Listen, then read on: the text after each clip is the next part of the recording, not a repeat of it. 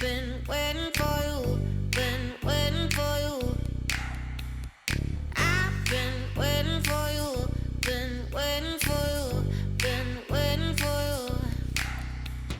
Do what you gotta do, yeah, you gotta do what you gotta do. I've been waiting for you, been waiting for you, been waiting for you. Been waiting for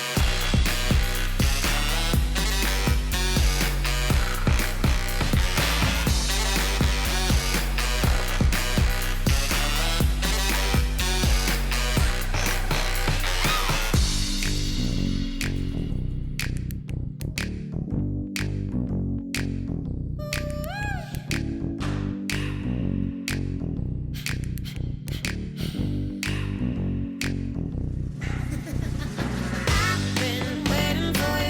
waiting for you, been waiting for you. I've been waiting for you, been waiting for you, been waiting for you.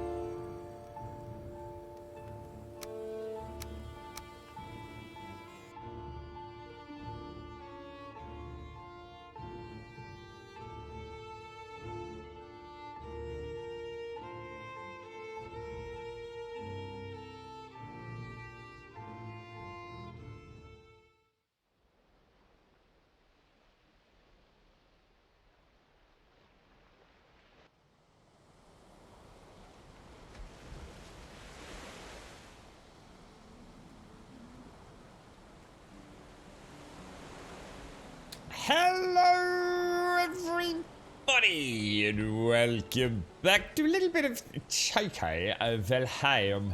I'm quite looking forward to this today. We have all of that to explore, don't we? So we're trying to find the boss. Let's have it. I suppose we want to make like at least some semblance of a camp here, don't we? It looks like it's always raining in the plains, and I swear over there that bloody stone said in the place where it doesn't rain and the crops don't grow, but it seems to be raining and we will definitely be growing crops, won't we? Let's just have a clean up. Did we empty this shit? Because I have a bad feeling it's about to start getting dark, isn't it? Fuck. Just have a little clean up. We're also going to want to put a very warm welcome to Gold Sub Wookie Nookie. Wookie Nookie! Good morning, Mr. Wookie Nookie. Oh god, that hurt. What's that all about? Oh my lord. Oh gosh, what happened there, Wookie? Choking to death, mate. How you doing, bro? How's things? This would be a nice place to put a door. Oh. Very nice to see you, Mr. Trump. Hey, Mr. Trump, how's your fun, bro? Look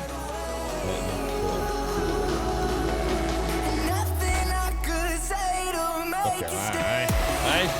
What a build. It's the greatest thing we've ever built. It's a thing of beauty. Ain't it, Trump?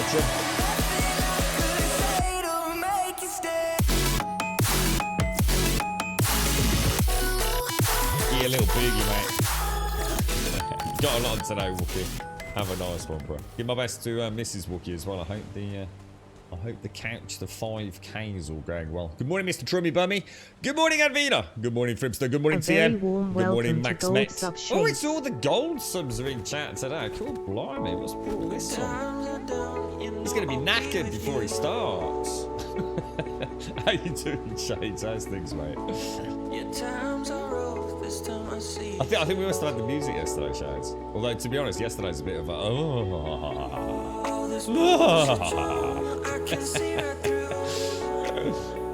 Good morning, Max Met. Good morning, TM. Good morning, Alison. How are you all doing down there? Good morning, Raph. Good morning, little Chris. Good morning, crazy GP lady. How are you doing? How's things? Right, let me have a little look. We will... I think we were putting things in here, weren't we? So let's pop that in there. We want to take this. We want to see if we can grow this to get some seeds, don't we? So if I pop that in there... I'll pop that back in there. Let's make... I'll tell you what, actually, let's make another box. Let's just make another... I bet if I put a campfire in there, it won't work out particularly well for me, will it? Did everybody have a nice day yesterday? Did you all... I'm seriously contemplating picking up Days Gone. Oh, yeah. But we've got Biomutant coming out soon, haven't we? I don't know. What do you reckon? Days Gone or Biomutant? Not sure. Might try and get some evening streams up. But I really want to play Cyberpunk as well. And of course, we've already got a copy of that. Thank you very much, Mr. Wookie. Yeah, I'm not sure. I'm not sure at all for a few evening streams. So if I take the trophies and the gold and the harpoon, the needles, that's kind of like the really important stuff to take home, isn't it? So if I leave that, all of that has to go home, right? That can just be like our little sort of general bric-a-brac organics box. So I brought some nails over. That was just in case we wanted to... So in theory I can cultivate this, can't I? Just make it a little bit bigger, right? Make it like a single patch. That might look a little bit... Should have brought a hoe, actually. I'll make it look a little bit nicer, won't it? And we want to plant... Ooh. Little barley seeds, look. They look quite nice. Yes, there we go. Oh, loads better, Caskell. Yeah, no, night and day. Night and day, dude. Just tired because I had so much to catch up on, you know. It was... I have got tons to... Oh, and I've got the roofers are coming back again at some point today as well. So we might have a short-ish interruption. But yeah. You're right, Swazza. Some of us scrub subs about too. Yeah, well, yeah, but you're all low pegging, Swazza. I mean, you know what I mean? There's a, you know, it's a pay-to-win channel, Swazza. You know. How you doing, bro? How's things? You're right, Jan. How's things, fella? Yeah, not too bad, thanks. Crazy, not too bad. School run soon. Did you see your DMs, Grim? No, I've hardly been. In fact, I've hardly been on Discord. In fact, I only just managed to catch it. It was Doc's birthday. Oh shit, it's Doc's birthday. It's Doc's birthday today, isn't it? Yeah, feeling loads better, Swazza. Yeah. So barley needs a much bigger spacing, does it? Oh, really? What? So what? So more than... So about like that, maybe? No, that's more like 2 meters. Well, don't normal plants need a 1 meter spacing anyway? Is that different to normal? Yeah. Has any? You're right, Jim Dog. Has anyone played Elite Dangerous, by the way, since the patch? You finally got into the Burning Crusade. I've reached level 15 and made it to the Ghostlands just south of the Eversong Woods and having a good time. Nice one, Valley. Well, I'm glad. I'm glad to hear it, dude. So it wasn't all doom and gloom then, just a little bit of a rocky start while they fixed a couple of mail glitches, was it? I think you said, wasn't it, Valiant? Well, I'm glad you're in there, dude. It's like, they always get them up and running in the end, don't they? Just goes to show, even in this day and age, that someone as massive as Blizzard, and especially when it comes to the World of Warcraft team, day one servers, it's never going to happen, is it? It's just never going to happen. It's such a ridiculous spike in sort of traffic that it's not even worth them. I think this is the problem. Is people just don't live in the real world. They have no idea of network infrastructure. And they just think it's as magic as just turning on extra servers. It really is not that simple.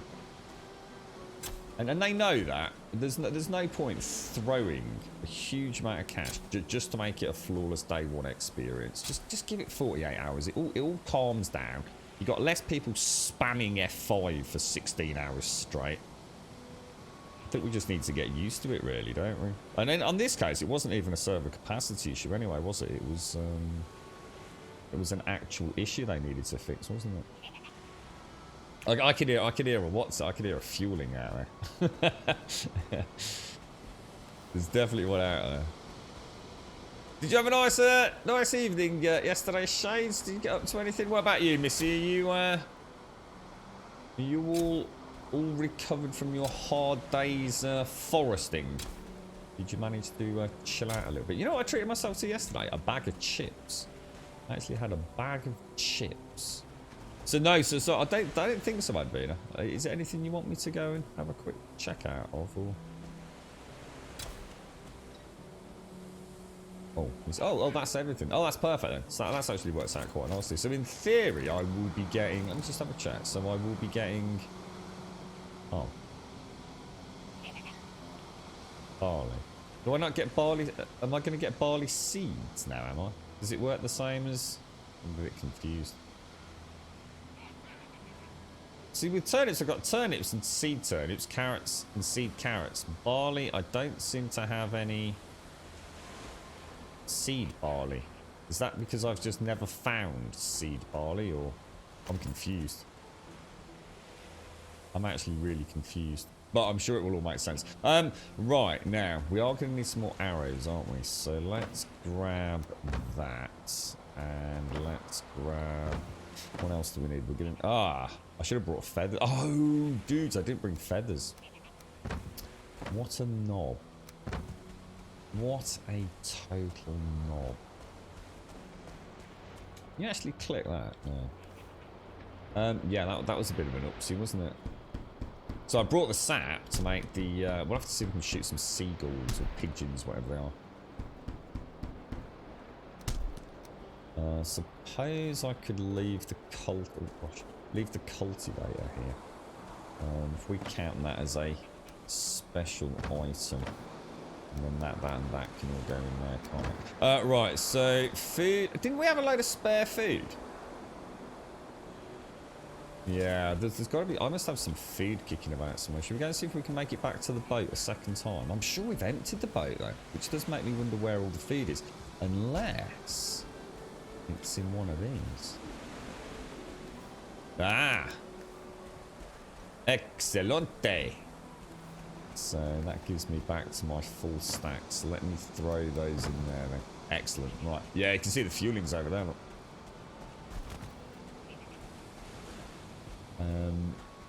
Yeah, and it's the best way to do it. Yeah, it's like I said, you know, it's easy to expect a game to just magically work on day one. You know, as a paying consumer where you can't play it on day one, yes, it's going to be annoying, but at the same time, you know, these games are getting so complicated now, aren't they?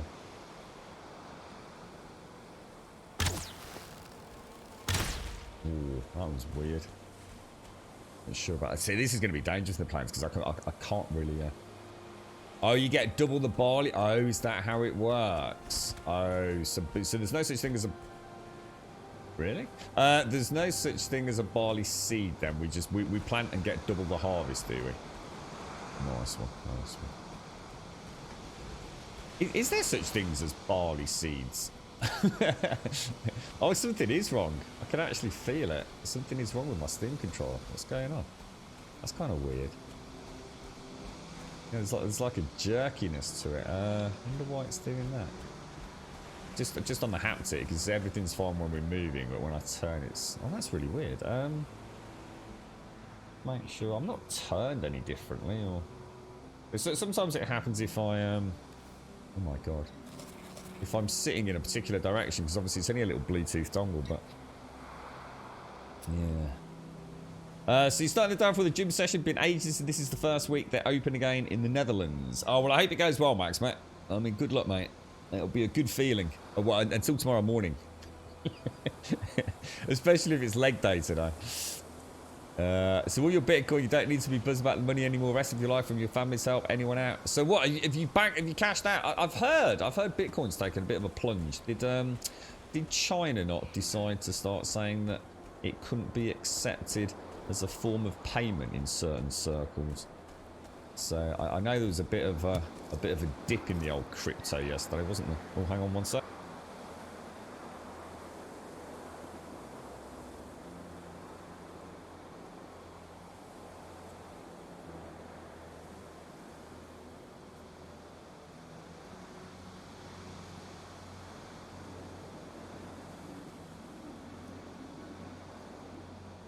I'm back. Yeah, Bobcat. Boiling flax seem to need a lot of space for it. Yeah, that's what you just said, wasn't it? Yeah. I mean, I've planted them like a little bit further apart, but they all seem to be healthy. So fingers crossed. I can smell them. I can smell lemon, like really strong lemon. It's quite a nice smell, actually.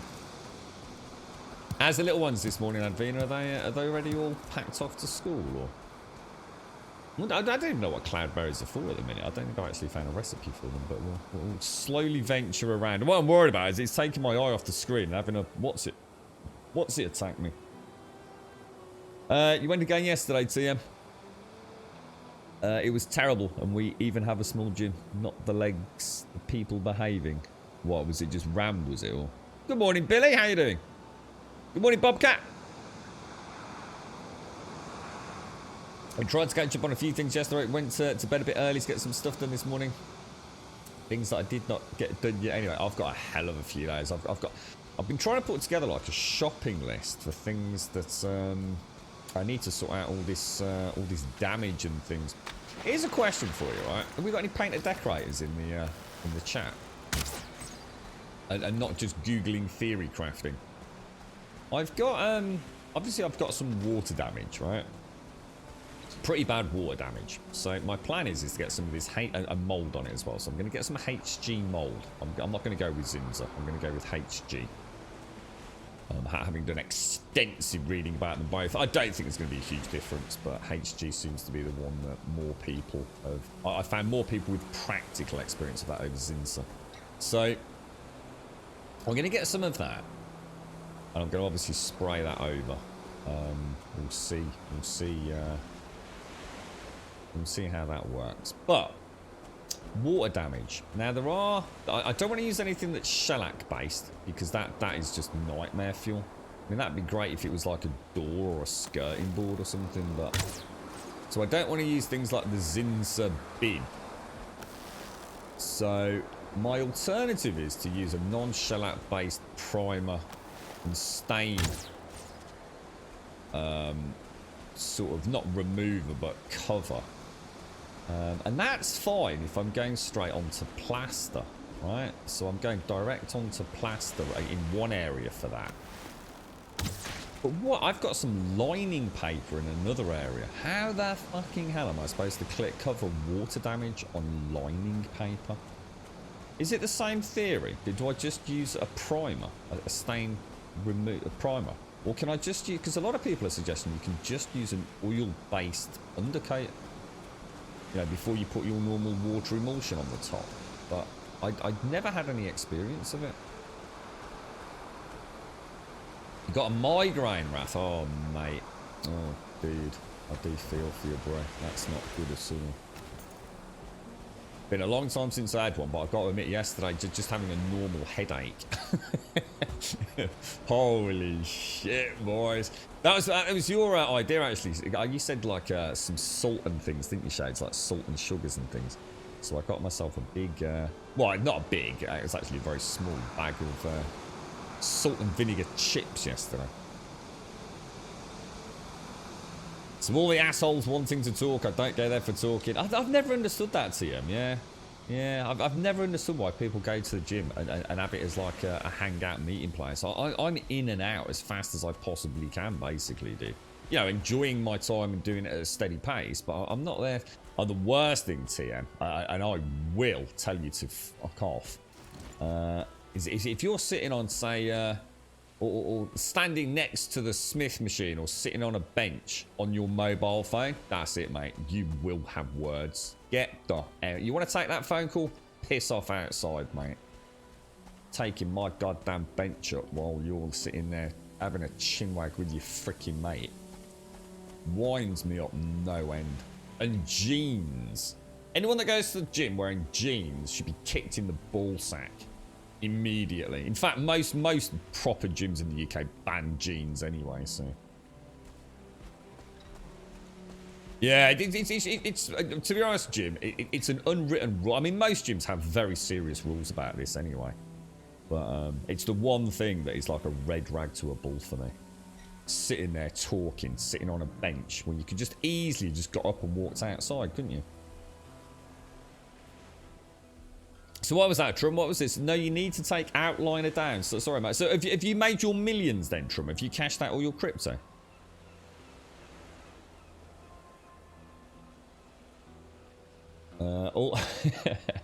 Can you drag a lock separate from the herd group? I think so, yeah. I was about to take the shot, mate, because I was thinking I could always retreat back to that rock, but lo and behold, the minute I looked at it,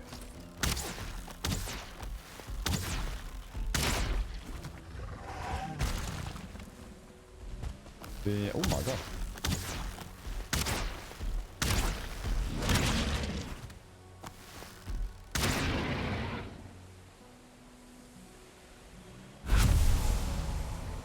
The sort of mist descended, bro.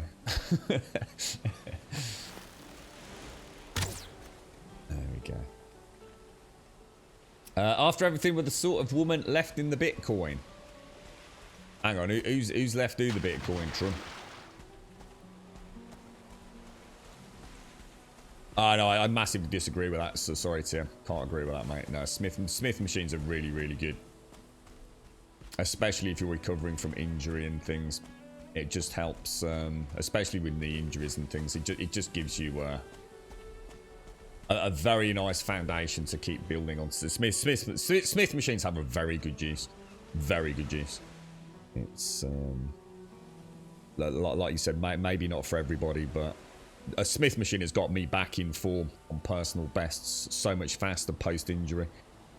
It's, not all parts of the leg area heal at the same rate, and just having the comfort of a Smith machine it works wonders, absolute wonders, bro.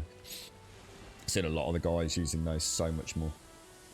Like I said, maybe not for day-to-day use if you're on full form and you've got no injuries, but Smiths on recovery, post-recovery, are fucking gods to you, mate. Right, let's grab. How many are we getting out of that?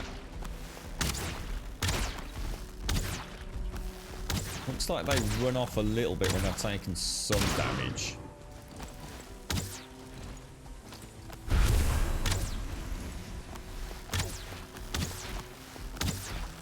Doesn't look like they respawn though from what we've seen, do it? Oh my god, careful. Oh, it is. Oh, they've got like a ground pound, look. And a bite attack. Oh, wow. A lot more going on than I thought there.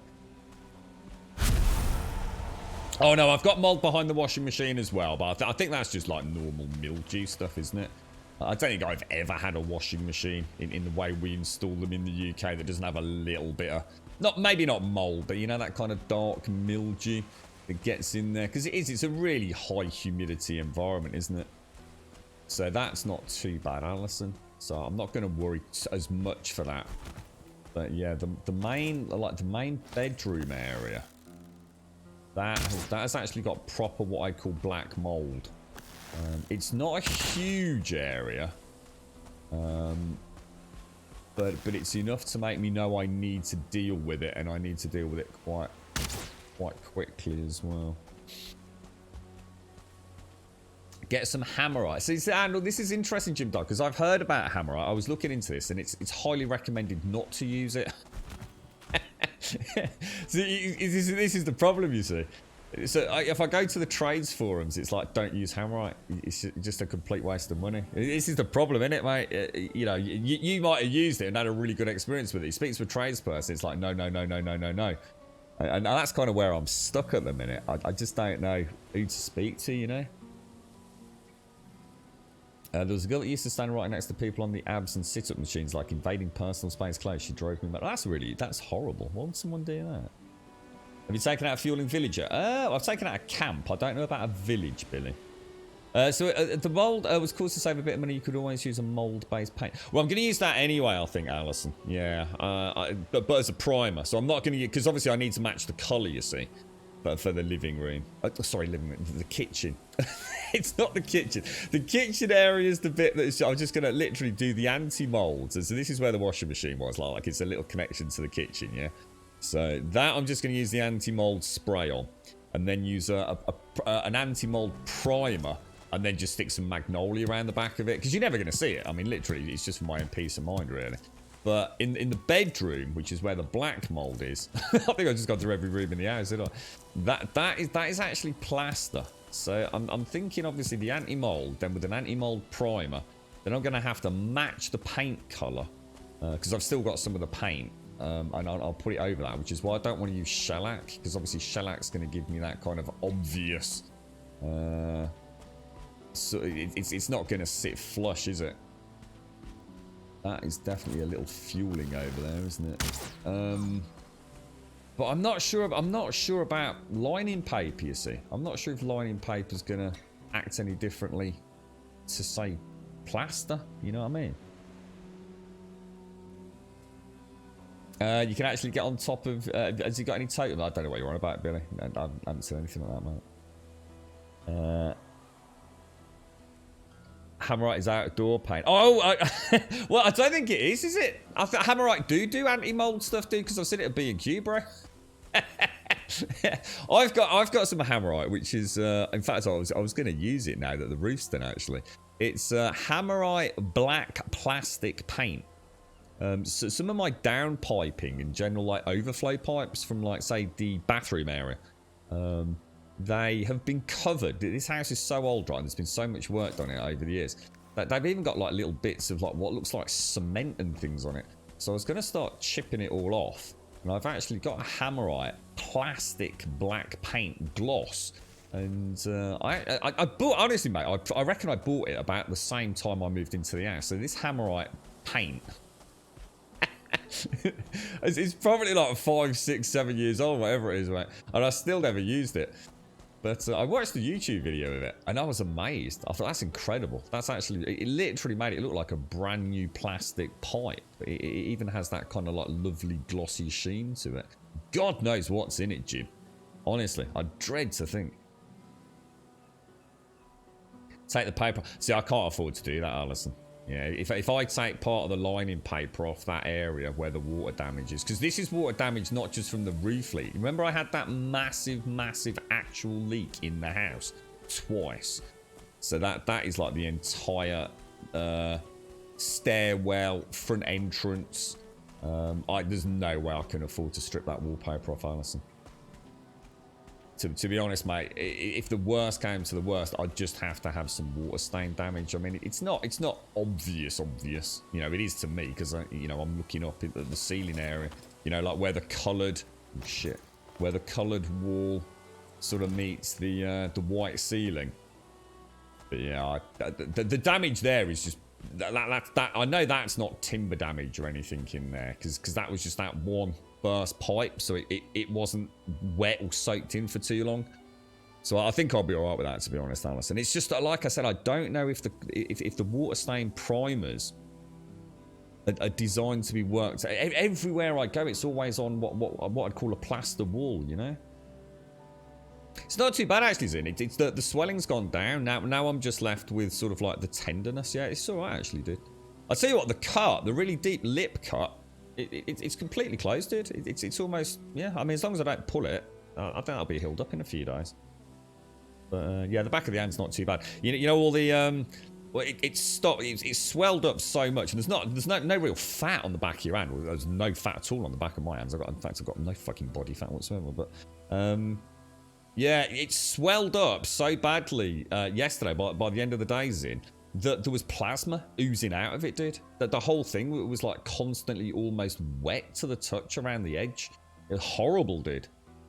But yeah, it's gone down now. Yeah, I'm just left with like a really nasty red sort of rip around the edge of it where it took all the skin off.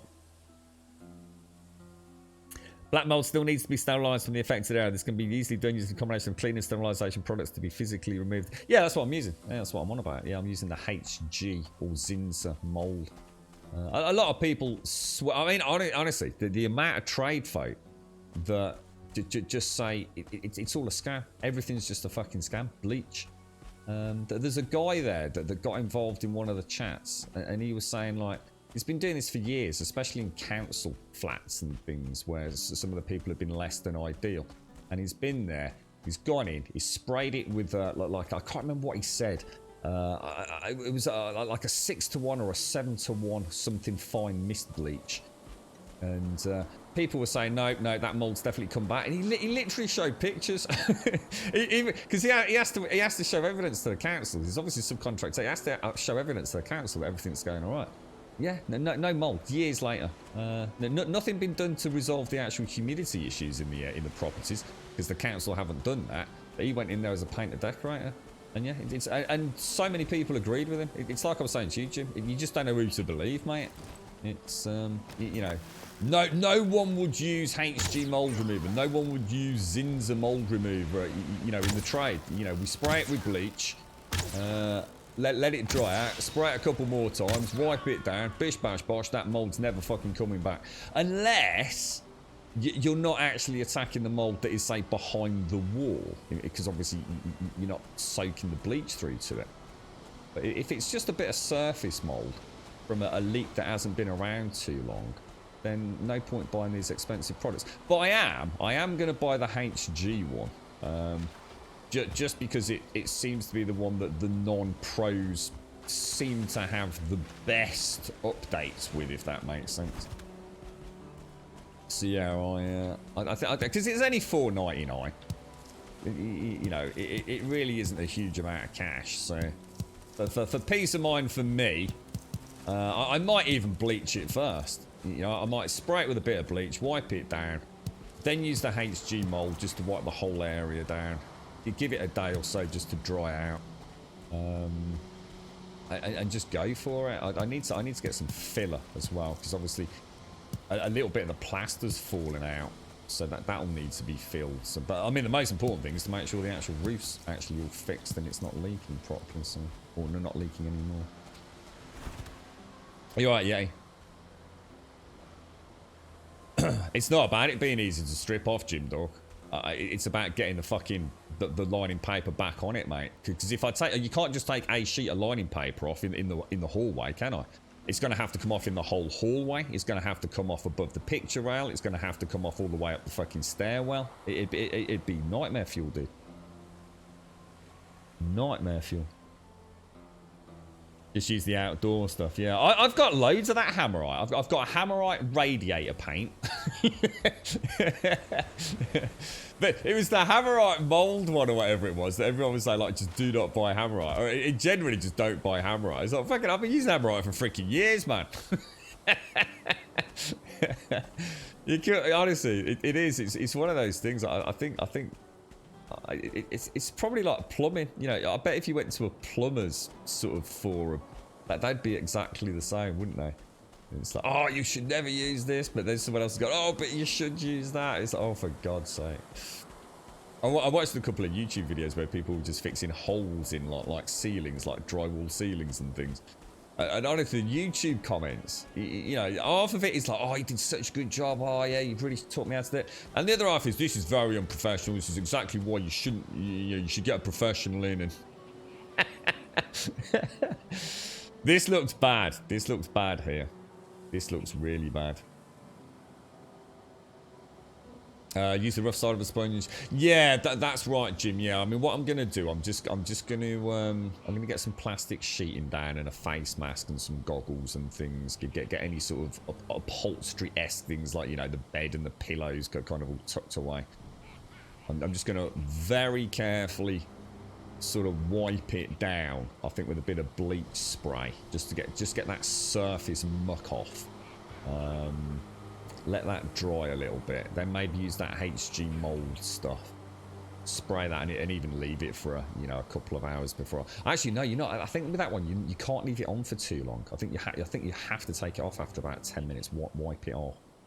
And then what I was just gonna get some really fine sandpaper, like really fine, just to try and sort of blend it all in a little bit. Who's that? He had a problem with an outer wall in his bedroom where he used to live, and we washed it with something called Rotalon. Then let it dry, and after a few times it was gone, but it was not a lot he had though. What was that? What is that Rotalon? Was that designed to kill it, or was that like a sealant or something? Bleaching first works best. Just using mold remover seems to leave the strongest spores behind, so it can. Yeah, that's cool then, Swazza. Yeah, that's cool.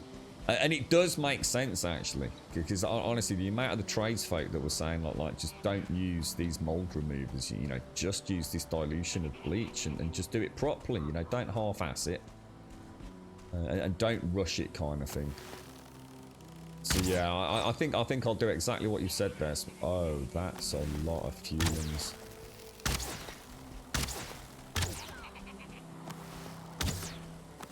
I should have gone for them in the water.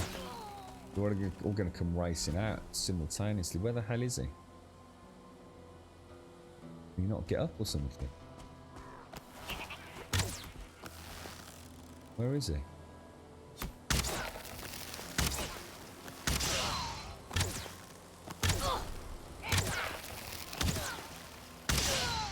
Well, that was lucky, wasn't it? Well, that was lucky.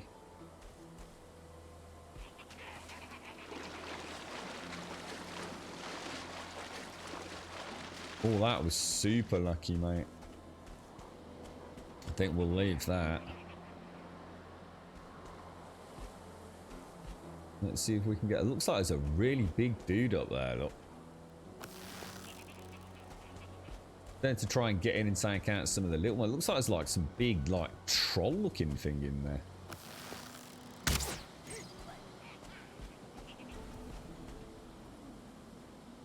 Probably shouldn't do this at night, right?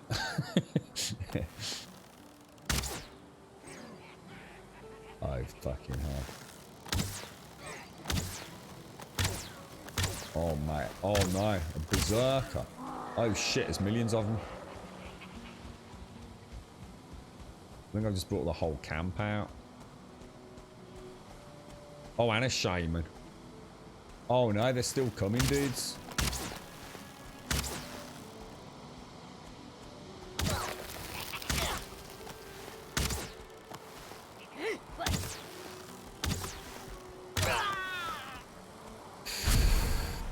Oh, wow. Holy shit. How you doing, Yeti? How's things? So it's a mold treatment and cleaner, was it? Rotalon. I don't think I've seen that one. I think I've investigated most of the stuff I've got that, you know, that I can realistically buy without, say, importing it or anything.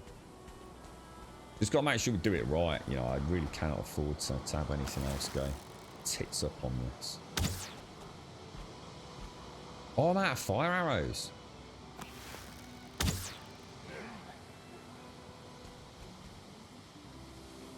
Oh, that is a lot of dudes, man. That's like a lot of dudes, bro.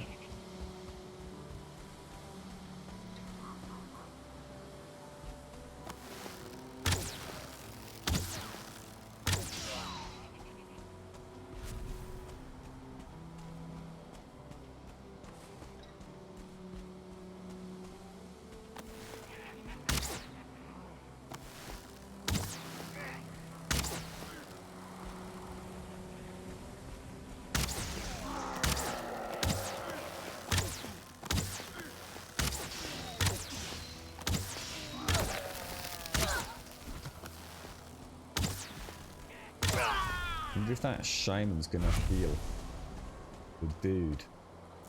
He's dead, I think. Oh, you can't get through the bubble. Oh, you have to break the bubble.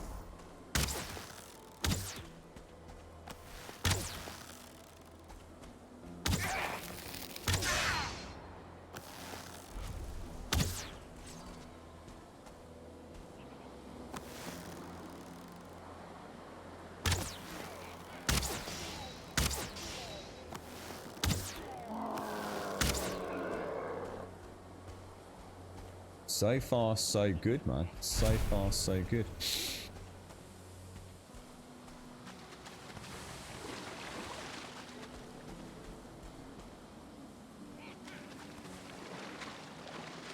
I don't want to get caught in that water, do I? I think we've been quite lucky there, because they can't get up here. It's like a natural sort of moat almost, isn't it?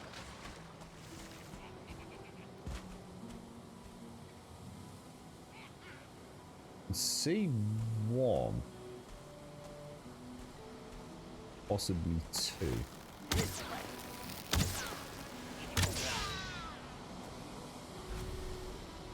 Something glowing there.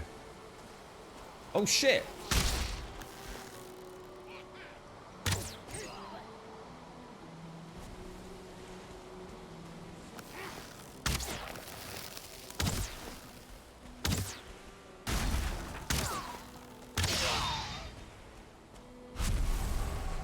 Damn, dude. Oh shit. Would have been nice to light that and get a little rested bonus, wouldn't it? What's this? Fueling totem. This is what you just mentioned, wasn't it, Billy? Wonder what that's for. I should have brought. Hang on, let me go and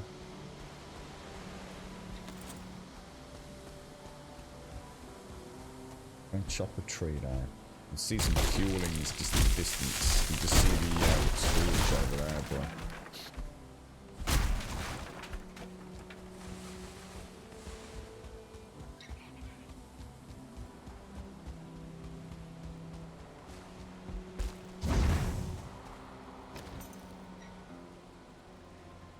Oh, not enough. Let me just get a bit more wood. I just want to see if I can get a workbench down and stop any spawns. Definitely see them over there, look. Oh shit, skeletons or something.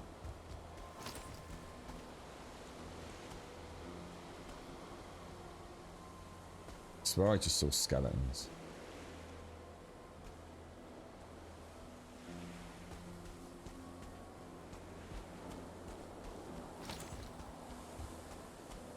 Spooky. Spooky but spooky, dude.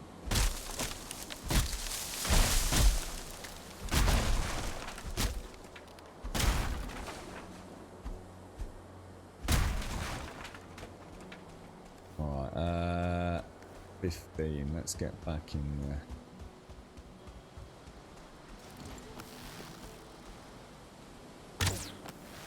Asshole. Okay, right, bench in, down. Right, that should stop any spawns immediately around here, shouldn't it? If we get a really quick rested bonus as well, top up on foods. Got a totem, we've cleared a small area out. Let's get that marked on the map. What should we call this? We'll call that, we'll just call it clear for now.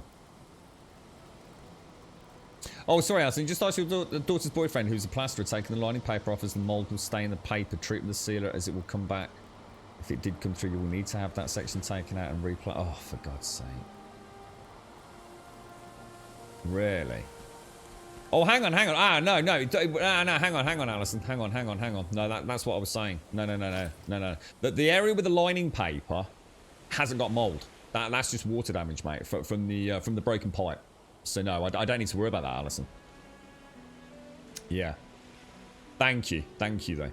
Yeah, so it's basically the lining paper is just water damage. As in you know, get that sort of like I think it's normally from the tannins in the wood that have leaked through.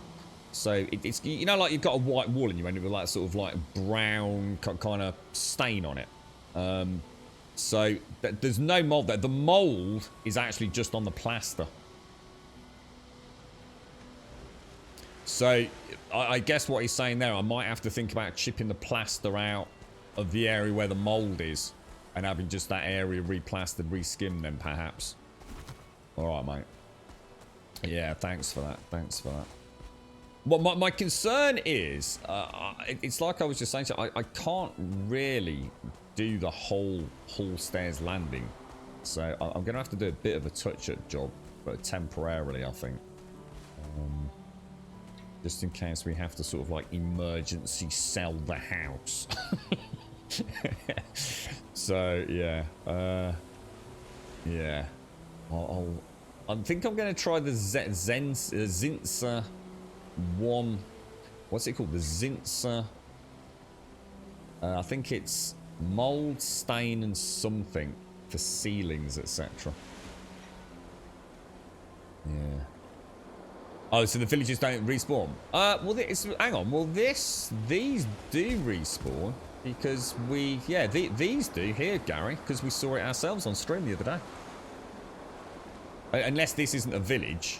But yeah, the ones with the campfire and the huts, I definitely had, 100% had, fuelings respawning there. Because they kind of bit me on the ass on the way back, dude. Which is why someone in chat said, yeah, that's normal. Just stick a workbench in there. Unless this isn't a village, and this is just, what, you know, like a little encampment or something. Because I have seen, like, proper, oh, wow, that stuff's actually really heavy, isn't it? Yeah, I have seen... I suppose I could pop the wood back. There's a bonfire there as well. I think I'll take the barley and I'll just leave the wood in there and then we'll go and take this home for now. Okay, let's just get our 8-minute rested buff. If you don't go deep with mold, you may only put it off for a bit and have to do it all over again later. Yeah, I mean, the mold isn't, it's not, I mean, it's not terrible. You know, it's not like, I mean, I've been watching videos on YouTube, you know, some of these trades folks going into these private and council properties and holy shit, dude.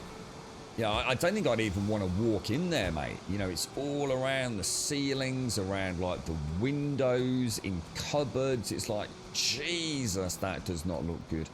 I wouldn't say this was, I don't know, I wouldn't say it was evil looking mold. I mean, to be honest, I'm not entirely sure I really know, you know, mold versus mildew.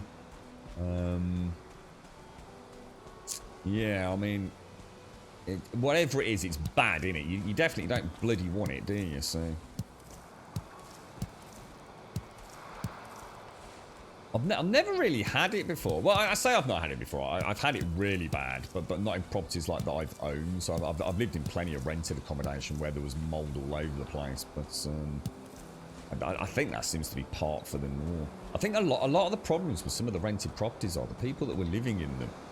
Because of where they were, because they were ever so cheap. I mean, you know, especially when I was straight out of uni, you know, not exactly got a huge amount of cash. People, they wouldn't have necessarily gas and electric, so the houses probably for a long time were very cold. You know, no central heating on. People wouldn't have a tumble dryer, so you know, damp clothes would be put on the backs of radiators. So you've got that nightmare situation where you've got really high humidity, cold temperatures, no airflow. I mean, it's just a breeding ground for it, isn't it? So I think I've got everything in place to deal with it, and I don't think it's too invasive. It's not like an internal wall either, which is a good thing, and it's also not in the flat roof area. So it's actually on what is essentially, like you just said about hickeys, is the worst of the mold, which is probably only about an 8-inch strip. And a few inches sort of deep, if you're not as in deep into the plaster bit, obviously, but like top to bottom. It's actually on what is essentially an outside wall. So what's happening is the water's been seeping down in, getting through the roof, then leaking down through the back of the plaster. And it's just created that really high humidity environment, hasn't it? So I'm going to hope it's not the evil mold, you know, the stuff that is really horrible. I suppose I could cut that out myself to the brickwork, treat the brickwork, and just do a bit of a shitty patch job on it, couldn't I? I can't plaster. I've never plastered. You know, I've got no idea how to plaster.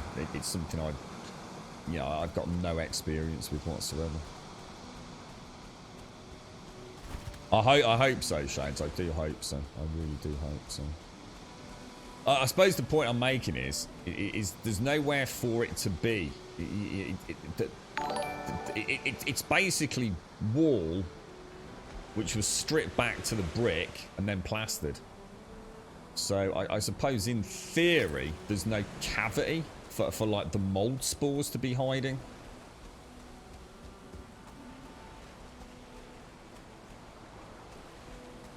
What's that? Using a hairdryer? I think I'm going to do that actually, yeah, if that's what you mean. I was thinking, because I haven't got a dehumidifier, so what I was thinking was using the girlfriend's hairdryer. Just to very lightly, you know, so sit there, you know, watch a YouTube video. I'm going to have to stand and do it. I can't just leave it there. Even if it's not on a high heat, you know, even if it's just like air, just blowing air. I'd like to have used that 12-inch fan, you see. I was thinking, I wonder if there'd been a way for me like to jewelry rig it. Pointing up at the wet patch, you know, for a whole day. Just to get some airflow to it. And keep that on there after I've sprayed it with bleach and stuff as well, you see. So, apparently you've got to be a bit careful with bleach, though. You can't just, like, spray it on and leave it. It does have a nasty habit of sort of, like, fucking the plaster up, doesn't it?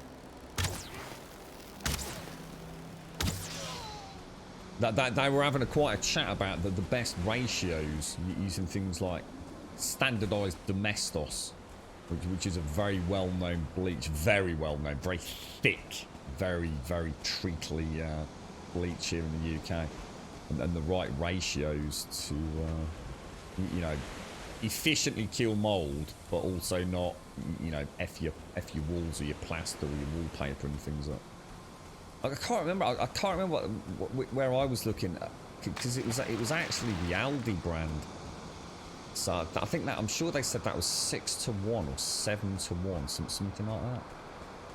These mosquitoes are a nightmare, aren't they? They just spawn in constantly by the looks of it. But then I guess you do get the yeah. This is where we had the respawn here. Who's that in chat? Gary. Yeah, well, we had, yeah, when I cleared this, I had a respawn in the...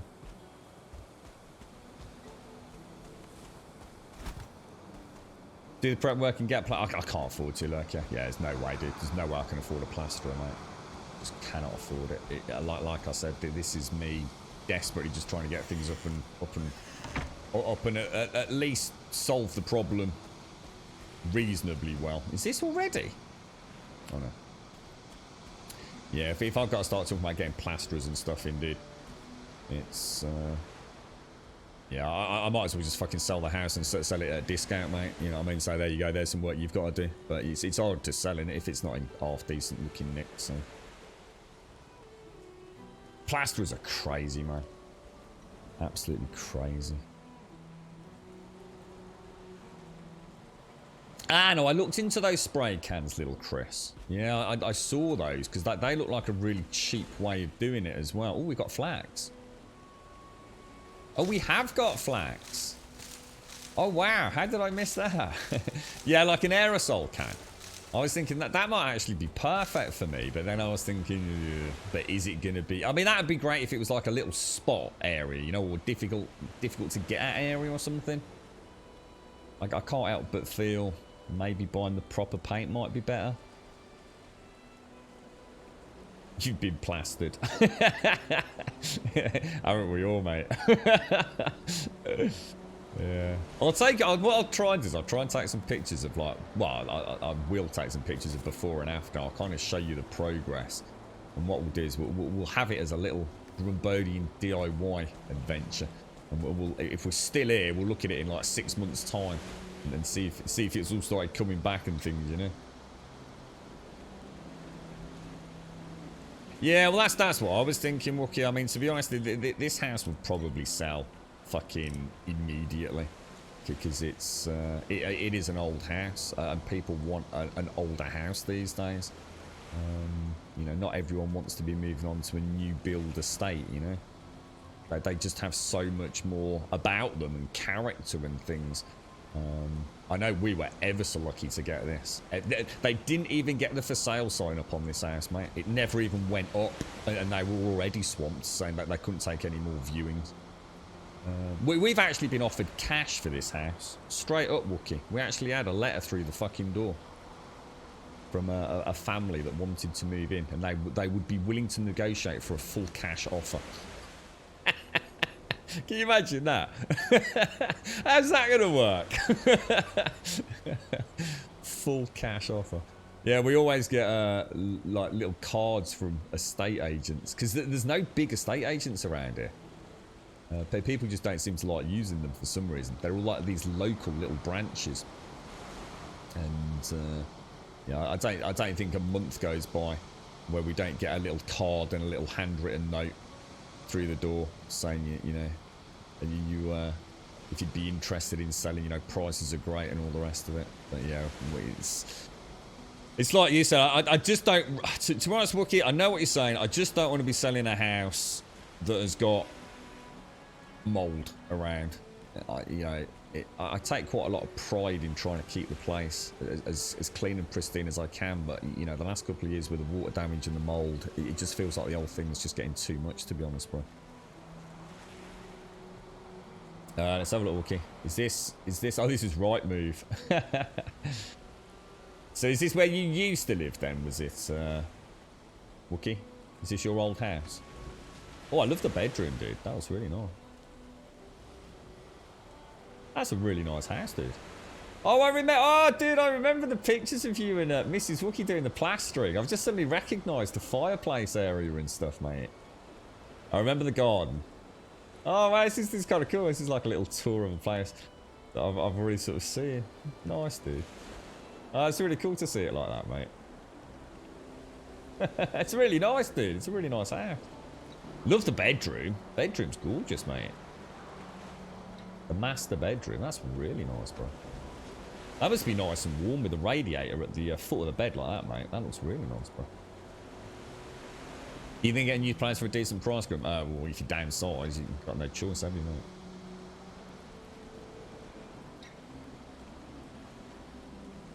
mate? What do you mean cash means no mortgage? What do you mean? I think the inference was you sell it to us for a certain amount of money, which goes through as normal, and the rest of it we'll be willing to settle with cash. So the taxman don't know about it. I think is the behind the scenes discussion. It doesn't mean no mortgage. I'd still have to have a mortgage.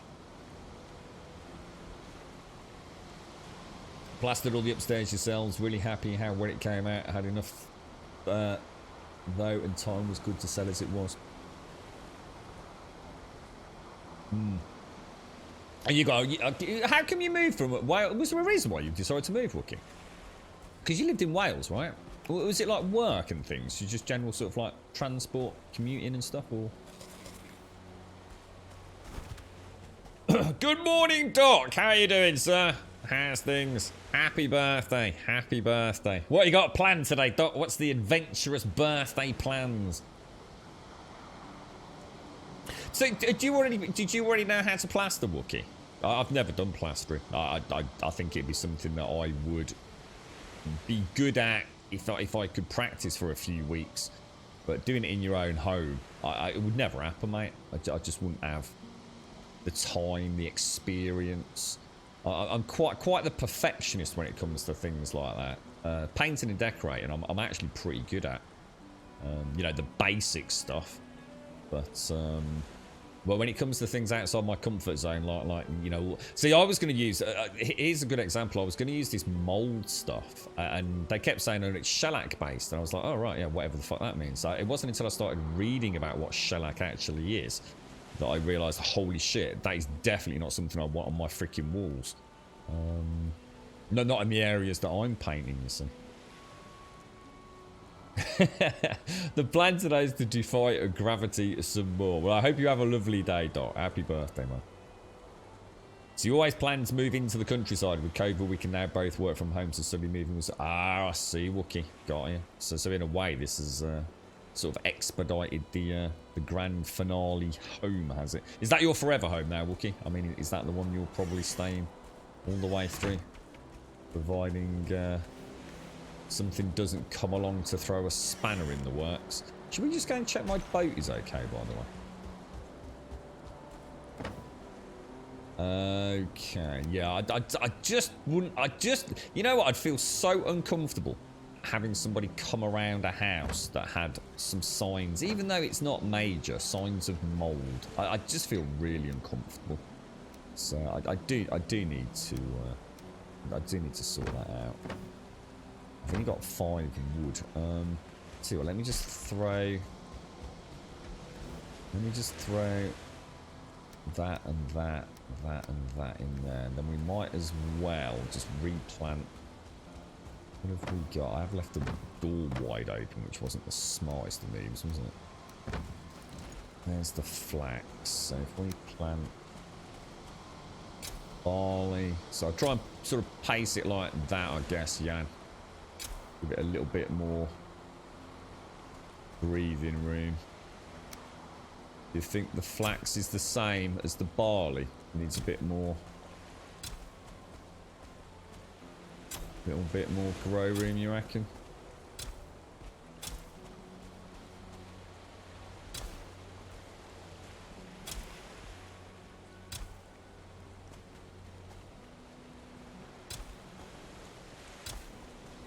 Yeah, that's a good 2 meters there, isn't it? Let's just see what happens if I try and put one in there. Got 7 left. Wasn't there another little patch of...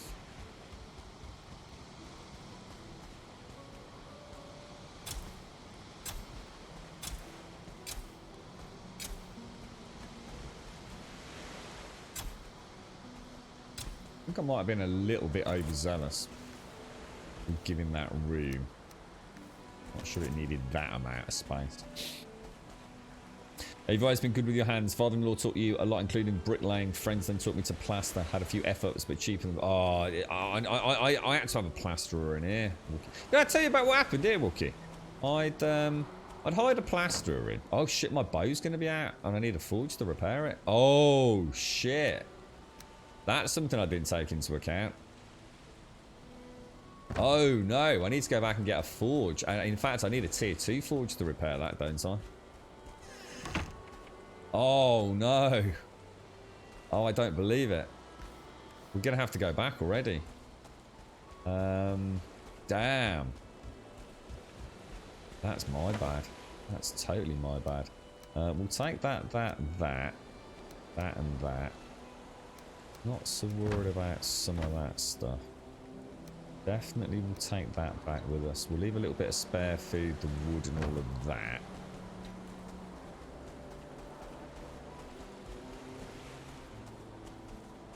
That's the other thing, Alison. That's why I do need to do. See, 2 things. We just can't have that amount of. I know it sounds a bit silly, but that amount of unsettlement right now. You know, she really does need to come home and have somewhere to sort of like sit down, chill out. So I can't go replastering the bedroom and things. It's just not viable, mate. It really isn't, as silly as it sounds. And exactly, you know, that mold needs to be gone fucking pronto now, doesn't it?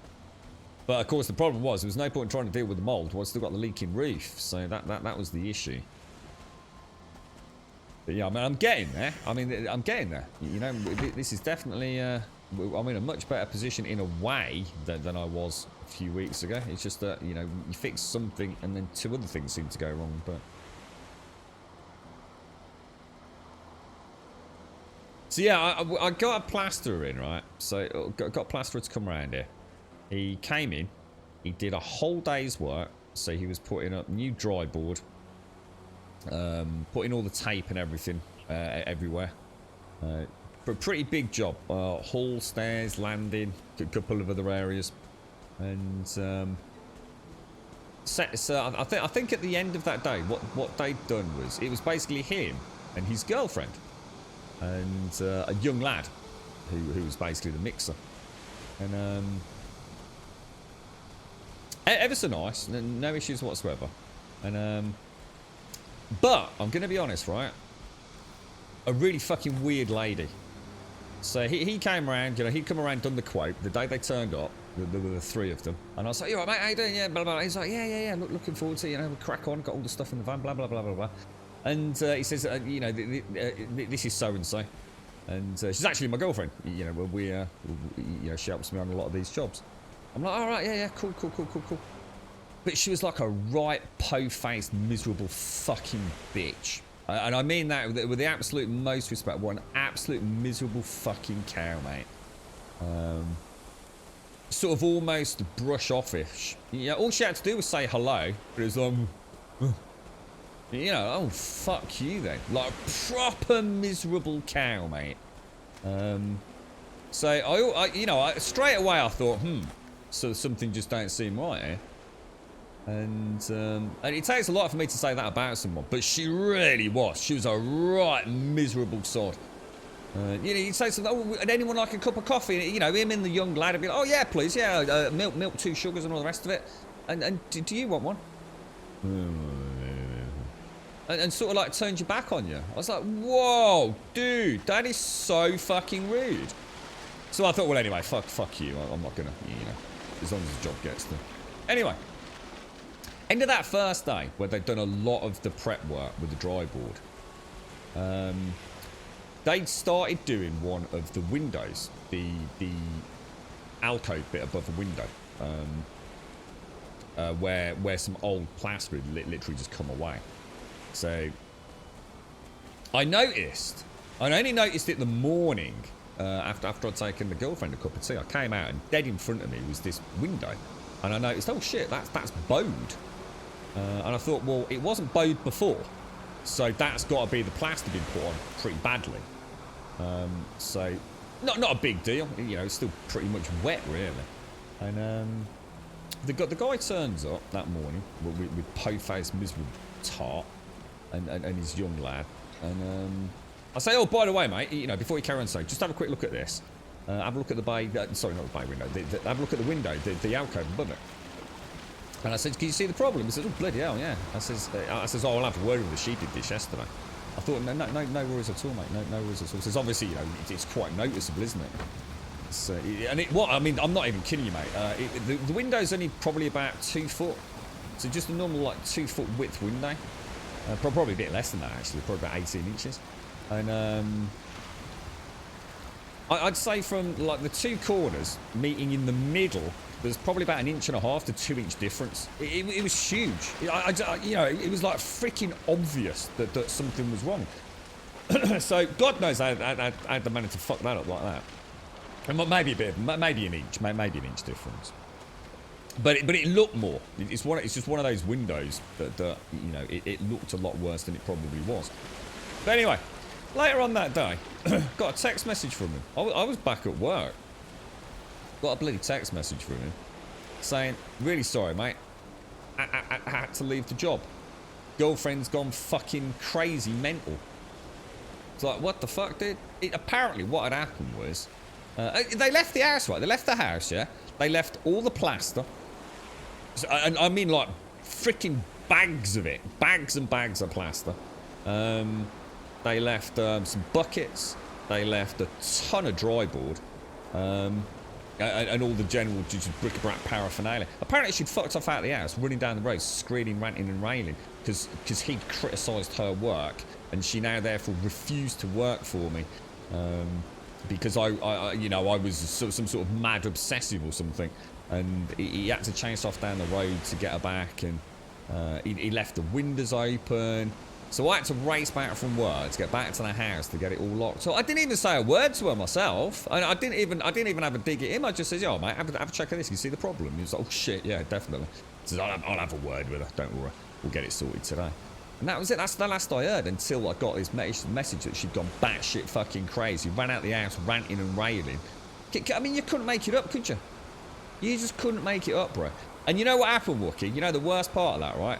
That was on a deadline. I'd already had the sparkies in to do the sockets. This was the plastering. I'd got a decorator coming in to do some work that I just couldn't do myself. So it knocked everything out. It knocked the whole thing out, mate. Absolute nightmare. You alright, Cola? Yeah, happy birthday, Doc. I hope all is well. You woke up with your garage covered in coolant this morning. Turns out your water pump gasket blew. Oh no, Chris. Oh, dude, gutted for you, man. Oh no, is that? I don't know. What does that mean? Is that bad, bro? Or... Yeah, I couldn't believe it, man. I just couldn't believe it. I mean, I was right in the middle of work. I had to come racing back home. Oh. Absolutely madness, man. Absolutely. She really was a weird one, though. I've never known anyone just so horribly rude. You know, literally just wouldn't even sort of almost acknowledge your presence. Yeah, it was the knock-on, Wookie, honestly. Everything fell apart after that. The whole sort of like mini project just collapsed in on itself. It really was bad. It cost me a fortune. I was not happy, man. I was not happy. But as you say, it's sort of the price you almost pay, innit? For so sometimes it goes well, sometimes it doesn't. It's like the reefers. The reefers, like you know, this week, you know, the unforeseens happen. I've ended up with a flooded bloody garage. I can't remember the name. You know that stuff you use to clean your hands, from like bitumen and tar and things like that. The van, so because it was like two teams, because you obviously got the bricky team and then sort of like the felt team had been around, and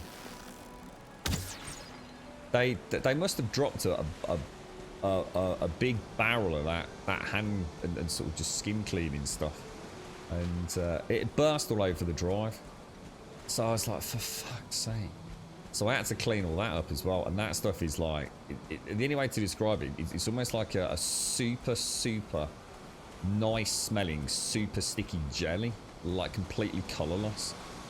But you get a splat of that on your drive. Holy shit, have you got some fucking issues cleaning that up, man.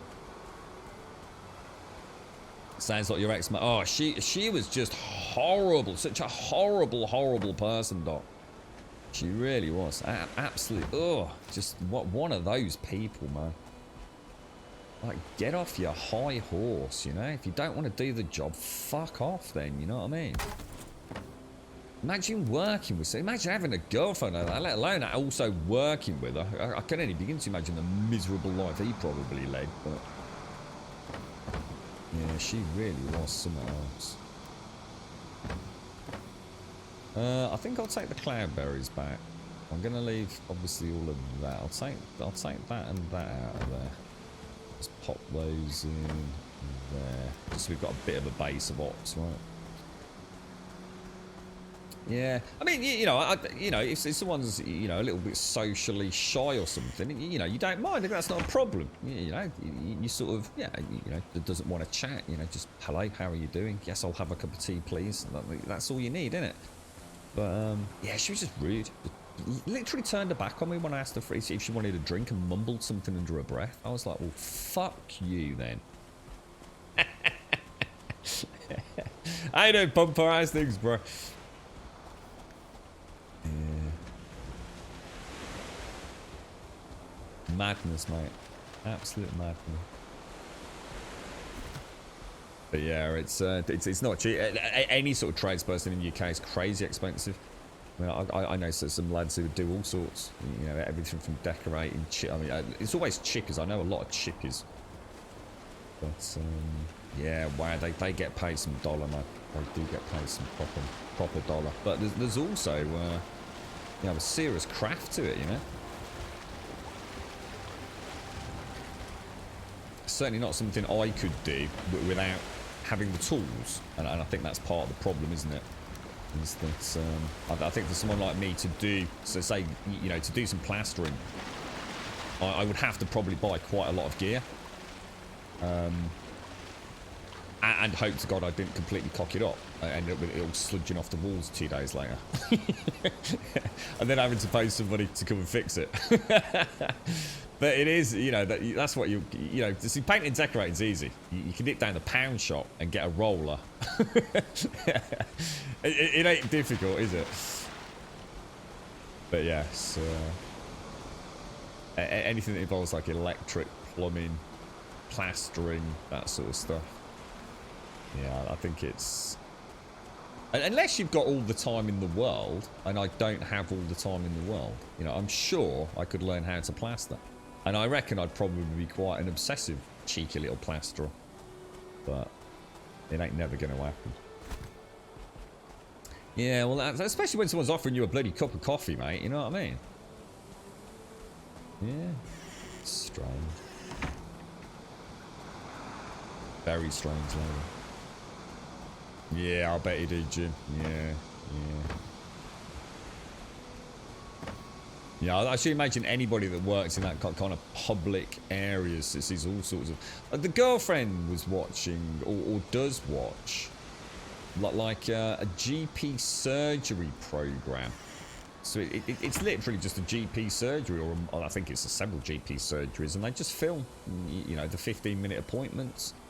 Oh, mate, some people that go in there, they are just looking for a fight. It's really horrible to watch what those people have to go through. The reception staff, the GPs themselves, the nurses. There are people that are literally just, they are, it's not just a case of being rude, they are actually going so far out of their way to be obnoxious. Or almost trying to cause a row. You know, it's shocking behaviour.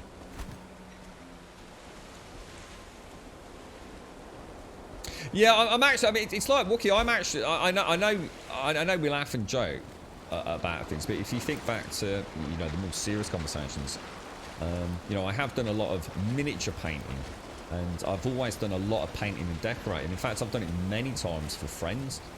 I've never done it as a trade or anything, you know, just a freebie, get us a couple of beers back then. I do have a lovely attention to detail.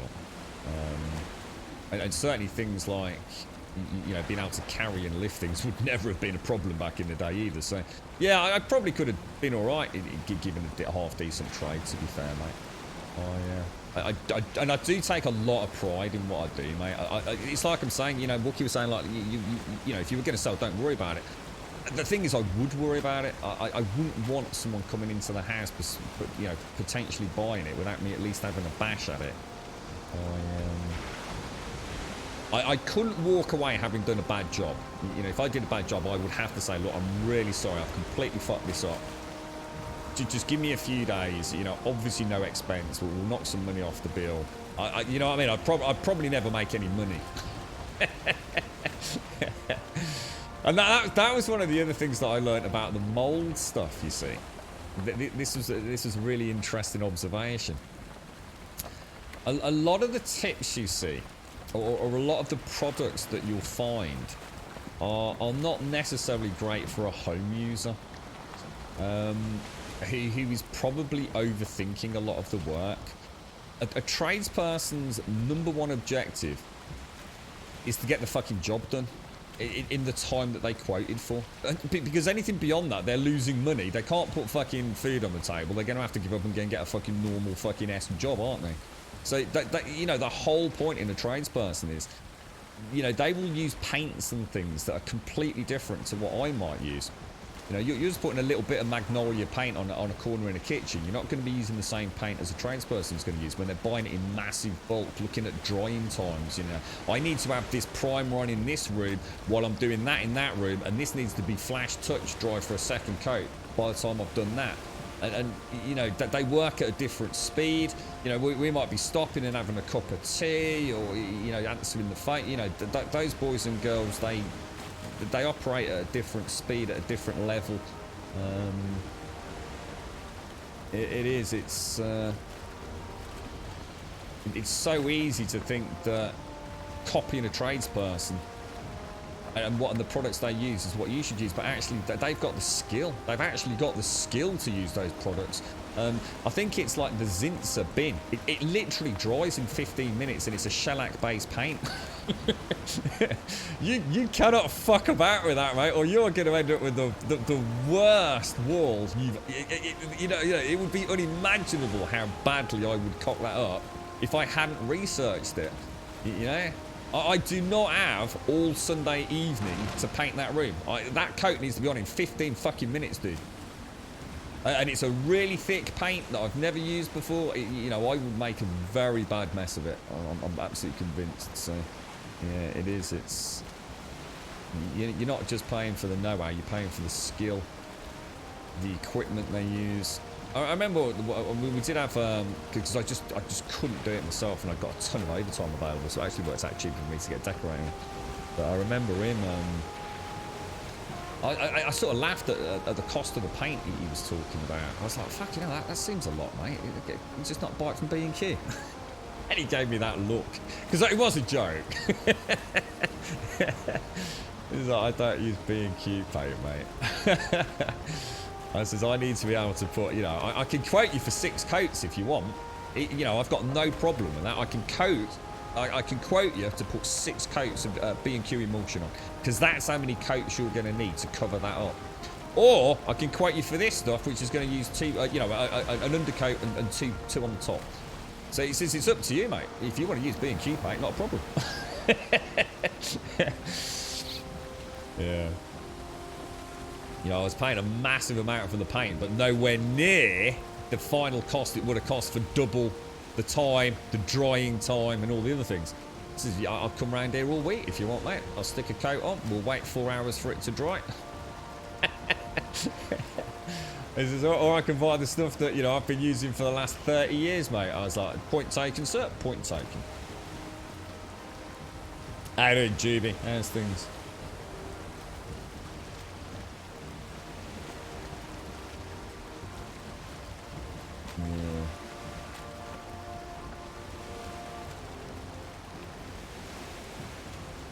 Yeah, that's what I mean. The whole exchange, even the meet and greet, you know, that morning, Doc. She was very brush offish.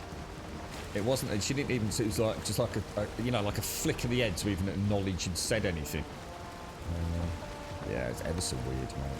I should have known straight away, shouldn't I? Middling, a bit middling today, are you, Juby? Did you buy the new monitors? Did you in the end?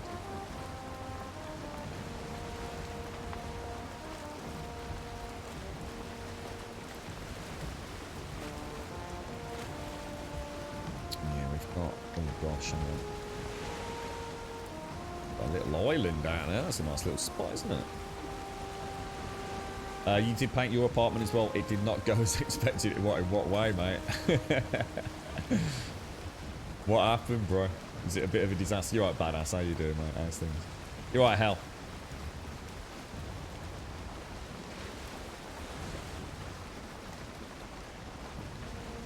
Still gotta get the desktop.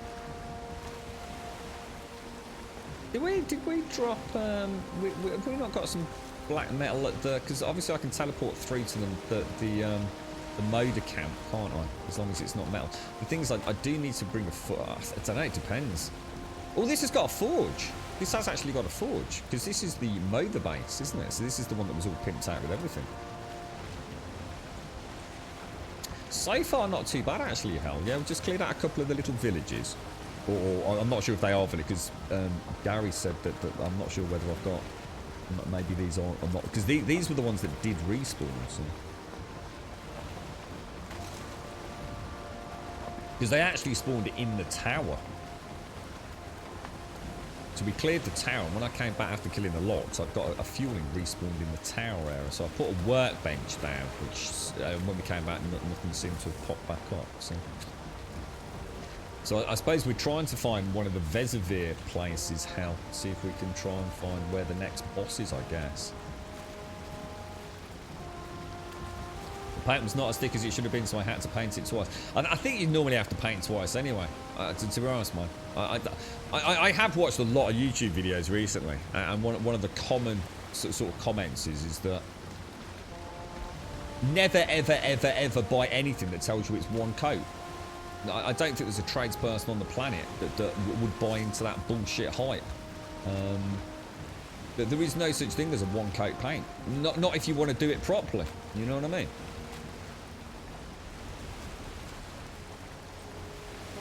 It's you know it's the myth, the myth of genius advertising, really.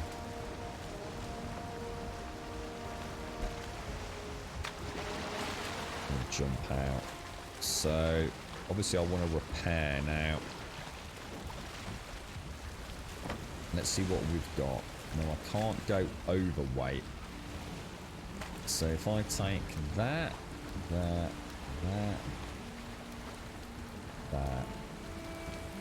Let's just take all of this back if we can.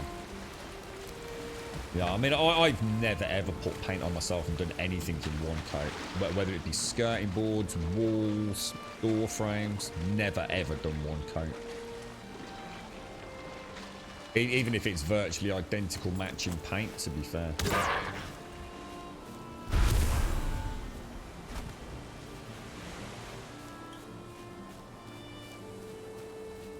But it is it's you know, you've got someone that just wants to be, you know, clean up a kitchen. They go into B&Q, they say, oh, what you know, an extra 50% markup for a one coat paint. It's an easy sale to your average consumer, isn't it? I actually did watch a long time ago a painter that actually had worked in the paint industry. So it was a painter decorator that actually worked in the paint manufacturing industry for a large portion of his life. And I'll be honest, I can't really remember the details, but I just remember being quite fascinated by the whole point in paint is that it's designed to be layered. You know, it always was. It was. Oh my god, why is that not working? Oh shit, and I never. Oh, I've bit myself on the ass. I can't go to OP because OP's taken up by the wolf one. The one time. How do I get rid of that bloody text? Oh, I don't believe it. I'm going to have to go all the way home then. I'll tell you what, if we go in the... I suppose I could go in the carve, couldn't I? We could go home in the carve. Which is just outside. Then come back through the Mother portal. But at the same time, I can then go and do the wolf portal as well, can't I?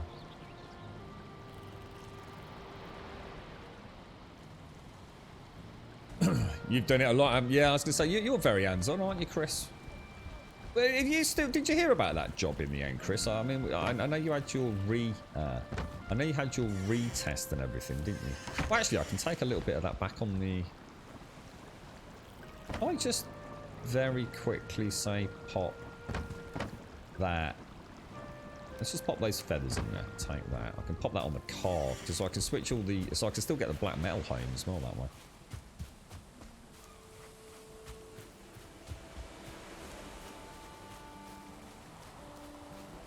I'm quite looking forward to getting a little very bit of warm welcome to Gold but Sub Jockey. I've just not been able to do any of it, obviously, because of the rig. It's pointless, isn't it? So hopefully things can start getting back to a bit of normality. Might have to lose some streams though, folks. How you doing, Juppy?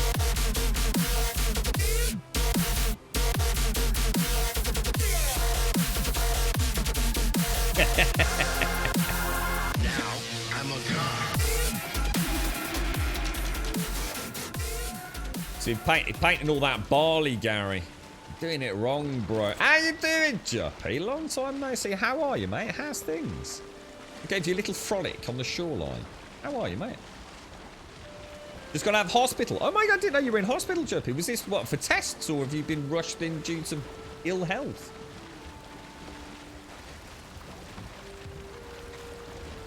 Oh no. Oh no. Wrong side. Ooh, don't drown, Grubby. Oh god, do. Okay, pop that on there. And I think, have I got 2 stacks over there? I think I have. Have any sausage roll in the ocean, look, Juppy. You're right, this and that, how you doing? You lost the opportunity to come back to installing sectional garage doors. So at least you had a backup though, right, dude? So at least it's not like unemployment about to murder you. Oh, no, I won't be able to get over the side now, will I? Sugar. So if I still need to be able to jump over the edge, don't I? 444, that'll do us. We've just come back from there. I've actually just been there. We've just cleared out another village. We've got about 60, 70 black scrap metal or whatever it's called. So unfortunately, I've made a bit of a boo-boo with the portal, but nothing we can't fix and then crack on. So yeah, we've investigated the first area of that. We might have to just get some more food and keep delivering little. I suppose I can take that. You were in ICU for 5 days and the heart unit for 2. You had kidney failure, low blood pressure, sepsis, and loads. My God, Juppy, what the fuck, mate? Are you okay now? Jesus, that sounds awful. It sounds like a bloody miracle you're alive. I didn't know. You should get Joey to let us know. You get him on your Discord or something, Juppy. We could have all been sending you... Well, I mean, maybe the people have, but I certainly didn't know, mate. We could have been sending you love and rainbows and virtual hugs, mate. I had no idea. That sounds absolutely bloody awful. I know your health was not in the best of shape, mate, but, I mean, that sounds terrifying. Well, so are you out now and okay? I mean, Jesus, I can't imagine you are okay at all. But I mean, are you back at home then, Juppy? Yeah. Oh, mate, big hugs. Oh, what the hell? Big hugs to you, Juppy. Seriously, I hope whatever the hell's going on can be resolved at some point, or at least hopefully you're not in any bloody pain or anything, mate. Jesus Christ. Sepsis. Like we were actually talking about sepsis yesterday, weren't we? Yeah, definitely this and that. Best of luck, Juppy. So what's the plans then? Just like lots and lots of rest and recuperation time, is it? I would want to get rid of... I really would like to take those. What I think I'll do... We'll pop the wood in there. And say that, otherwise things start getting really messy. I tell you what, guys, I have actually. Let me just have a really quick stretch because my back, although it's not bad today, I don't because it's not bad. I'm not stretching, so or at least it's better anyway. So let me have a stretch, otherwise I'm going to start getting in bad habits and not doing it. Give me 60 seconds.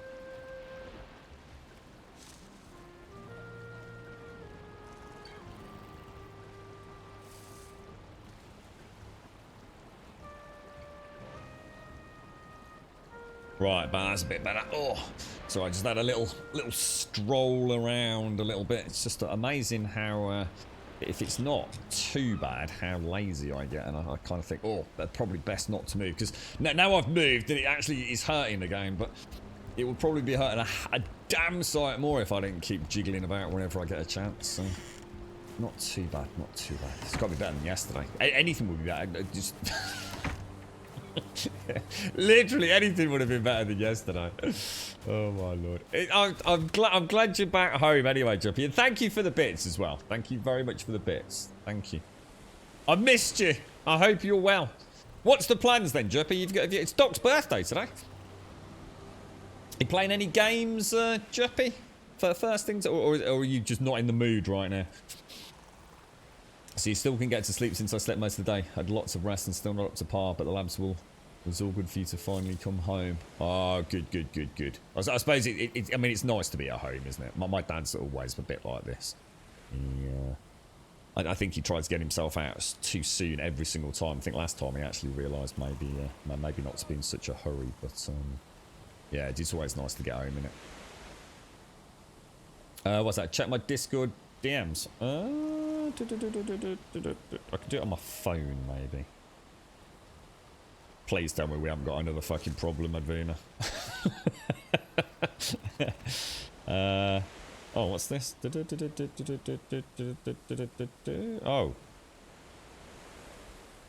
Oh, that'll happen anyway, mate. Oh, that'll happen anyway, Advina. Oh, don't worry about that. Yeah. It doesn't finish till late today, mate. Can't do anything really today at the because I've got to wait for the guy from the roof and everything as well. So, but no, all that will happen. In fact, I've got a special evening planned later before I have to go out again. We're going on the carve, aren't we? Yeah, I've already got everything all prepped. Problem is, the washing machine's not as simple because I want to sort that mold out around the back. So, I think I'm going to clean and plumb in, but leave it out. So at the weekend I can get the mold, the anti-mold stuff. Just get a nice little bit of magnolia painting around the back, just so no one's ever gonna see it, but my own peace of mind, rather than a rather murky, dirty, slightly dusty rear of a washing machine.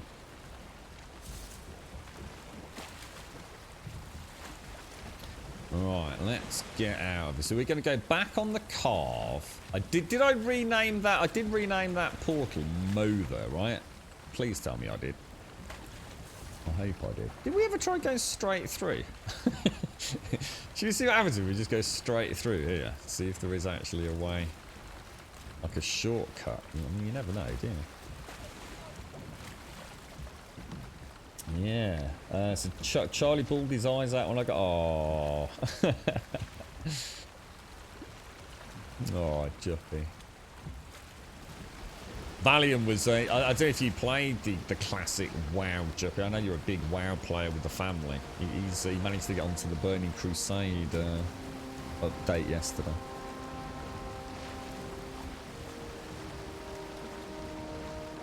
Yeah, a bit of mold, Doc. Mold and mildew, mate. It's not too bad there, to be honest. I don't think I've ever pulled out a washing machine in an English home that hasn't got a little bit of something behind it. I think it's just an inherent issue where you've got slightly moister air, haven't you? With very little airflow. They're normally built into cupboards and things. He started playing WoW with a group. Very cool. Suck at it. I'm quite looking forward to New. Well, we'll have to have a chat. See if anybody wants to. Is anyone here getting New World? I know after all the hoo-ha and all the drama. Oh, microtransactions. Oh, everybody get on the bandwagon, knobbers. Yeah, we'll have to see. We'll see what it's like when it releases, rather than throw it under a fucking boss before it actually launches.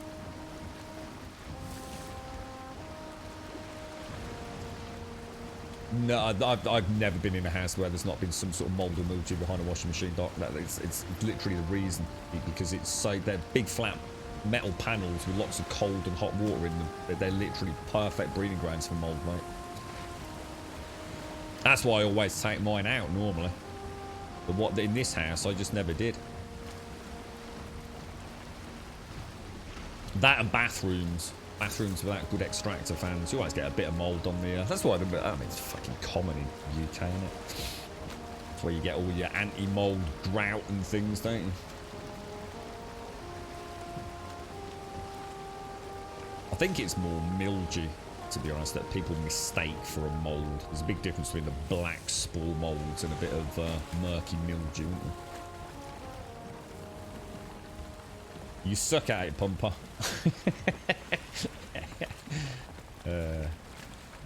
I'm not sure how you can suck at WoW. but then again, having said that, mate,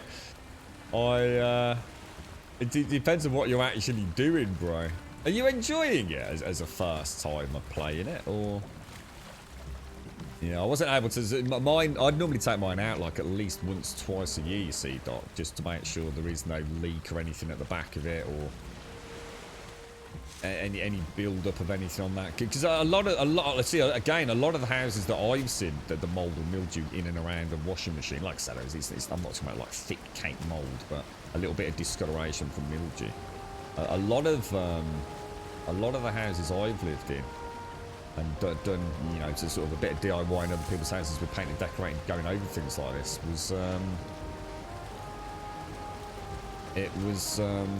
they tend to have their washing machines and tumble dryers, like I either say out in a garage area or a little utility area where there's no heating. So, you know, you've got that. I mean, the back of a washing machine is just literally a metal panel. So, you know, you've got this huge thing with freezing cold water in it, and then really hot water in it. You know, condensation, no airflow. And the reason I never took this one out was because I snapped one of the legs off, you see, and I was really worried about damaging the floor. Because last time I put it in there, I literally ripped the freaking carpet there.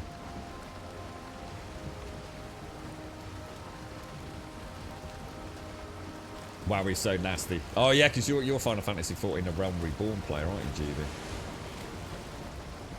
Could always try hitting one of these on the way back, just on the off chance we can get one. That's a death skeeter over there.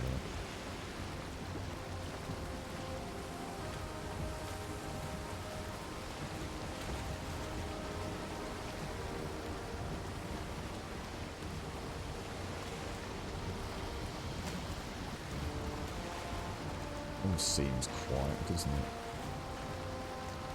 We'll hang a left around there, just on the off chance. Doesn't look like it. Yeah, it looks like I think we've probably done it. We just didn't get particularly close to the shore for fear of. Oh, that's one of those things, look.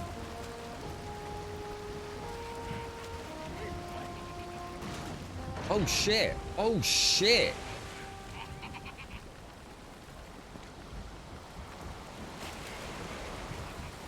Oh, my bad, totally my bad. I can see Odin over there as well. I'm got. Yeah, I was going to say I would have stopped and seen if we get that whatever it is that. What are they called? Trophy, is it? No, not trophy. What's that thing that fuelings were giving us? That glowing purple, like enchanted stone or whatever.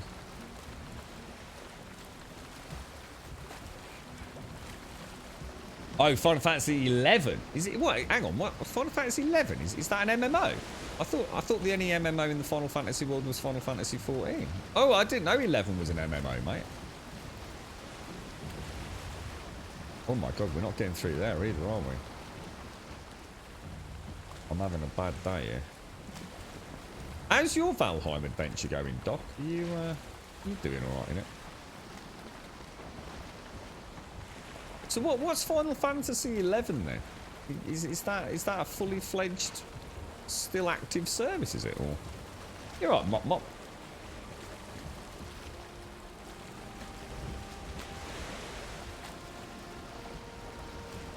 What is mildew? Just out of interest, what exactly is mildew?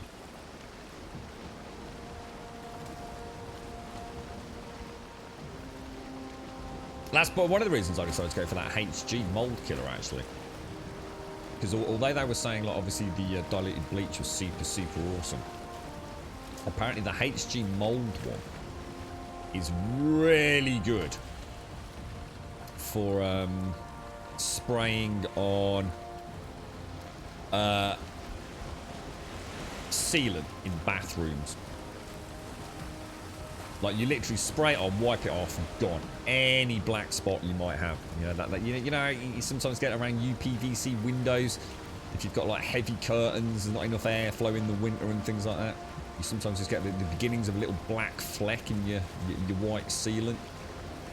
Apparently that stuff is really good for getting rid of that and murdering anything that could, you know, oh, shit. I've only got a few arrows. Oh, my lord. And I've just wasted. I've now only got 2 arrows left. That's not good. That's not good at all, is it?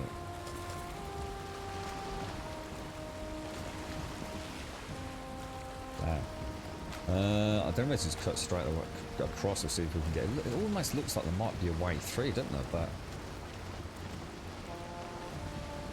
I'm not convinced. So mildew's a fungus. Right, okay. So presumably, so I guess that's the bleach as well, then, isn't it?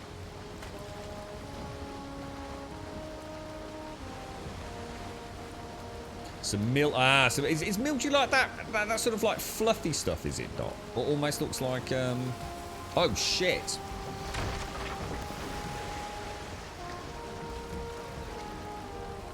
Almost looks like I don't know how to describe it really.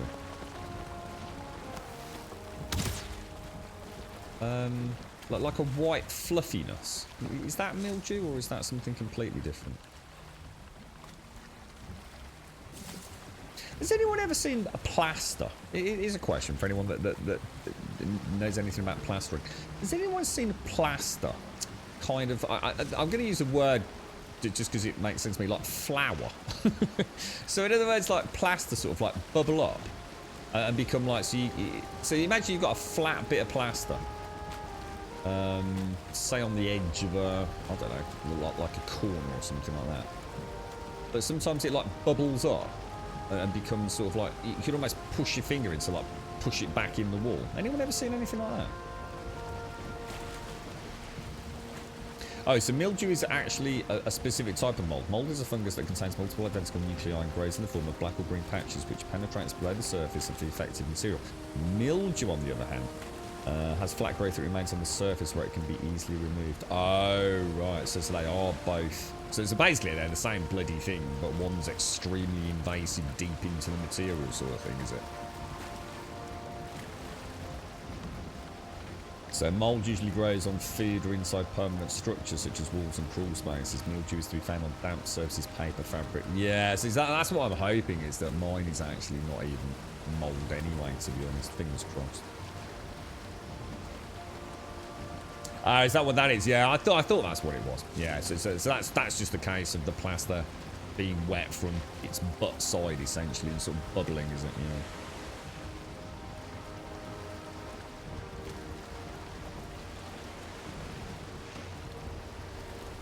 Oh, is that actually the mold growing in the plaster, and that's what causes it to sort of like blossom?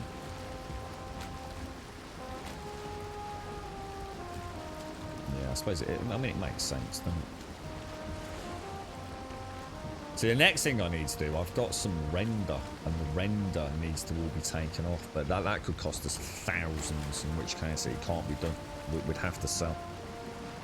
So that's all that. Although the roof's done, the render is completely shot, and in fact there's probably a 3/4 inch crack in it, so every time it rains the water gets in behind the render and is essentially then going through the fucking breeze block into the fucking kitchen area.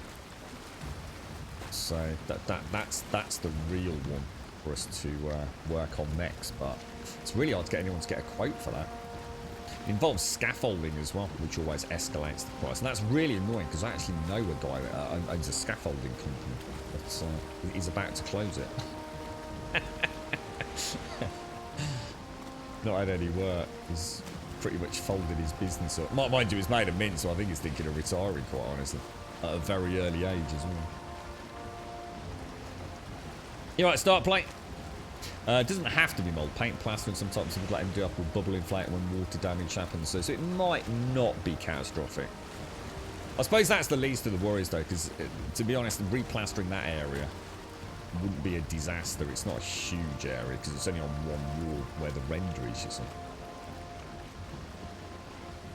But yeah, that render is like, oh god, it's before the days of all these fancy epoxies and things. It is literally like someone's blasted concrete on the fucking back. Oh, can I get through there?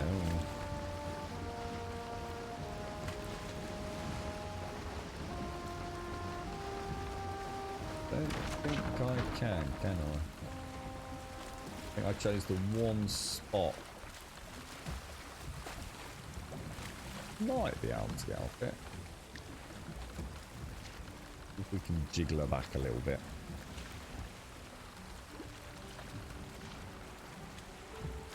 Yeah, I'm quite excited to have a bash at it all. It'd be nice to get the ball rolling again.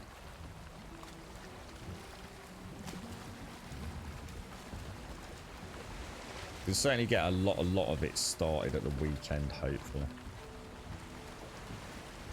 And then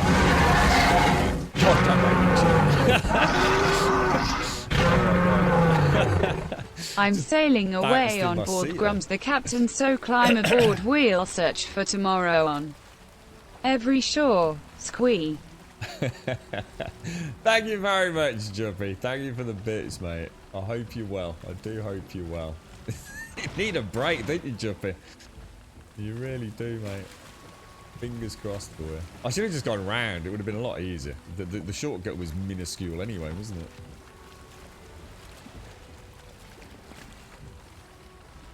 Yeah, you actually can push the carve dock. It's one of the things I don't like about the longboat. I mean, it makes sense. The longboat, you know, is a much bigger boat, but if you get this kind of stuck in somewhere, you can actually jump out of the boat and you can actually swim against it and move the carve. But the longboat, if you try and push against the side, you actually swim underneath it. So yeah, you sort of have got a little bit more control with the carve, to be honest. You know, she's a lot more manoeuvrable, and you do have the option of giving her a bit of a kick if she gets wedged in somewhere. But yeah, thank you very much, Juppy.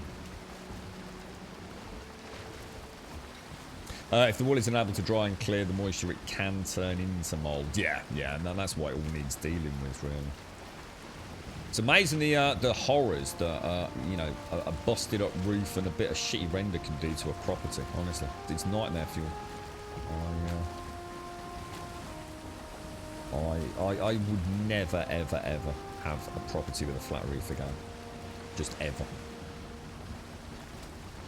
Whether it be on an extension or a fucking shed. Never fucking happening.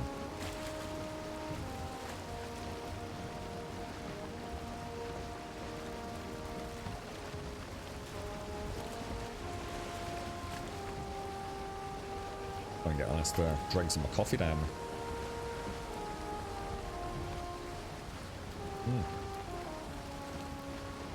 I had this like weird sort of strange waking dream that I was going to put some of that artificial lawn on the roof and sort of turn it into a little garden area. So when you look out on it, it doesn't look as skanky nasty. But see, there was another one. I remember when my dad did the extension on my my mum and dad's house, and I remember after they'd done the extension, they got the flat roof area, extending the bath. Sorry, the kitchen area out. So it came out underneath the bathroom. So it was only a single story extension. They put loads and loads of stones all over the top of the flat roof. So I always thought, shit, am I supposed to be putting stones on my flat roof? And it's like, no. But it's interesting because if you go Googling this stuff, lots and lots of places say you need stones. And it's there to stop UV light. It's quite often the one which is actually factually inaccurate these days, outdated. because the materials they should now be using on a flat roof actually are completely impervious to UV light. So back in the day, before the modern felts and asphalts and various fabrics and things that are interwoven into it all, they were very susceptible to UV damage. So that's why you used to put a layer of stones on it. But that's not the case anymore. You know, obviously, if you know, things like hail and stuff can damage a flat roof a lot easier than, you know, a normal slanted, especially slated roof or what have you. But it's like they say, the problem you got is you put stones up there, you have a window cleaner around, and you've got any sharp debris in those stones, you know, you're fucked. Because window cleaners these days assume your flat roof's going to be right to walk on. So it's one of those things where like you read so many different pieces of information about it that, and it's that it's not that anyone's wrong, it's just that they are only looking at their knowledge around it, not how things have moved forwards, you know. No, it's still trades, fate. Yeah, there's roofers that still insist on putting like shingle and things on roofs. You know, and oh shit, I've got a problem.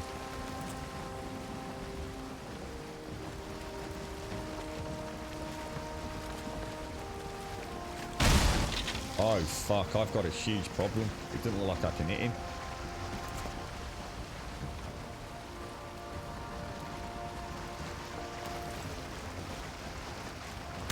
Oh no.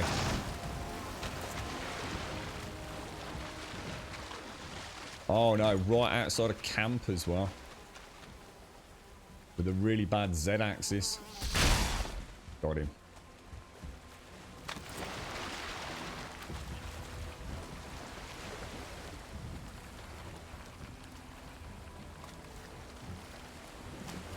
Come on, get the hell out of here, bro. Probably want to stop getting so close to the planes. Oh shit. He's a spear thrower as well, isn't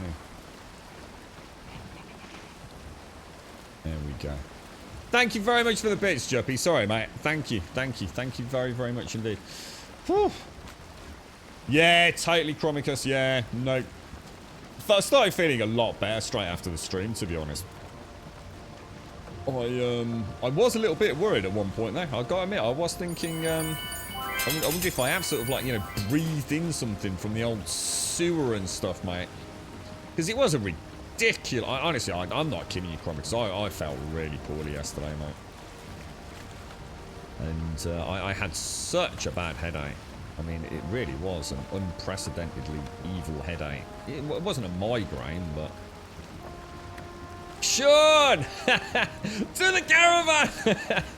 Thank you for the bits, Drum. Thank you for the bits, Juppy. Thank you. Thank you. Land at the Mother Base. Mother Base is all the way back there. I should have made some before we left, Shines. I should definitely have made some. It should be clean sailing now because we're out of the plains biome, so fingers crossed. It should be okay. Don't get a house with lead ceiling around windows or the chimney.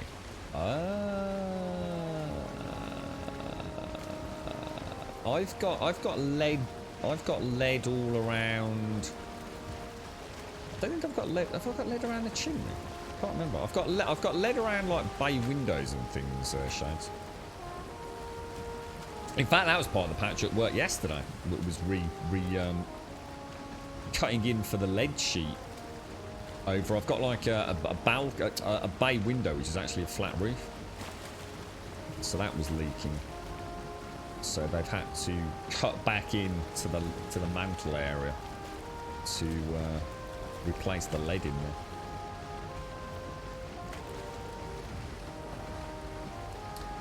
A bay window. So a bay window. I mean, not all bay windows have a roof.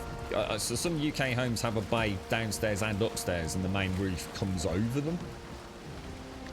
But like a bay window, imagine a square room, but with a curved front. So obviously, sometimes that juts out over the front of the house, if you like. Mine's on the back, not the front. So I've got like a window that comes out of the back of the house. It's got like a flat roof on it.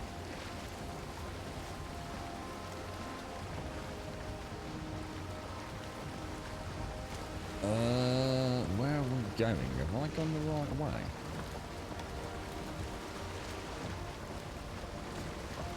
There we go. You alright, Mario? How you doing? How's things, Sean? How's the new job and everything then, dude? Are you making your millions, bro? Thanks, Trump. So did it end in a death? Did it, Doc? Your swamp adventure with the carve.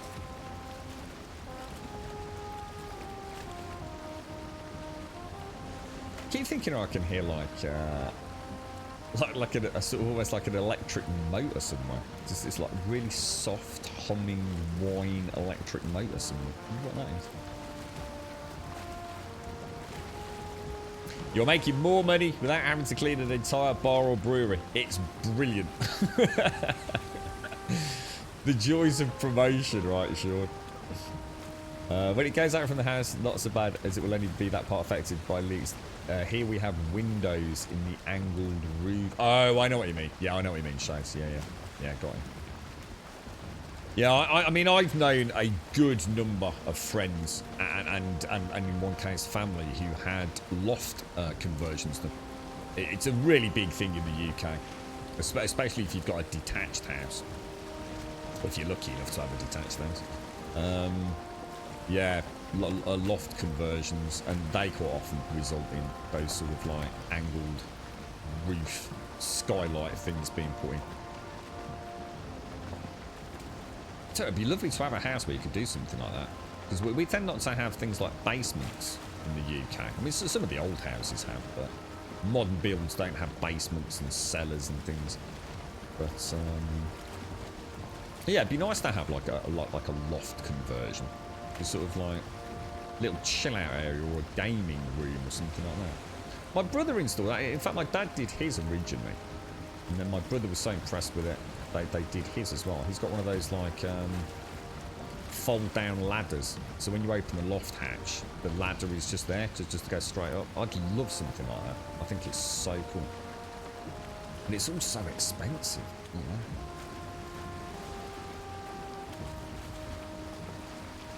You know what, Chromicus? I actually didn't mention it earlier, and for the very first time when I got back in the boat, I noticed the cloak clip, because I thought, what the hell is that? Have I got a graphical glitch? And I realised what it was. I just never mentioned it. I only spotted it today, mate. Yeah, it is. It's a shame, though, isn't it? So it was death by circling, followed with a death by wraith-like thing. Oh, yeah, I remember the wraiths. Yeah. In fact, I need to go on a wraith killing spree, because I want to get some wraith trophies to make more scarecrows. So you're making more doing less, and I'm in a new class. It's been weird when all my bosses have been 5 to 10 years younger than me. You can drink beer while closing. My response, my effing ass tried to stop me. Is that you can't drink beer while closing? Oh yeah, I was going to say sure. Yeah. Basements aren't really a big thing in Holland either. I think it's because of the ground here is mostly peat. Oh, is it really?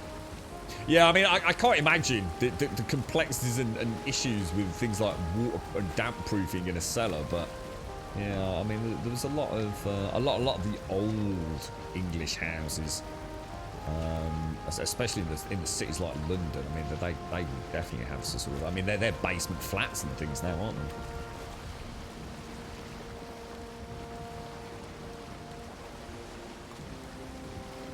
Is Fizz Waller? Was that your dude? Was it?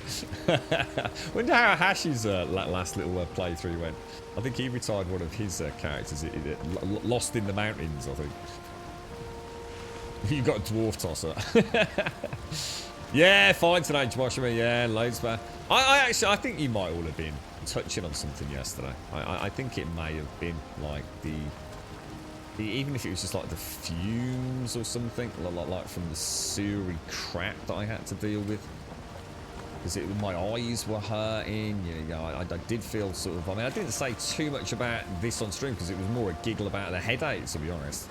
It kept me giggling at least. But yeah, I did feel a little bit, not short of breath, but you know, I was feeling a little bit, ugh. It does make me wonder if it, you know, because it was such an extreme reaction to such a small amount of alcohol, you know what I mean?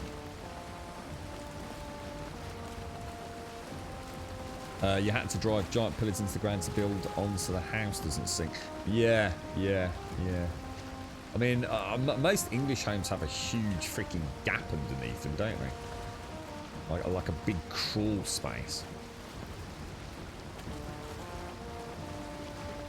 So places in the US like Florida don't have basements because anywhere you dig down a few feet, you hit water. Most buildings have to be built on pilings. Yeah, makes sense. Makes sense.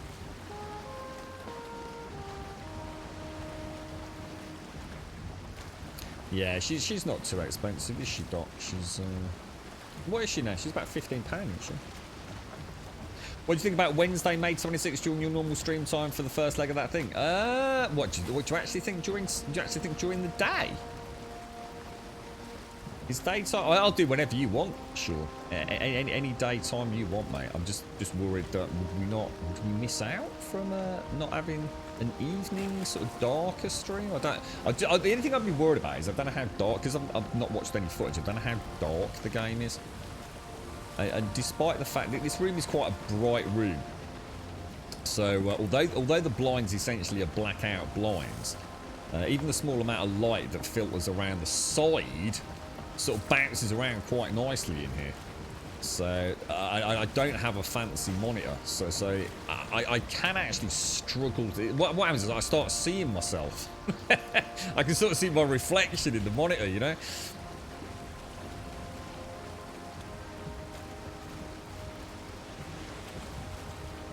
The whole area is flat roof, Advina. Yeah, the whole area is like a flat roof, really. So the water, what is the downpipe? You see, it wasn't water coming in from the roof that fucked the garage. Well, what it was the flat roof has a downpipe. That downpipe is sort of like leads weirdly inside the garage. So what happened was that the water didn't come down from the ceiling. The water came from the downpipe where all the silt blocked the drain, and then all the water from the flat roof that they were repairing, which was washed off, brushed down, filled up. But what happened was it caused a blockage in the drain, which then meant that all the drain further back down was now coming up as well.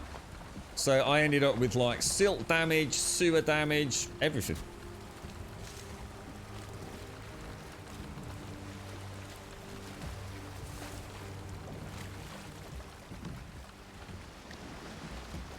Yeah, bloody nightmare, mate. Absolute bloody nightmare.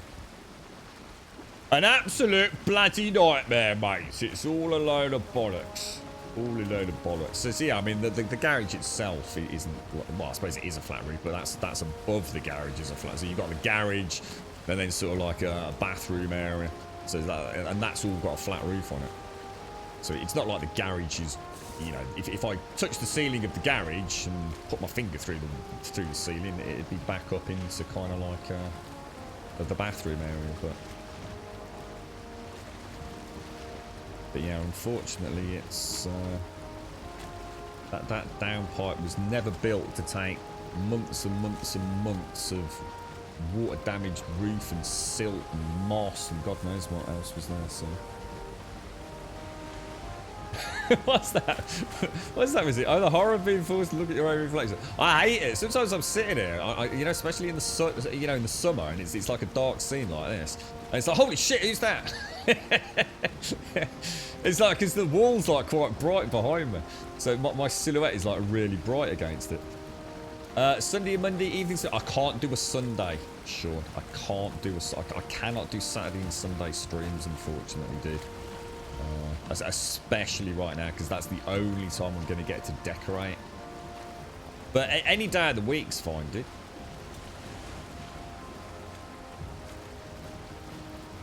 Someone did a bit of digging for what today's Epic Game Store mystery game is, and it sounds like it might be NBA 2K12. Wasn't that one you just started playing Mario? Wasn't that? Or was that the one that was on Game Pass or something? I can't remember what that was. Or am I getting really confused? No, that wasn't NBA, was it? No, that was a baseball game, so. Well, hang on. Am I getting really confused now? Hang on a minute, I'm not sure now. So when's May 23rd and 24th, and however long it takes to push your way through? Yeah, just let us know. Sure. Whatever suits you. As long as it, I mean, like I said, I'll play it in the daytime if you want me to, dude. Yeah, well, whenever. The only thing I could just please ask is that you don't say a Saturday or Sunday stream. Because like I said, unfortunately, I really need to get some daylight for decorating over the next, well, hopefully just the next couple of weeks, really. You alright, Sienna? How much light do you get in the stream room, Grim? Do you have a big window or two?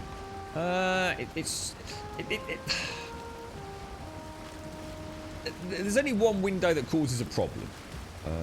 There's light that comes through. But the problem is that the sort of sun comes over.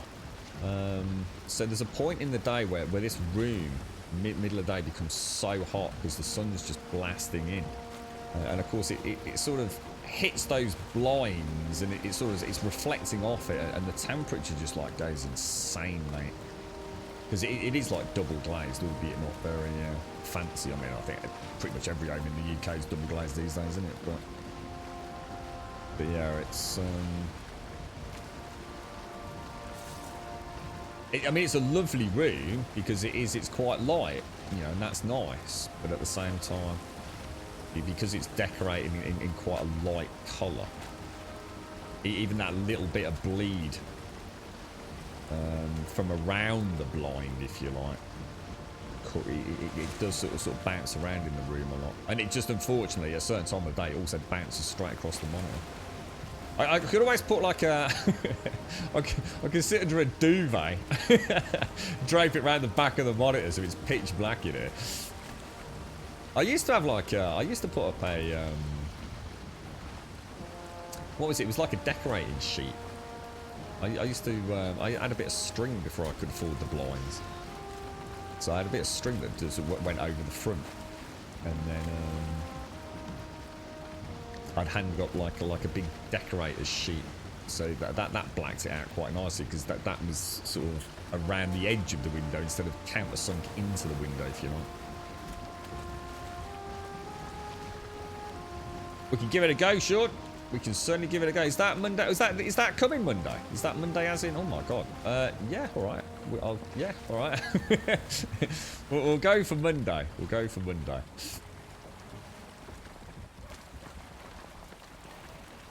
We'll do it, Sean. We'll do it. So is that right? That's coming Monday, isn't it?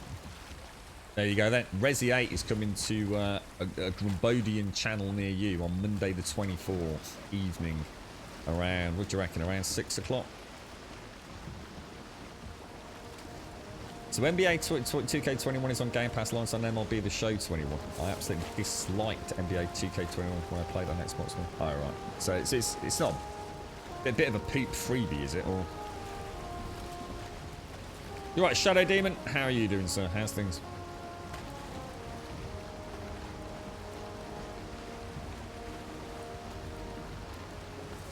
It's not a bad price, is it, Dot, really? 15 quid, to say the least. I wonder if they'll put it up when it finally releases. I suppose the hype around the game has dwindled, because no game could have kept up that amount of momentum given the amount of content in the current game. But I think a lot of people will return for a little bit of a dance and an adventure when Heart and Home comes out. But I think when this game eventually goes gold, it will sell like hotcakes, and of course it'll almost guaranteed get console port as well, won't it? So hashtag Sean sponsored stream coming up, folks. You can tell my reluctance to say thank you, Sean. It's like, yeah, fuck you, Sean. fuck you and your bananas, mate. Oh dear. I have to see if I can get it all sorted, Sean, because obviously I don't know how to play with the Steam controller or the soft pan, because I think this one's a bit more combat focused, so that, you know, for something like Visage, the soft pans adds to the sort of creepiness, I think, with the Xbox controller. But if this one's a bit more combat focused, I might prefer the Steam controller. But it's actually really cold here today, you know, like really quite. There's quite a chill in the air. Makes me almost wonder if there's a window open. What's that stuff coming off me? What are these little particles? Is that a Frostner?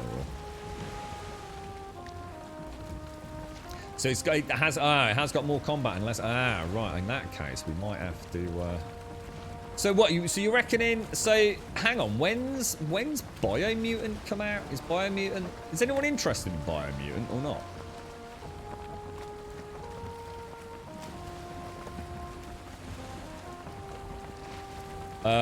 ED Odyssey ramps up the system requirements. Does it really? What, as in, I mean, does that matter on console? Or because console's been delayed a little bit, has it not? Or am I wrong on that now? Yeah, I went to watch a little bit of Elite Dangerous Odyssey yesterday. There's a few people. Was it Obsidian Ant and a few others on YouTube who got some footage out there. But I was saying to Des yesterday, the game just goes nowhere. I just don't really want to give it any more time of my time, to be honest. It's a great game because it's the only game out there that is a space simulator, really. But the true reality of it is they just never do anything with it. They are just fucking lazy bastards. Or whoever it is in management who's making the decisions is a lazy bastard. The game's hardly fucking changed in all the years. I mean, yes, there's been lots and lots of quality of life things, but you think about any other game that's been in early access like that. Now, there are still so many things that it just doesn't have. You know, there's so much more they could have done with it. So much more they could have embraced and had some fun with the community.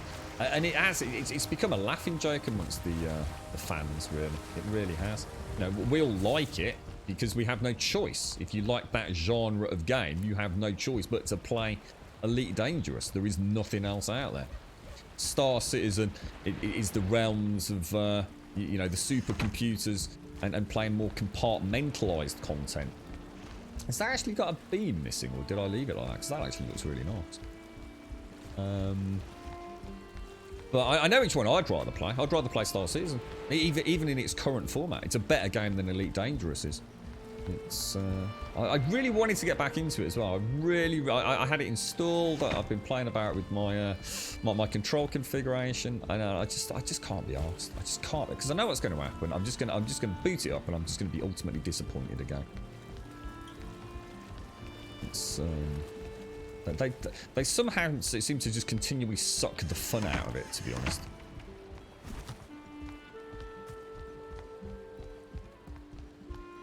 Yeah, so 24, 6 o'clock.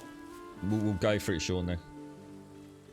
Biomutant. Yeah, I did see. I did treat myself to just a little bit of the PewDiePie playthrough. Because obviously it's a Swedish developer, isn't it? So they... Is that? Oh, I thought I saw Odin there. Odin with a pigeon on his head. But yeah, it does. It looks beautiful. I mean, I don't know if the game's actually any good, but wow, it looks like a right... looks like a really fun adventure, I suppose is the best way of looking at it. Should we have a quick look at what the... see what this looks like? Oh, dude, they're horrible. Oh, they are horrible. Look at that. Oh, that's the stuff of nightmares, bro. That is horrible. But kind of cool, though. Kind of cool for lighting, perhaps. I might have a little play with those. So Co's getting it. Yeah, I saw Gathalion said he'd been sent a copy. But I think he's still bound to a no live stream sort of agreement. So has Co been greenlit to have a little sneaky peeky, has he? It's certainly a fresh looking game, you know, if nothing else. I mean, I think I was just surprised at the price. I think for a relatively unproven developer to be putting out a game that I think is... I'm sure on Steam it's like $59.99. That's a lot of money for a digital Steam game. Yeah, I'm not saying it's not worth it, but I just think there's going to be a lot of people unwilling to splash that amount of cash on, you know, an unknown quantity, really. I mean, I wish them all the best because it does look like a fun, colourful game with a bit of a take on sort of Devil May Cry and Jack and Daxter and all that kind of sort of genre of game. How'd you get the ground so damn lovely to it? Mind me asking? Yeah. So you just use the hoe, dude. So just take the hoe. The secret with ground and terrain manipulation, it's kind of twofold. First of all, not making the mistake of thinking that it flattens it there in relation to where you're putting the cursor. So if you go to level ground and I click that, it's not leveling it adjacent to it, it's leveling it to my feet. So if I click there, it's trying to level that ground to the height that my feet are at. And the best way of showing you that is if I go to an area where I start moving the cursor up, you can actually start seeing that the circle is still on the ground. The circle's not coming up, the circle is on the ground underneath me because it's trying to level it to where my feet are. So if I click that, it's going to try and make that area at the same z-axis as my feet are.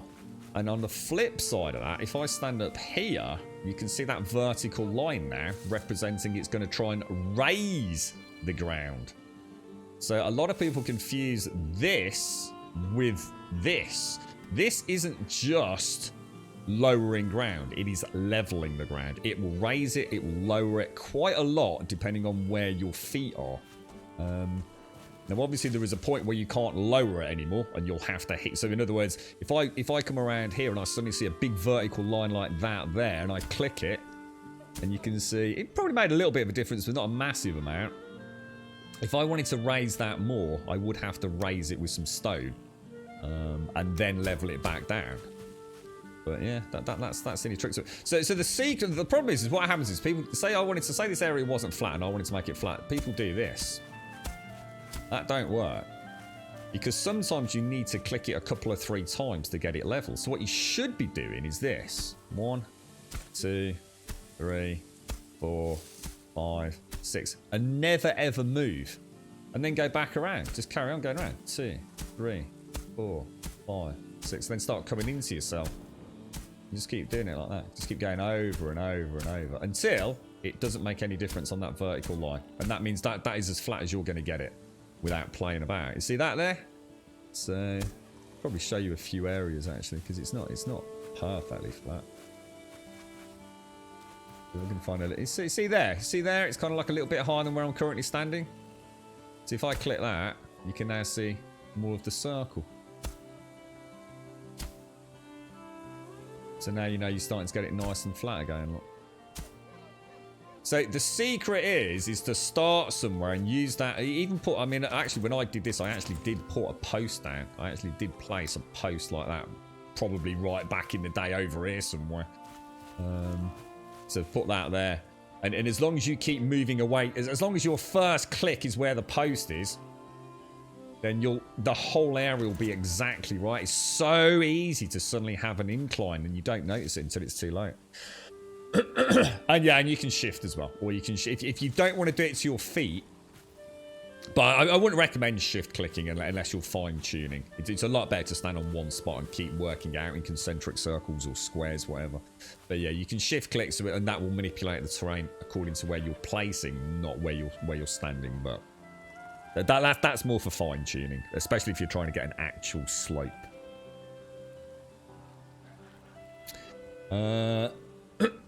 Don't get too. Don't. They've got all sorts of dangerous things. Have you seen this thing? I don't know if you're on the stream when we first did the artisan table. Check this out.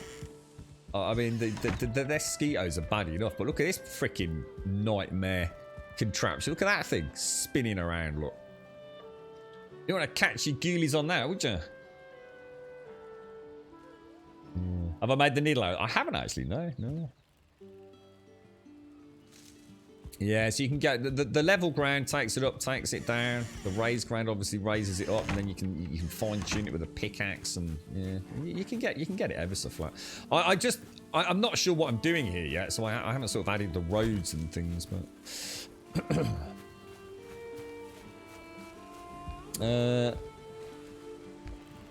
When I level the ground, though, it's still bumpy as the skill to raise the hoe. No. If it's still bumpy, if you can't lower it anymore, you need to hit it with an axe. Hit it with an axe once to make a big hole, and then use the hoe to level the ground back up. Just don't go crazy. What's this, Sean? It's the most wonderful time every 4 years. Resident Evil is still growing and Grum is still showing. His ass through his ears. It's the most wonderful. It's the. I don't know the tune to that. I do vaguely. Is that a Christmas one? Hashtag Sean sponsored. I have to see if we can get a little jingle on that out on Twitter or something. You're right, Load Jammer. Have I made the linen yet? No, because I haven't brought any flax or anything over yet. Yeah, definitely. Well, I was thinking, you know what I was thinking? I was thinking about trying to put them up on post shows. So I was thinking cat's eyes in the road, but up top. So sort of like instead of the yellow shrooms. But quite, you know, like cat's eyes. I assume cat's eyes are not unique to the UK. That's what we call cat's eyes. But, you know, in the motorway. On the motorways and things. But might make for a nice little glowy light. A path, you know, a path clearance. Yeah, and that's what I've said a few times, isn't it, Moog? Yeah. The best way to think of the hoe is it's never actually adding or removing soil. What it's doing is it's spreading the soil in the vicinity around as much as it can. Almost like a rake, I suppose. And at some point, you just can't rake it any further away or rake it in any closer, right, Moog? So, yeah. Whereas the pickaxe literally just deletes things, the hoe is more like a rake spreading the terrain around. What do I get? Well, I mean, you'll never see it drop below 60 on the stream. So I always maintain a 60 FPS base. I mean, for me, anywhere from about, I'd say about 70 to 120 FPS. Something like that. It just depends on where I am and what I'm doing. But I mean, it varies massively depending on where I am, to be honest, Load Jammer, and what the weather conditions are. It's a very hard game to benchmark. There's so many different things. Even the entity count can skyrocket even in a static area. You know, if you suddenly get a neck spawn or something somewhere. I've got to have a stretch, guys. I've got to have a stretch. I'll be straight back. And the GPU is a 1080 Ti load.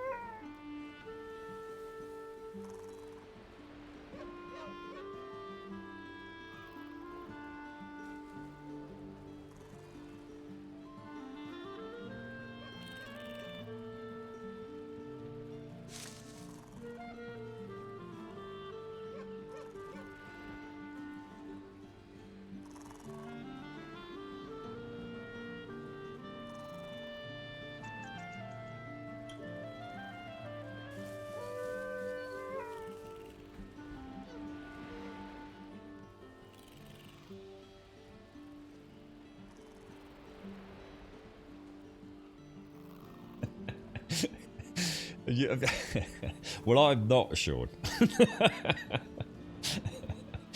Oh, dear me. Right, okay, okay. Let's have a look, see. You can go back. Let's go and unload the, let's go get the black metal. The dark metal, whatever it's called.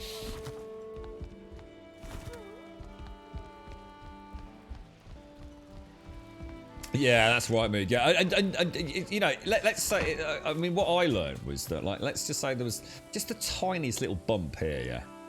You know, nothing too bad at all. But if I was to put the hoe there, you know, I would definitely see an area that I just couldn't reduce the height of anymore. So I was really reluctant to sort of like start risking playing about with the raised ground, or you know, depending on whether it's a dipper or a mound, like I said, you know, using the pickaxe to knock it out. But it is, you know, don't worry about it. Hit it with a pickaxe just once, and then straight away switch back out to the hoe tool, and just stay where you were. Just stay, you know, if that was a little lump there, hit it with a pickaxe. You know, click that until you can't go down any further. Then hit it with a pickaxe and do this again. And it will just bring it back up. You know, when you hit it with a pickaxe, you will get a hole in the floor. But you don't see, what happens is people start knocking a hole in with a pickaxe, then they start raising the ground, then they start trying to level it, and before you know it, they've got themselves into a right tiswas where they're just constantly backfilling and refilling holes endlessly.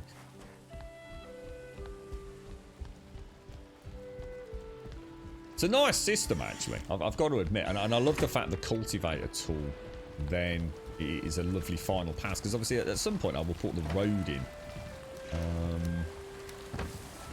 Actually, I just suddenly thought I probably shouldn't bring these. Oh no, it's okay.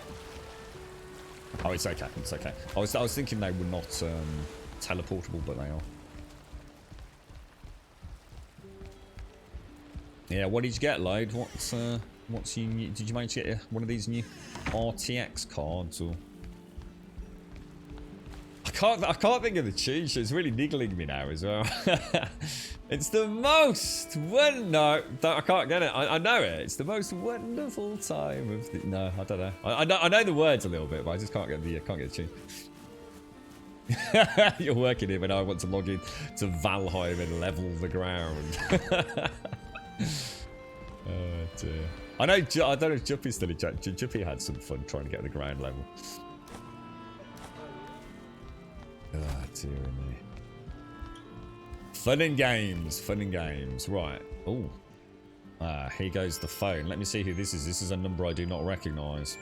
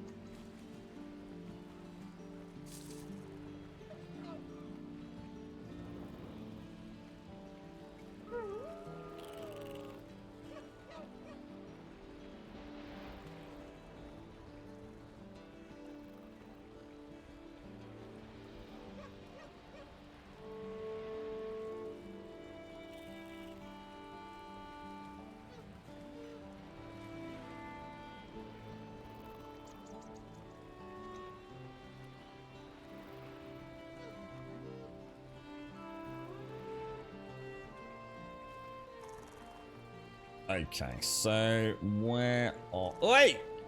Oi, Nobber! You're right, SCI, how you doing?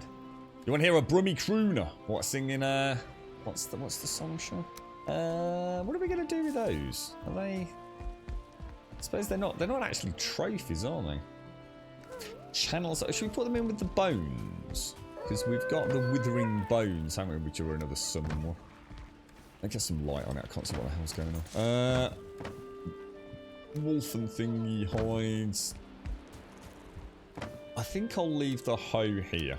I know I said we could have used it, but I think we'll keep that tool for the flax and the barley. So if I just make some more arrows and some more food, how are we doing on mushrooms? Oh my lord. Not so good, mate. Not so good at all.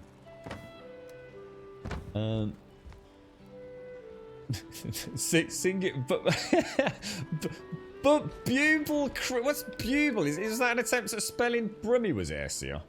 Hey, what about the old crypto market, SCR? What's happening there then, bruh? Hey, old China put a bit of a spanner in the works there, didn't they?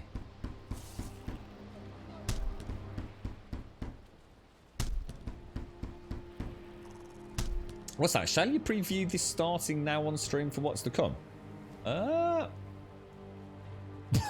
What's that, Sean? What's that?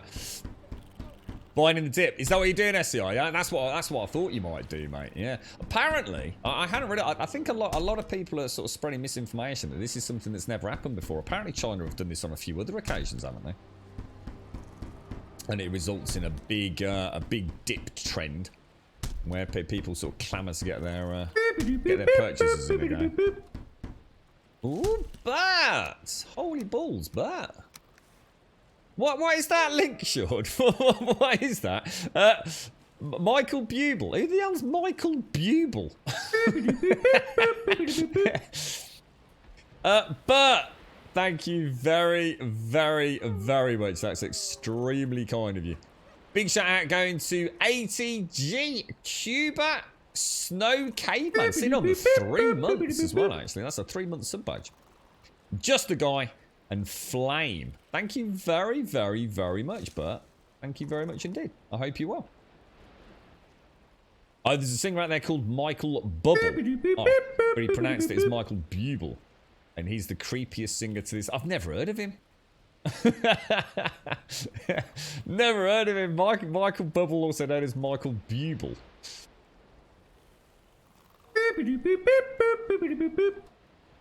Yeah, so is it a good time to buy or a bad time to buy Start Play? Or yeah, thank you very much, Bert. You're right, Flame. How you doing? Thanks for popping out alert there, mate. Flame 911. I like that. Cool name, dude. Oh, Michael Bublé. Bublé. What? As in lay on a boob? Michael Bublé. Michael Buble. What the fuck is that? Well, his name's Bubble, so whatever you're all trying to get me to say is a load of bollocks anyway. His name's Michael Bubble, not Bublé. Bubble. Michael Bubble. Is he a knob? Sounds like a fucking knob. It's already winding me the fuck up, I can tell you that for a fact. Ed Sheeran.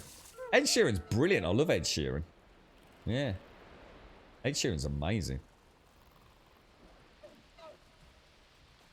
Yeah, Michael Bubble. Hang on, who gave up singing SCR? Bubble, Mr. Bubble. So hang on, how did we get onto the conversation about Michael Bubble anyway? What's this link? I'm scared to click this link here, Sean. What is this, dude? Let me have a look. Oh, is it from our channel? Oh, God, make it stop! Dude! That is... Dude! Why would you play that, Sean? That's the thing that gives me night... Dude!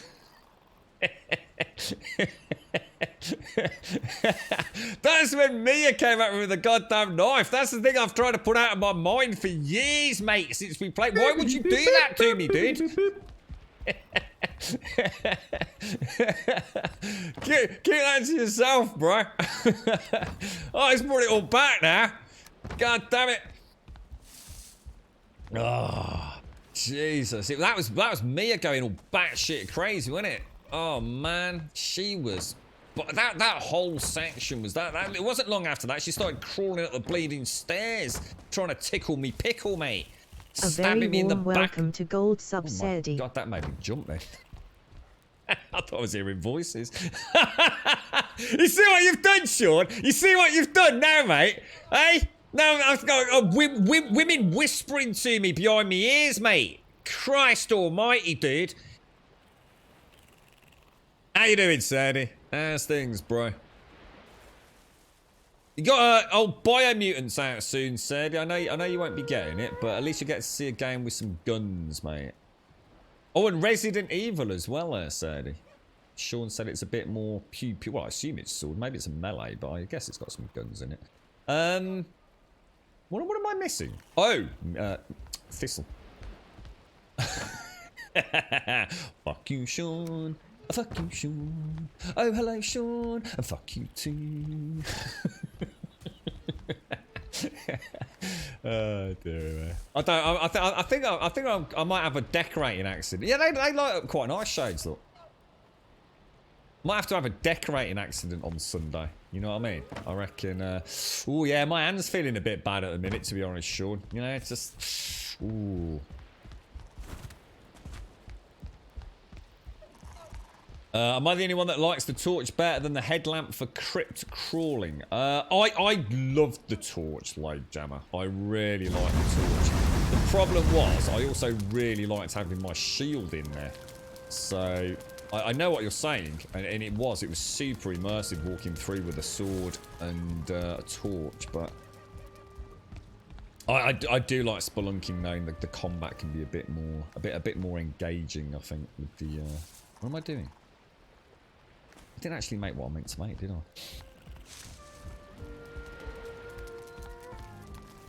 That was... I hated Mia for that. I thought... It wasn't Mia my wife? Is that Ethan... Is it Ethan?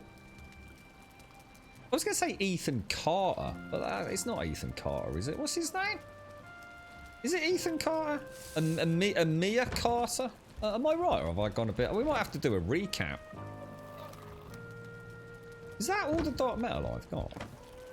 It would appear so. Right, I tell you what, let's fuel her up then. We might as well get her making some.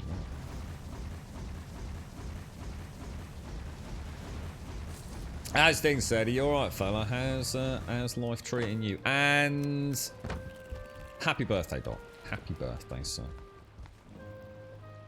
You don't have it? Oh, because they're not in here, are they? Sorry, that's me being a prat. Alright, well, I'll tell you what then. Let us go and take this over to... Can I drop anything that's not gonna... It's so heavy, isn't it? Sorry, let me just drop that on the ground. Let me get my cooking done. Carrot soups. And a turnip stew. Perfect.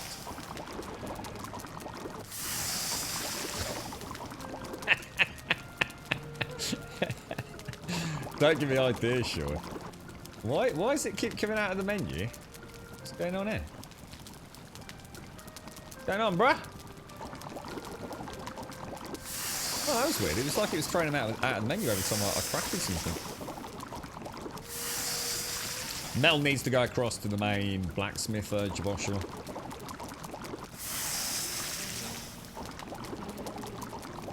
Oh, it was your injection, what it said. Is it gone alright, has it, mate? So no, What the hell? Oh, is it? Oh, I don't know. Is it the world side?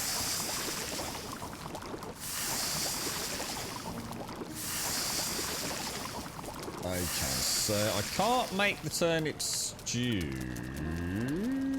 Why can't I make any more turnip stew? Because we've got no more turnips. Huh. Well, we need to go and do the farm then, because I'm not going back without another batch of feed. Let's put the shrooms away. We'll put the carrots away. We'll put the turnips away. And that can all go in there. And a little bit of wood, a little bit of sap. Come on, go. I'm out of the way, boy. Can go back. 15 meat's not too bad. I think we'll go and hit the farm, get a little bit of meat, get a little bit of... Shall I just keep those on me? Because we're going to be going back in a minute, aren't we? Let's go and get the furnace up and running.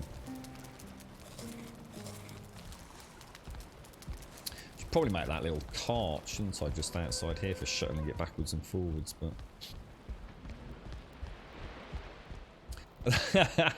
like yeah. Walk around with an extra enhanced battery pack for our Diverger circlet. I gotta admit, the first time I wore this, I was super impressed. I thought that's wonderful. I'll be able to build at night.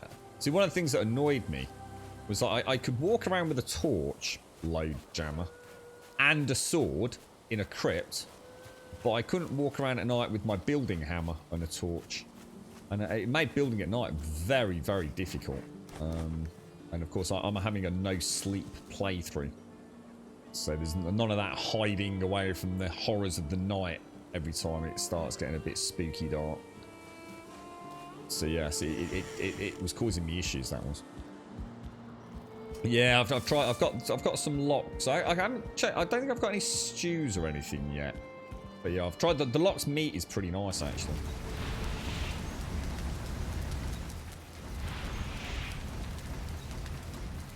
So I think what we'll do, we'll keep that as wood and stone, and we'll throw that in there.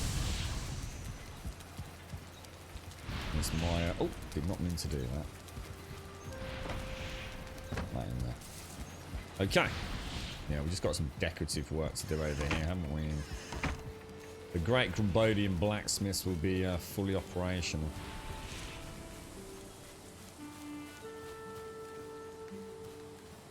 Wow.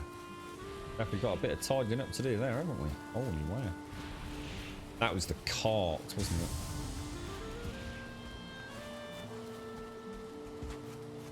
Let me just kick these back down here so I don't forget about them.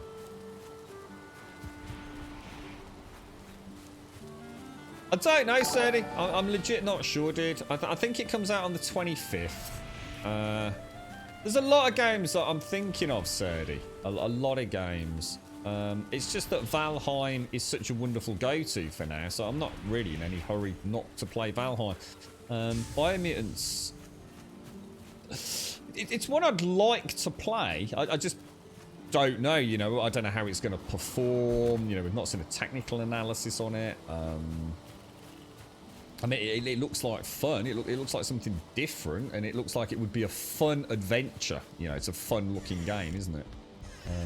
Lots of people could help out and give us tips and advice and things, and you come up with, you know, go on a proper little RPG adventure almost by the looks of it. But I'm not sure. I'm not sure whether it could be one of those things that looks amazing from an advertising campaign perspective, and actually in the gameplay it ends up a bit like an Assassin's Creed game.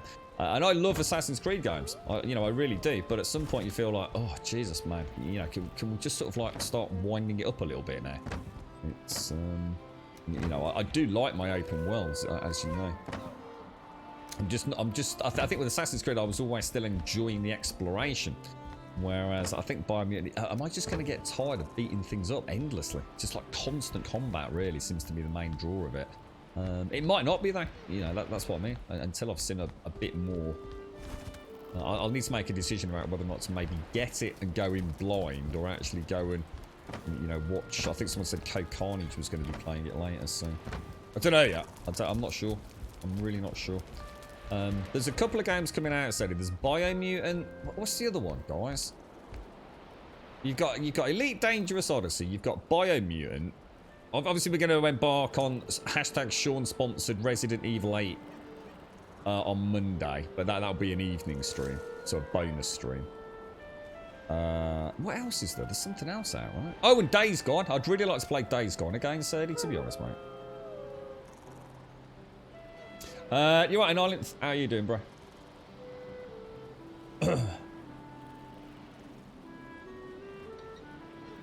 Yeah, you played some Nautica. I'm sure I bought it because of watching you. Are you going to try? No, I'm not going to touch Sub-Zero, mate. No, I've got too many good friends that have played it, and they're still having technical hiccups, and they found that the game is actually very small compared to the original. And although they've sort of enjoyed it, their opinion is it's, yeah, you know, just wait for it to go on fucking sale, you know, to just get it at a cheaper cost. I don't really feel like supporting that particular dev right now. I love AC games that often 20 of them, it's kind of has it. Well, I think with the recent ones start play finish, I really got back into them. I mean, I took a break from Assassin's Creed, but Origins and Odyssey I really enjoyed, and to be honest, I would have carried. I can't remember why I stopped playing Valhalla. Something came up, another game came along, but I was also starting to get pissed with the performance issues, which is a classic with Ubisoft games. I just could never quite iron out the kinks with it.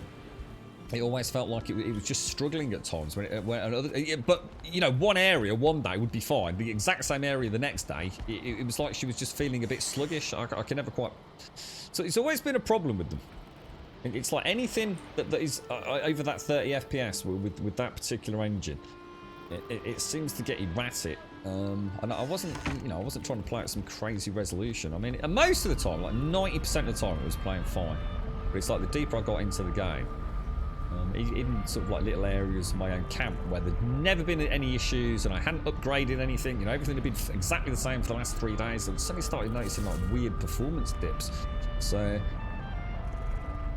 I'm sure they've been fixed. I don't think I've ever played it. It's why I stopped playing Watch Dogs Legion as well. I really enjoyed Watch Dogs Legion. I thought it was a fantastic way to play the game with having people from chat as the agents. I really enjoyed it, but it was performance again, and it's always the same with Ubisoft. It's like, unless it's Far Cry, which seems to be the exception, they have horrendous first month performance, and then drivers get updated and tweaks are made, you know, on their end with patches, and before you know it, you get a really, really, really good game.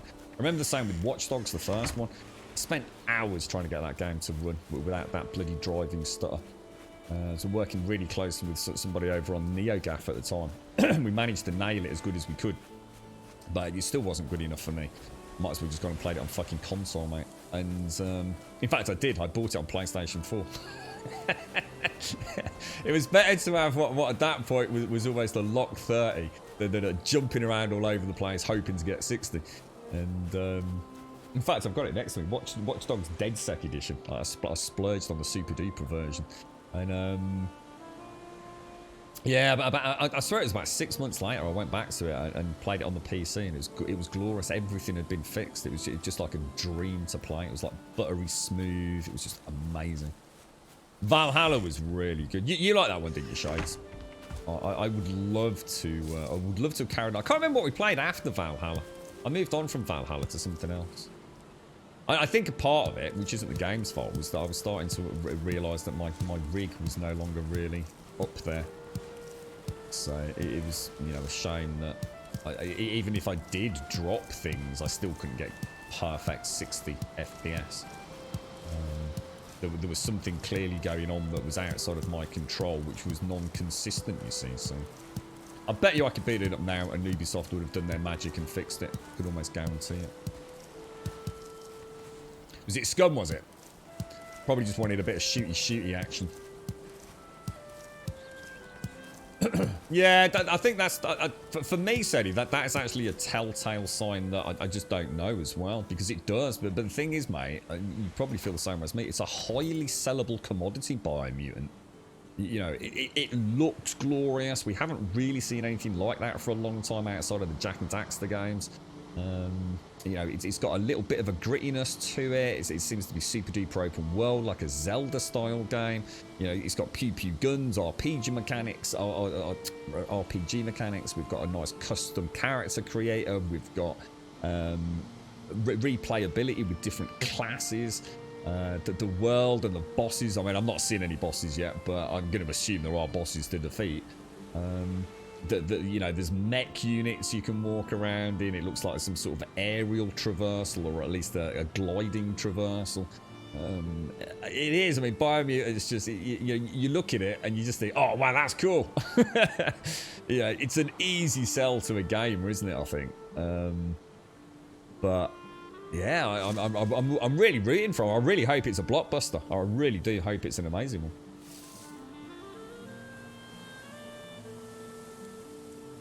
Yeah, have you played it in Ireland? For you, have you heated up Sub-Zero? So you're halfway through the Valhalla Irish Druids DLC. That sounds awesome.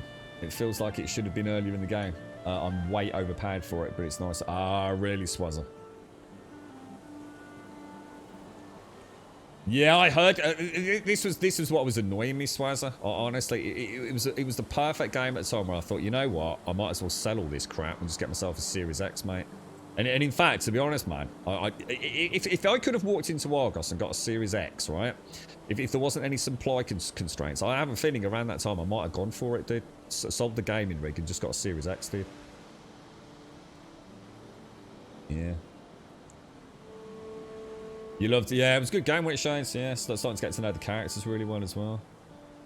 I know, I think our Ark was after Scum, wasn't it? I think, yeah. Yeah, so we played a bit of State of Decay too. We played that Dismantle as well. Was something called Dismantle we played? Hashtag Sean sponsored. We need a little logo, Sean. a little sort of like a spooky face, mate.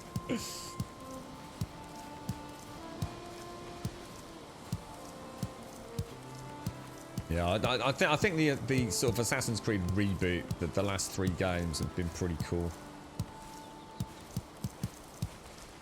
They're very immersive worlds. I will give them that. It's kind of weird because those assaults on the camps were amazingly good fun. Having all the Vikings coming off the longboats and things, and sort of working in unison to take the English camps there.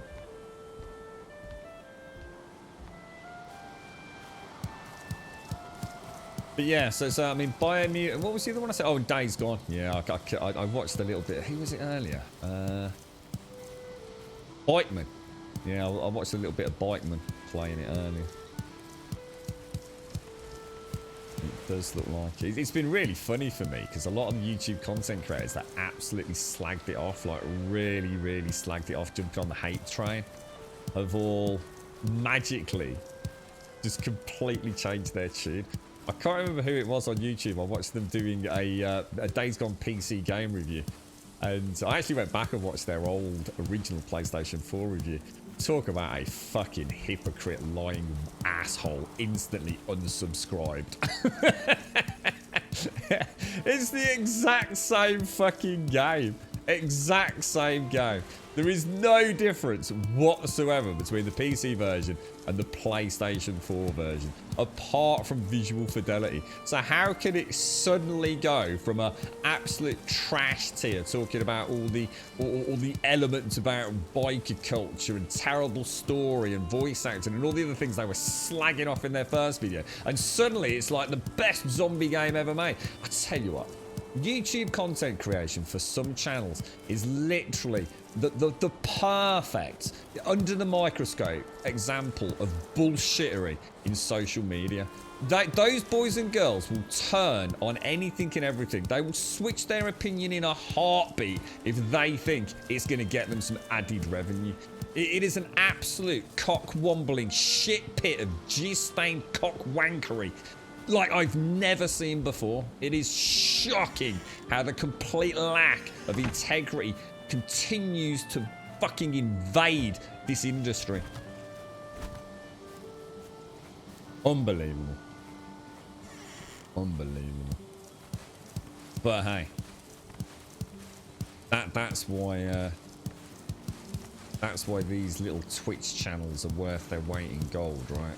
These little YouTube content creation channels where they're not having to sell a very warm welcome to Gold Sub Divine, just to remain somehow relevant in the gaming world. It's pathetic. It really is. There's going to be a point where I literally won't be subscribed to anybody on YouTube anymore.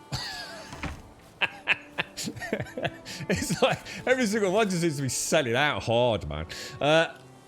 What was that? Did I just miss that? Annihilath! Did I miss your sub? Oh my god, Annihilath. My sound bites aren't coming through. I've just seen Load Jammers follow, but I've also just heard some divine text, which is the bot, not Streamlabs. I am so sorry, Annihilath. I am so sorry. Annihilath, thank you for the 28, bro. I do apologise, Annihilath. In fact, that sound's still not coming through. Hang on a sec. So I've seen Load Jammers just come through, which has triggered my Streamlabs events. In fact, it's probably going to re-trigger everything about 3 times now, knowing Stream. Here we go. GT Pip, thank you for the follow. Yeah. Let's see if it catches up. Will it catch up? Oh, maybe not. Oh, here we go. There's Load Jammer. Yeah, I always know when it's catch up because the whole thing shifts and my peripheral vision catches it. So I am very sorry, and thank you very much, dude. Thank you ever so much for the sub, dude. I do apologise for not catching that. And thank you very much, Bert, for the 5 gifted subs. That was very, very generous of you, mate. Thank you.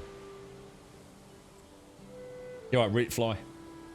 High fidelity improves scripts, plot, and acting. It does, yeah, apparently, yeah. Completely. It's like literally like reading a book, calling it shit, right? And then reading the exact same book in a different font. Oh, it's so much better. Oh, the character dynamics, their evolution within the hidden narrative is so much better. Yes, I read it in Comic Sans. It was a complete revelatory experience like no other. I lived in a moment of complete and total euphoria after my resignation of the Arial black font. I've seen the light. Comic Sans has brought all my novels back to life. It is an epiphany. Oh my lord, what did I do with all these years ago? Fucking dickheads. Just a guy, thank you very, very, very much for the gifted sub going out to Gutter Fox. Thank you very much. Pip, thank you for the follow. Load Jammer, Annihilate. I do apologise, mate. Thank you ever so much, bro. Thank you very, very much indeed. And good morning, Divine. Thank you for that, because at least I know the bot's working. The bot's working, but Streamlabs isn't. You just unlocked tier 7 and 8 in satisfactory particle. Oh, is this like the Skylift thing that someone was trying to tell me about? So he's like level 8, like the latest tier, is it? Is that like the last update or something? Start play. I'd sort of heard a little bit about this. It kind of works on like a constant evolution, doesn't it? I normally do press it when I'm harvesting, Gary. Yeah, just hold it down. Did you know that if you crouch, you gain a stealth when harvesting as well? Nice way to get stealth skill up. I do apologise, Ireland. Ever so sorry, fella. I do hope you're still there, mate, or at least can hear a thank you at some point. Thank you very much, bro. Yeah, there you go. Exactly. I read the paperback. It was shit. But then I got the hardback, and it was fucking amazing. And then I got it on Kindle, mate, and it was like, oh, it was shit again.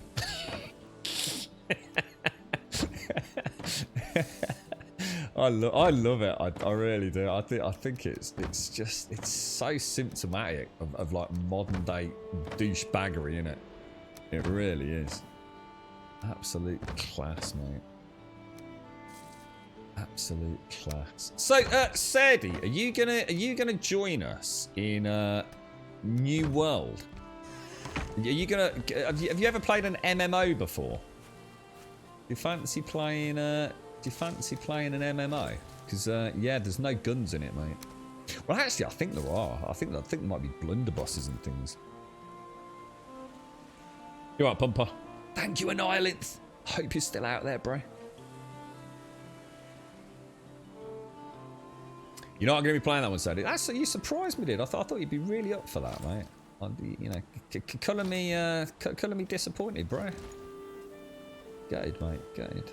I can just imagine you running around, chopping off wolf tails for hours and hours and hours. 3,000 wolves slain. Only 3 had a tail, mate. That's fucking shit. What's all the bloody tails? Sort of weird fungal infection have removed all the tails from wolves. It's no wonder we gotta kill them all. Stop the cordyceps virus from spreading, perhaps. Well, everyone's calling it a cash grab because everyone's just like jumping on a hate train without any knowledge about it. But yeah, they made the mistake of talking about a cash shop. So every uninformed fucking asshole has jumped on the bandwagon. Mainly content creators on YouTube and Twitch, to be honest. You right, Ginger? How you doing, mate? How's things? Yeah, I'll wait to judge the cash shop when I actually see the cash shop. There's been plenty of games with perfectly okay cash shops, so I'll judge it when I actually see it instead of just, you know, being a mindless fucking sheep following the latest Reddit meta.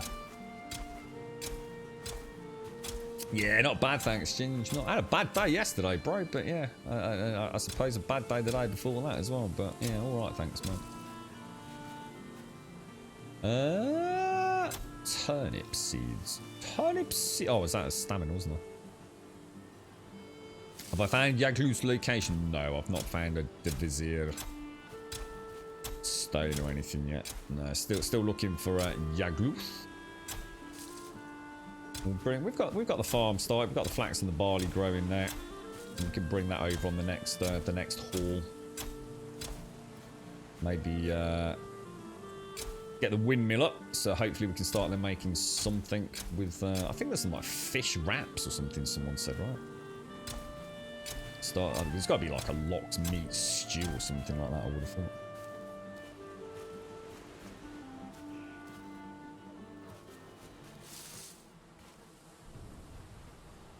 There we go. Well, they all flip-flopped, didn't they? If you remember, Sadie. They were all up in arms, fucking refunding it. And then about three months later, it was like the fucking hottest thing since sliced fucking bread again. You gotta love it, ain't you? You gotta love it. Good to hear you doing okay. Sorry I ain't been around much work away, so I haven't had much time for Twitch. That's alright, Ninja. It's alright. See, Ginger. I'm going to say Ginger Ninja then. They've been keeping you busy, have they, mate? Oh, I like that, Fripster. What music to windmills like? They're big metal fans, eh? Big metal fans. I like that. Very clever, me old mucker. Very clever. Just a guy. Thank you for the gifted sub, my friend. And Andrew Games, thank you for the 7 and the prime. And one more shout out to an island. I'm so sorry, dude. Thank you very much for the 28, fella. Thank you. Thank you very much, Andrew. That's very kind of you, mate. Thank you for the prime, sir. And Bert, thank you for all those gifted subs as well. Thank you very much. Very kind of you, mate. Yeah, you're looking forward to it, aren't you, Yessie? I can't imagine I won't give it a bash. I'll have a look, see how much it's going to cost. It's not out until August 31st, so but by that point we'll have a lot more information on it, won't we? And might have it as a nice casual kind of MMO running in the background, perhaps. Who knows? Who knows? It might be a really good game. I certainly hope it is. I absolutely wish them all the absolute total best, but unless they've made some changes, I think, to the... I think they just needed to make their own decision, didn't they? I still feel like there was a lot of... I mean, if you watched all the NDA footage that was not supposed to be viewable, it became quite readily apparent, I think, that they were kind of struggling to find their own identity. And I think part of the issue may have been just... I mean, we've heard, haven't we, so some really strange mismanagement where people making decisions really just didn't get what an MMO was, you know, at the most ridiculous level. I know it sounds almost batshit crazy, but really didn't quite get the concept of what an MMO was supposed to be. They were looking at it purely as a monetary investment, but MMOs are a bit different. You know, you're not necessarily going to make a quick buck out of some really good sales early on and then see it dwindle out. MMOs are a long-term investment, aren't they? So I think there was a lot of flip-flopping between the PvP and the PvE balance. It just felt like someone in the dev team probably wanted to go in one direction and embrace it, and there was a lot of, I don't know, meandering getting there. So hopefully the final product will actually be, you know, a vision, you know, so something, you know, whether it be good or bad, at least it will have an identity. And I think it just felt a bit loose and a bit wishy-washy before. For those that have it already, they will be able to play it in July, if I remember correctly. And so is that so? What do you mean by if they've already got it? I'm confused by that. What do you mean by if they've already got it? Because at the moment you can only pre-order it, can't you? Or be invited into one of the NDA betas. So I'm not sure what you mean there, Yeti. I assume you can't pre-order now and get in July, no? And there'd have to be a wipe. I mean, there's no way an MMO community is going to deal with, and I certainly wouldn't, deal with a whole bunch of players in such a PvP-focused world being given over 1 month's early access. Because that is just douche nozzling an absolute extreme. Especially if we're talking about what they're talking about PvP being, which is actually regional sort of... I suppose domination for node allocations and things. I need to look into that then, yeah. Because if that's the case, then I won't be fucking playing it. I'm not starting a month behind everyone else just as a scam to get me to pre-order a game that might be shit. Just to find out when I log on to August 31st, like every freaking company in the game is now completely dominating every server in the game because they all got early access for freaking 8 weeks. Yeah, that's what I'm thinking. It won't be a it's going to be a wipe, isn't it? It's got to be a wipe. In which case, that's fine. I don't mind that. It just reeked of a little bit of skullduggery there for a moment.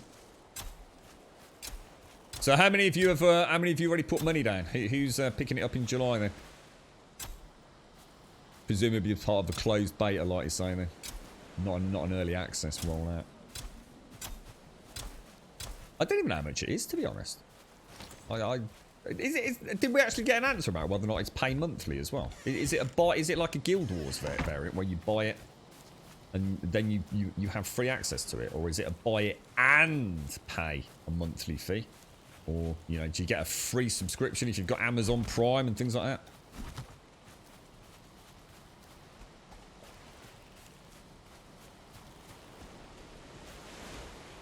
Yeah, I think it is. I think my gut feeling is I think they've embraced the PvP a bit more. Yeah, but we won't know, will we? We just won't know. There's been so much flip-flopping on that front. I really hope it's a good game. I really do. I think it's been so long. I mean, when was the last big MMO that released? Can anyone think of the last one?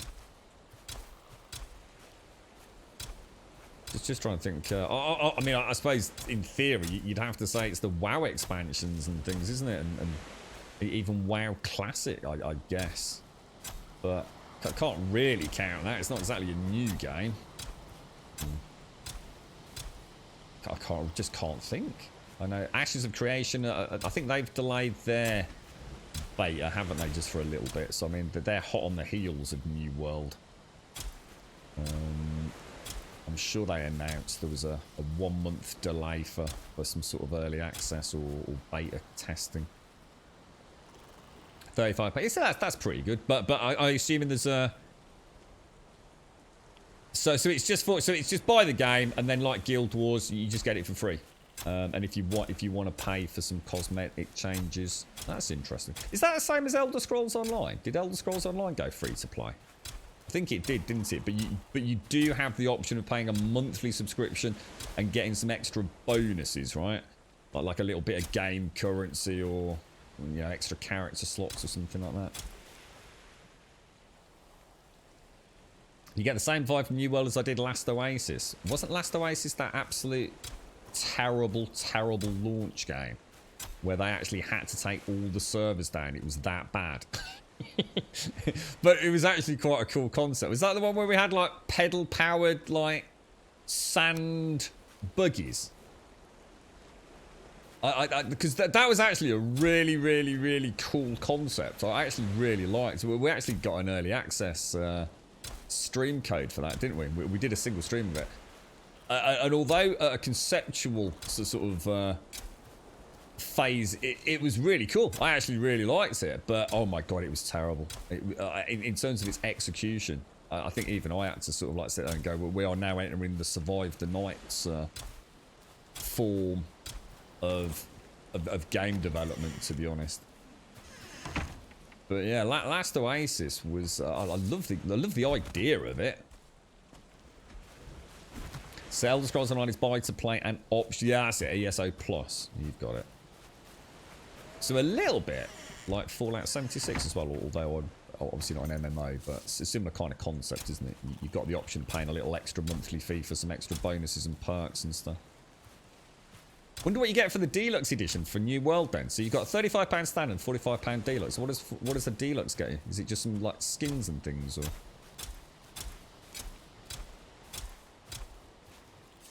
Is it one of those things where you get a starter weapon which is great, but literally lasts you like 2 levels? Look at the state of that fence, man. Get rid of that. Last Oasis is so toxic right now. Nothing abusing game mechanics and glitches and griefing. Oh, nothing but. Yeah, I mean, it actually did take it down, didn't they? The game was completely not playable for over a week, wasn't it? Well, they took the servers down. Massive backlash on launch. I'm quite surprised anyone's actually stuck around with it, to be honest, given all that. But, like I said, I mean, there was definitely something there.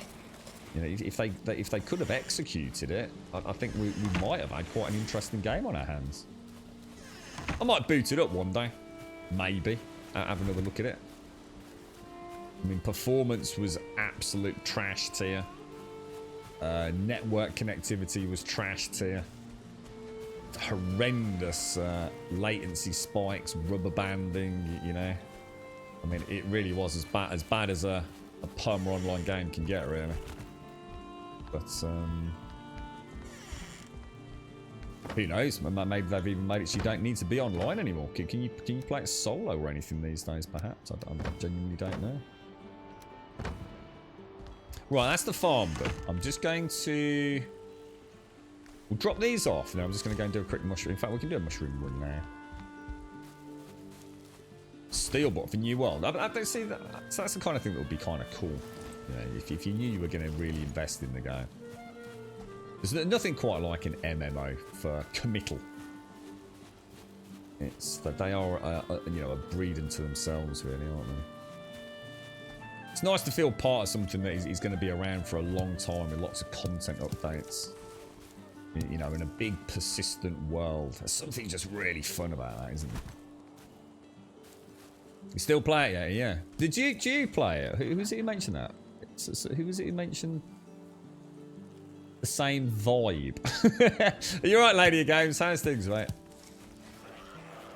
Hey up, who's that? Hey, another. Get out of here. You want a cat? You want a cat, right? Have you had a cat before, Evan? Have you ever had a cat as a pet? Your mom, you must have done, because your mom has a beautiful cat, doesn't she? Is it your mom or Manimal's parents? Cats are the most amazing things, right? Like the most amazing pet, until they have a shit, and you realise the never-ending circle of life that you are now in with the cat. I would rather change a baby's diaper than change cat litter. And I've seen green baby poop. Oh dear. There's nothing quite like babysitting and having the baby vomiting everywhere. Green shit running out his nappy. I would rather face that than cat shit and cat litter. That stuff is that stuff literally is the devil's hemorrhoids, mate, I'll tell you. I love my putty cats. I did, but every time I ever think of them, I also remember that. And they're like spraying things as well, don't they? Sort of spraying their pheromones around everywhere. Yeah, mine were outdoor cats. Yeah, I used to really like being a cat owner, I gotta admit. But yeah, the poop was unimaginable. Hey, second COVID event. Oh, nice one, Doc. When's that? Is it soon or? You're gonna get a kitten, Advina,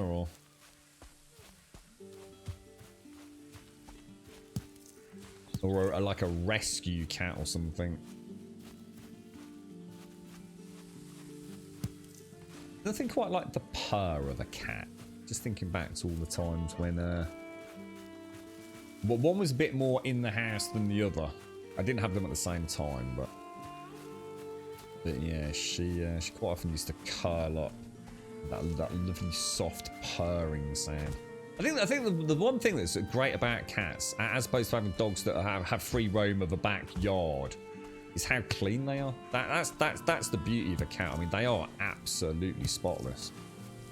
But well, most of them are. But yeah, that's the issue with a big beautiful dog. You know, let those things roam around in the bushes and the undergrowth and digging around, and Doing all the things that dogs love doing. Jesus Christ, they end up looking like a bloody train wreck.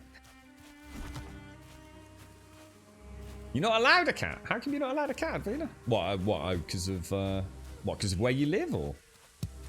Would they know? I've always wondered about that. We're like tenancy agreements where there says no cats or no pets. But how would they know? I mean, a dog could be a problem, especially if it's the one that barks if the landlord turns up. But a cat, who the fuck's going to know if you've got a cat? Like literally no one. I'm not saying you should do it, because obviously there are issues there, because especially with people with severe allergies and things, and cat hair and stuff. But because Manimal says no. Was that the end of that conversation, was it? So, darling, have you had a nice day at work? Oh, yeah, it's been a shit one, mate.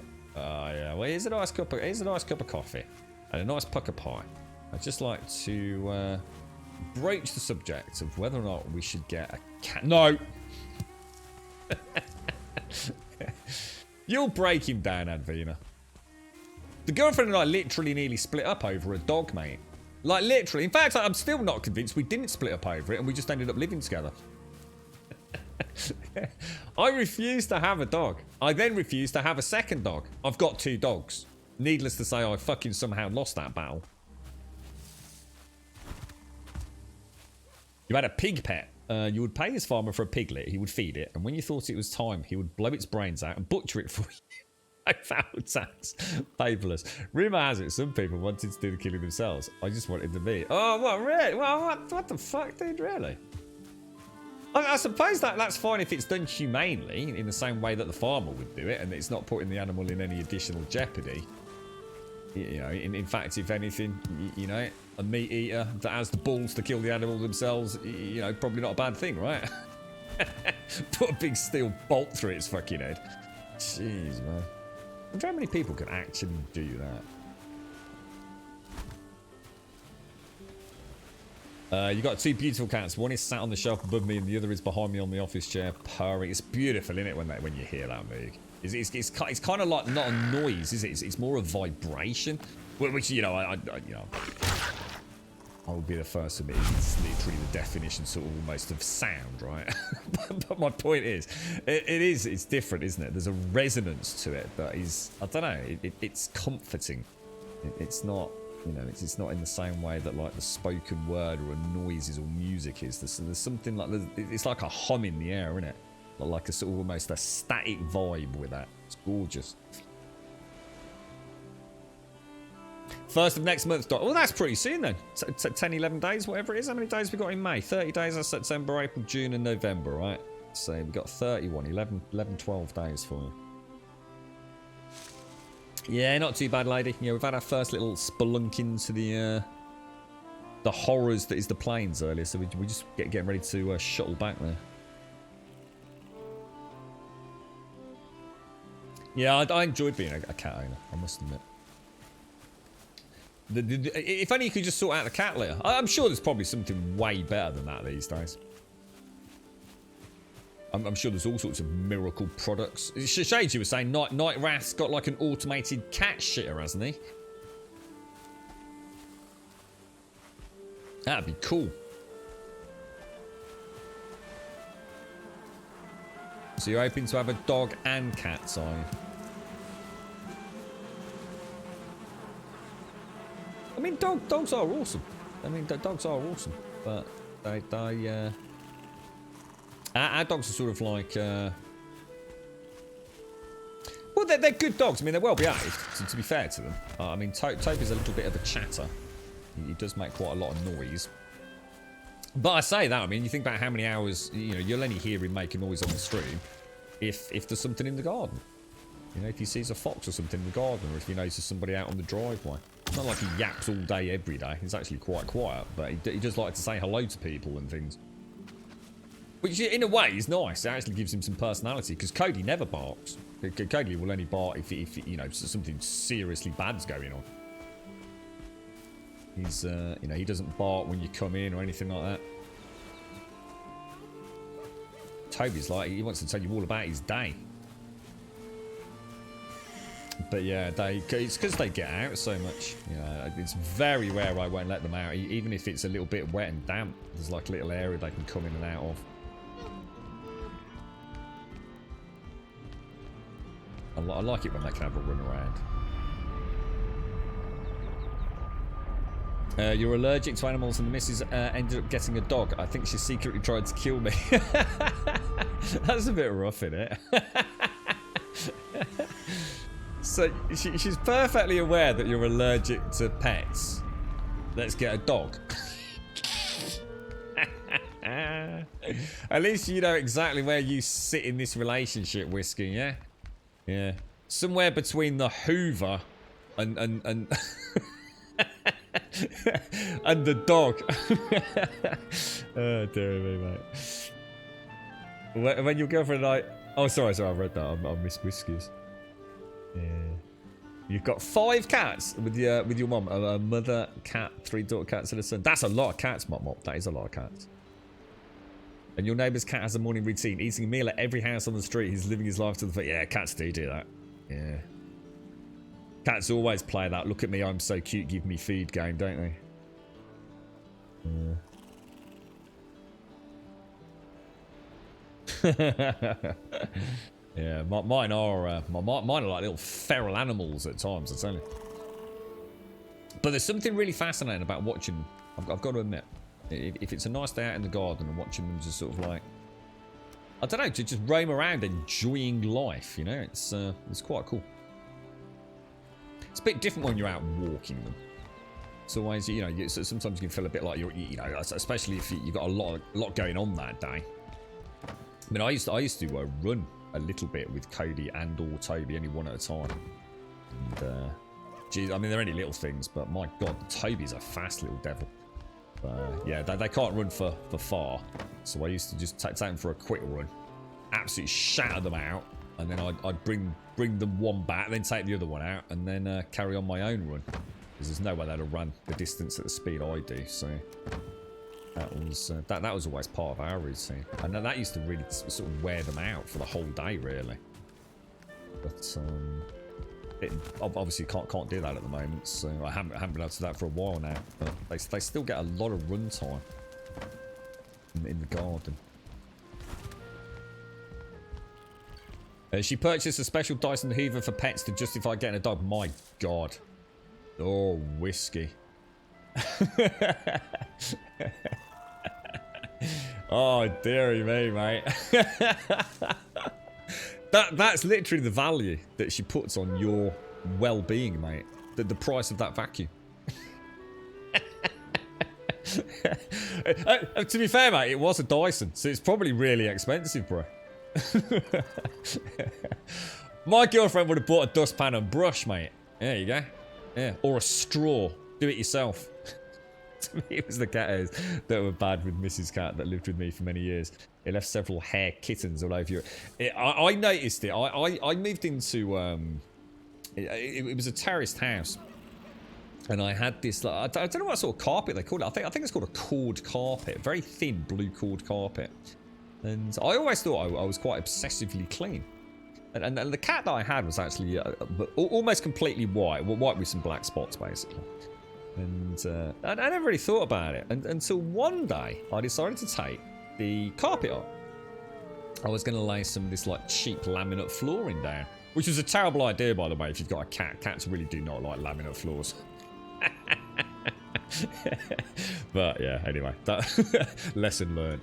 But yeah, wow, I was really surprised when I took the carpet up, especially around the edges near the skirting board, how much cat hair there was. I mean, it wasn't matted. I actually had not a bad vacuum, but it was definitely there, and I didn't realise it was there. You know, you couldn't see it because I'm down on my hands and knees peeling it up.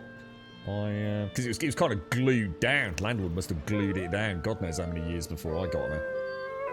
Yeah, it was. Yeah, there was quite a lot there. Quite a lot indeed. In your hands, the question would be, should we get another dog or should we get a cat? Means I'm going to buy another dog or cat. It's pretty much how it worked with me, Swazza. Yeah. Well, we must have fought over that day in, day out for God knows how long, mate. It was ridiculous. I still look back at it and think, what the fuck? Just what the fuck was I thinking, bro? Madness, mate. Absolute madness. But you know, you get used to it, don't you? And they are cute when they're clean. Yeah, when they're clean, which isn't long. Normally about a day, maybe an hour after I've been to the groomers, and then back out in the garden running through the bushes and things.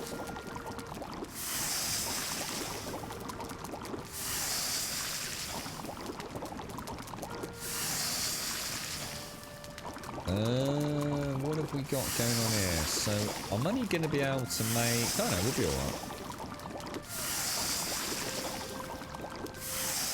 I'd agree with that, really. I mean, obviously, you could end up with a cheap dog, you could end up with an expensive cat, though, couldn't you? Depends on vet bills and things, but I must admit, dogs are not cheap, man. Dogs are not cheap. But I'm sure certain breeds of cat are not cheap either, you know, in terms of maintenance and possible grooming and things like that. But just getting a dog groomed is incredibly expensive in the UK. Incredibly expensive. Yeah, well, Toby does that. Toby rolls himself in fox shit. What a fucking idiot. Yeah. What's a Scottish fold? I don't know what that is. A Scottish... Is that a type of cat or something? Or?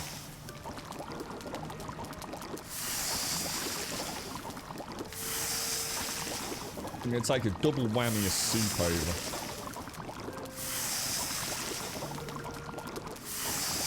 Yeah, Cody doesn't do it, but Toby does.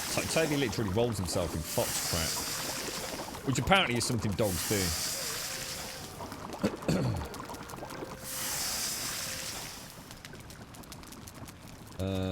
I'm not sure whether it's like a defense thing, so that, you know, the foxes don't eat them, or whether or not it's...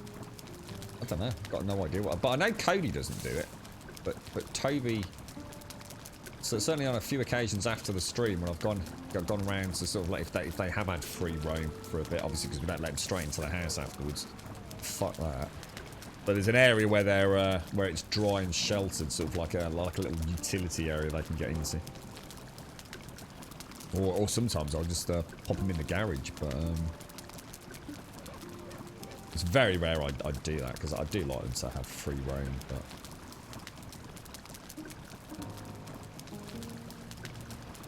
The cats with little cute... so what's that? All dogs rolling fox shit. Yeah, well, Cody don't.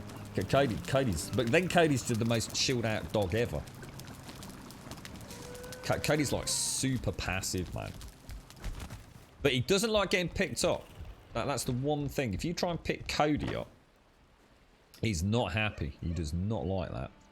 Never has done. Just does not like being picked up. And he hates being disturbed if he's asleep. You really don't want to be pissing him off. Or trying to get him to move if he's fast asleep. Toby, you could literally walk around like a baby. In fact, the girlfriend does. You can literally have him almost like belly up, caressed in your arm. And he'll just fall asleep in your arms. He's literally like a child like that.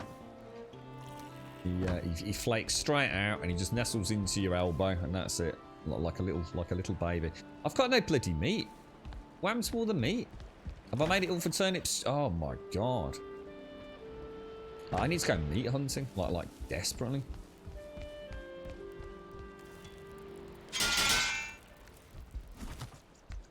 What's one of those, Scary Billy?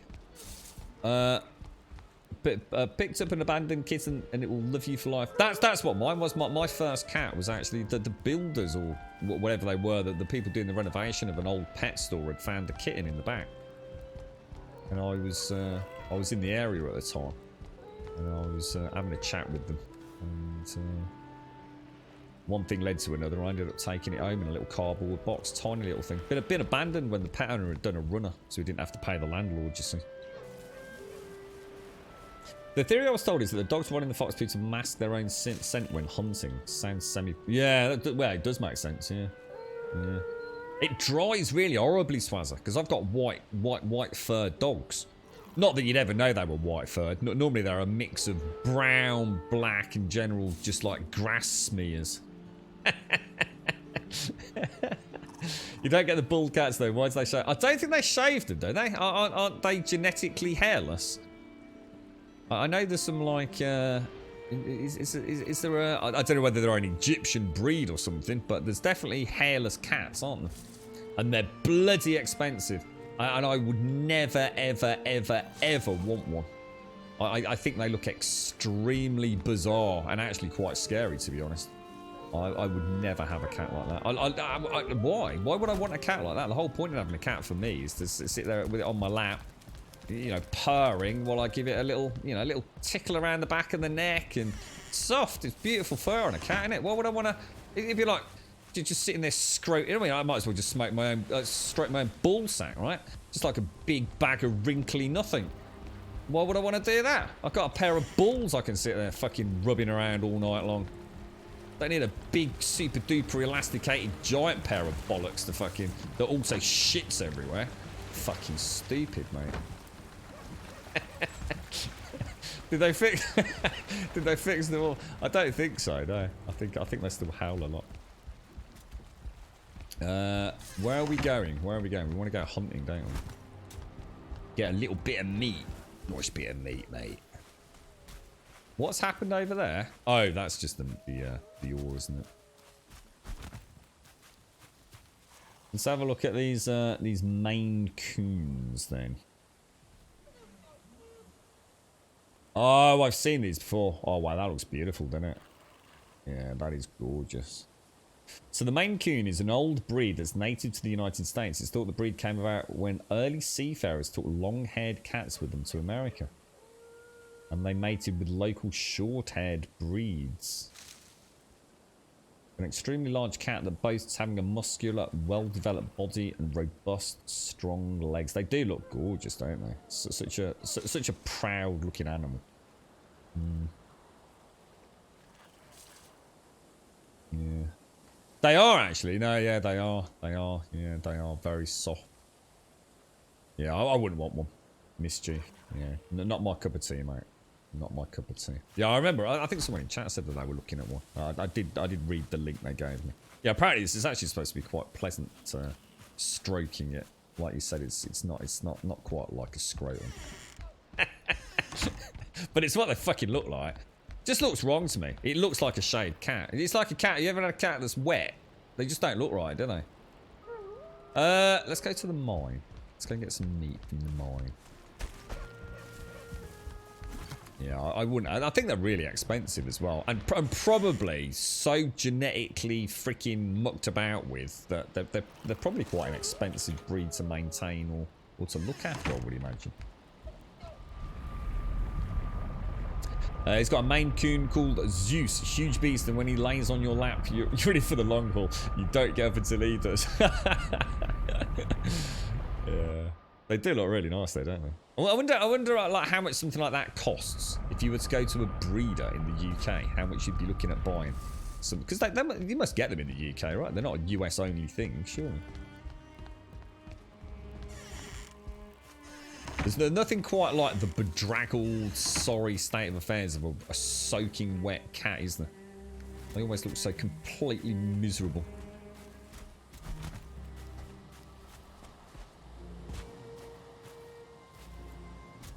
Yeah, same here, Swazzer. Yeah, same here. It's a very unpleasant experience. And I always look at Katie and think, why does your stupid asshole brother always do this and you don't, you know? It is, it's very annoying. Stay down, stay down.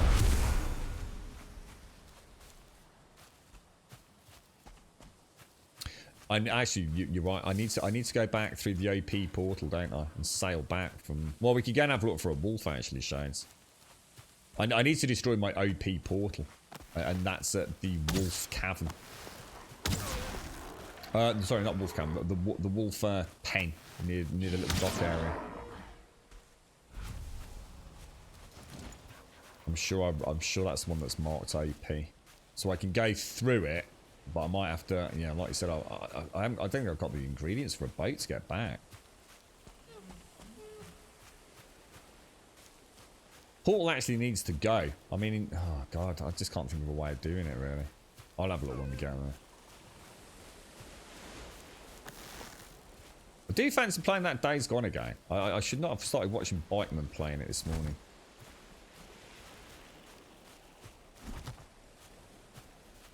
Old people smell worse.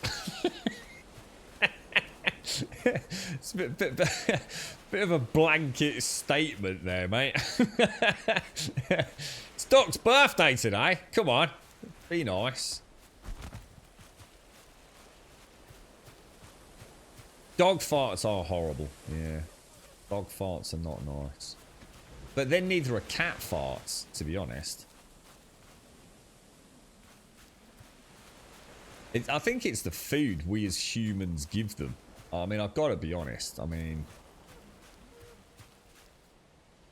they're not the nicest of smelling foods, are they? I don't think I've ever opened a tin of like freaking cat food or dog food and thought, hey, you know what, that smells alright, mate. Never. It's like, oh Jesus Christ, son, what the fuck? Get that down your neck quick, mate. I hate the smell of dog and cat food. Absolutely despise it. Oh, where you got? Oh, gosh. No. Oh, I'm overthinking it. Oh, bloody hell, mate. I hate the skeleton. Yeah, that stuff's nasty, man. Oh, you see the way the lily pads move?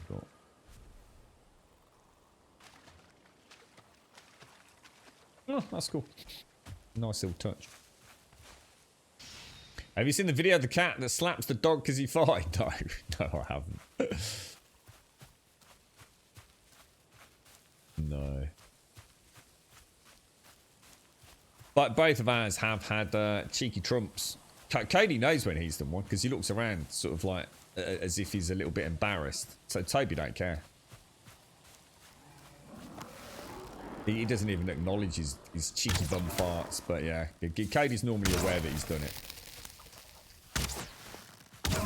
Will occasionally lift his head up, have a little look around and go, yeah, you know, I own it. I own that. That's me. Don't you stress about it.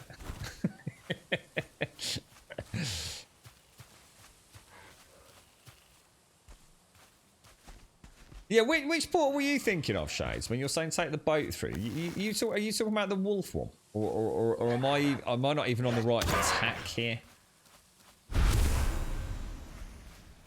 Because... No, the Mather portal is working, isn't it? How much meat we got? 3 meat? Are you having a laugh, bro?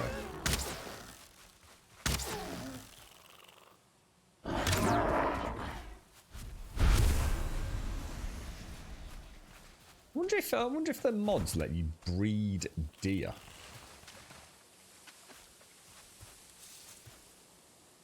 Not sure. I think you can tame deer, can't you? I don't know if. I think you can, because someone said you could breed trolls, didn't they? You can breed trolls. You must be able to breed the deer. Yeah. So it is the right one. So yeah, yeah. So you're right. That's what. Yeah, I might have to smash the carve that we've got there, because it's a lot of brass, isn't it? See, the thing is, there must be another carve kicking about somewhere. No room in inventory. I'm gonna have to get rid of a daffodil. That's awful, mate. So I'll get rid of the rot and keep the daffodil. Oh, I can't leave a daffodil. Oh, sorry, dandelion all on its own. Missy would be enraged. It's not appropriate. Abandoning the little orphan dandelion.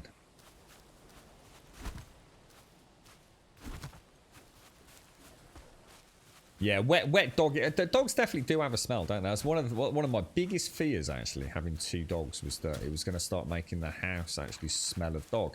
And one of my real fears was that it's the kind of smell that you don't notice building up. And I was extremely concerned about it. And it was one of the first things, because obviously my mom hadn't been to the house for a long, long time when she stayed over. And it was one of the first things I asked her before she'd arrived, was like, do me a favour and let me know honestly if you think the house even has a slight doggy aroma to it.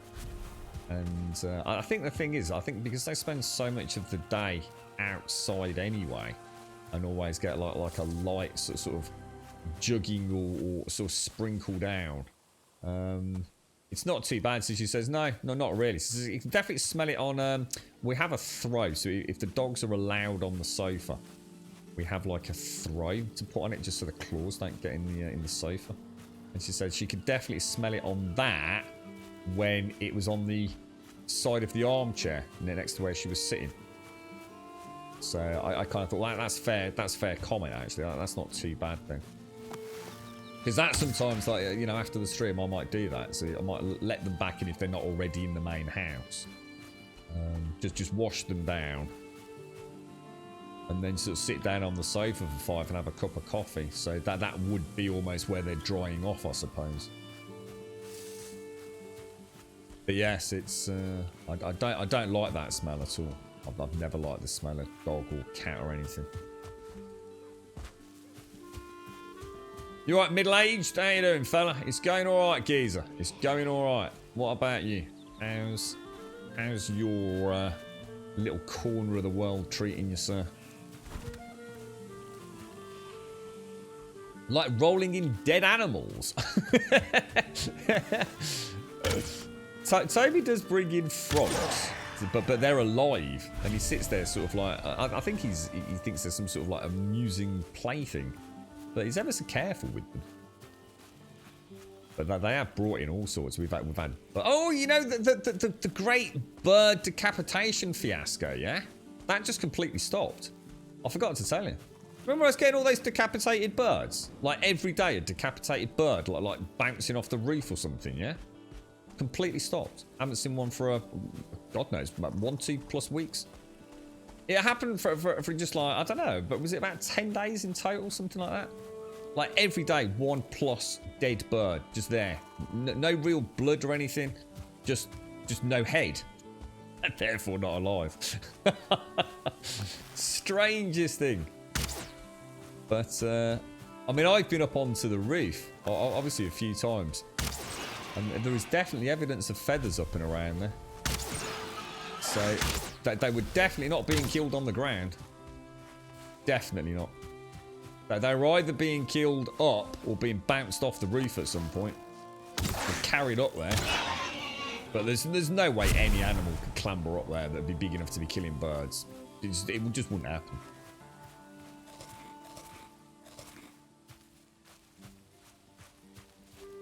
Yeah, it's ever so weird. The girlfriend was quite good, because a girlfriend actually thought someone was like out to like be horrible to her or something. He thought some like crazy patient was out to look like you know, some bunny boiler psycho out there, mate. She was actually quite scared. I did say, you know, obviously I said everything that I needed to say. It's like, look, obviously it's not some weirdo throwing fucking decapitated. I said, like, think about it logically. How the fuck is someone going to start catching pigeons and sparrows and things and start be a lot of, you know, if it was like a turkey or something, someone had bought at Tesco's, you could understand it. You know, no one's going to maliciously start like hunting animals, decapitating them and throwing them into your garden, are they? Yeah, that's it. I Jim Dog, yeah, there were a lot of theories in chat. I tried to like rule things out as best as I could so we could narrow it down. So I think someone suggested it might be, what was it? Like a ferret? Is it a stoat or something like that? Or I think TM had some not nice ideas. There's definitely nothing up there. You know, there's no like nest or burrow or, you know. But I have heard, there was the one night, because again I think it was TM that asked the question. I very distinctly heard something on the roof, something big on the roof, on the flat roof. And I remember it because at the time I was thinking, holy shit, what's the roofer doing here at this time of night? And it really did sound like someone proper crunching around You know, that sort of like gravelly sort of noise that a roof has. And I think on stream I was trying to describe it like it wasn't like scratching, but it was that sort of fine stone crunching. But of course it wasn't a roofer. So whatever it was must have been reasonably big, you know? Yeah. And it... So there was definitely something up there. Murdering things.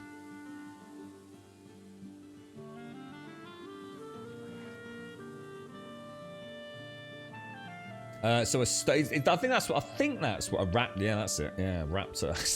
A stoat, a member of the weasel family. They jump on the backs of birds in flight and kill them. Why would a stoat be living on my roof though? And it can't be living on my roof because I mean a stoat would still need cover, some sort of shelter, wouldn't it? Little toilet, kitchen area, it's a small hot tub.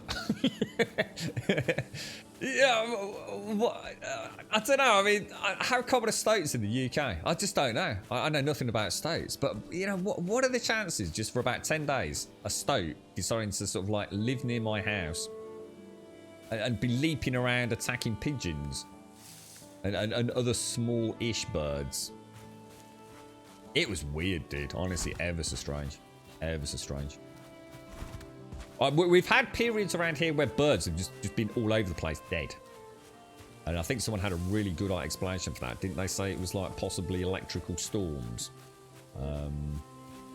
Which was as smart an idea as I could come up with. Because we've had it a few times since I've lived there.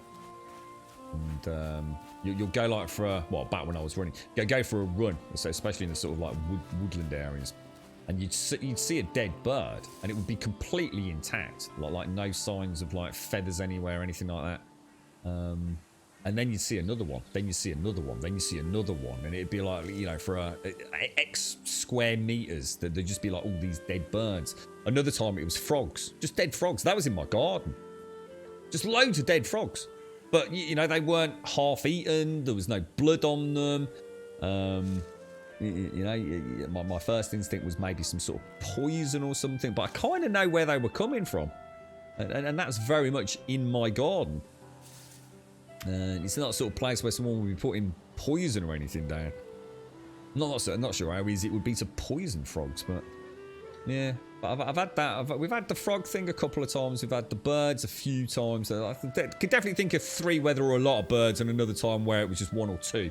I think I saw one, you know, the one day and then a couple of birds another day on a different route. So I did wonder, like, maybe afterwards if something's eaten them. I think it'd been pissing it down, so I hadn't gone for my morning run. But yeah, weird events around here like that.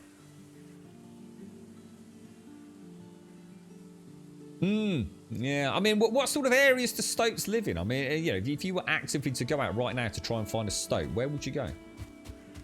For some reason, I'm thinking stoats love like water. You know, like I'm thinking like near waterways and rivers, canals, things like that. But again, I don't know. I don't know the difference between a ferret, a weasel, a stoat. They're all basically the same thing to me, really. Sounds like it, doesn't it, Moog? Yeah. But yeah, every single one of them completely decapitated. No sign of the head anywhere. See, the first one was, everyone was suggesting it was a fox, weren't they? That's something that foxes do. They just mercilessly decapitate prey and then come back later and pick up the body and things. Which made total sense if they were being found, say, just, I don't know, like in the garden, right? But there were definitely signs of feathery distress around, say, like the guttering and up on some of the slates and things on the roof. And the area around the flat roof where all the sort of damage has been, there were feathers caught on that.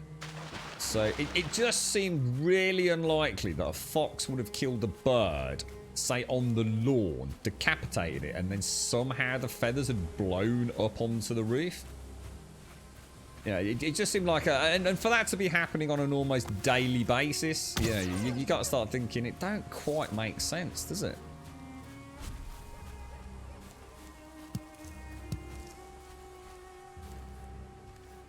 We'll get rid of the do not need any of that, do I? Mushrooms are good.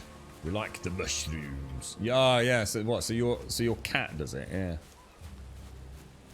I think the fox was the most likely one because we do have a lot of foxes around here. A lot of foxes, and we have a very large fox that regularly comes with their entire fucking family into the back garden, which is both awesome and also a little bit scary when you've got two very small dogs, especially one that likes rolling around in fox shit. I have said to many times to the girlfriend that we should be much more careful out there, to be honest. Normally we don't let, in fact at the minute, although I'm saying they have free roam of the garden, Toby doesn't. We just can't afford to let him out there. He keeps finding a way of getting out. And I'm not entirely sure I know where that exit is. So,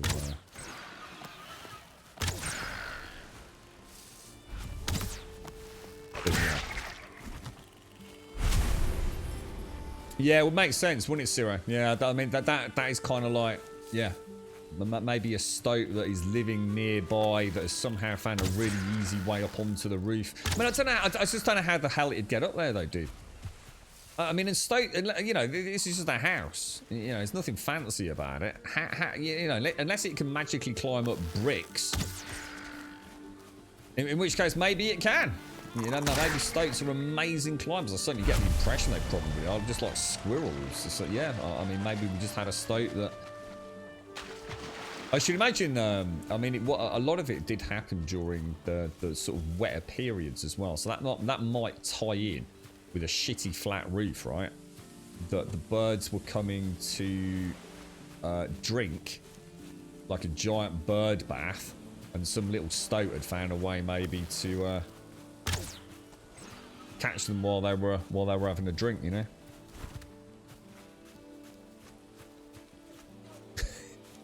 Is that the go-to thing, Reed? So if a cat brings you in a bird that's still twitching, you have to bite its head off. I can't. There is actually a very rare food, isn't there? They take this like tiny little innocent bird, this little hummingbird thing, and I can't remember what they do, but they kind of marinate it or drown it in brandy or something, and then you eat it, but you actually eat it whole. Then they sort of cook it, but you have it on a plate and you put the whole thing, bones, the lot, in your mouth.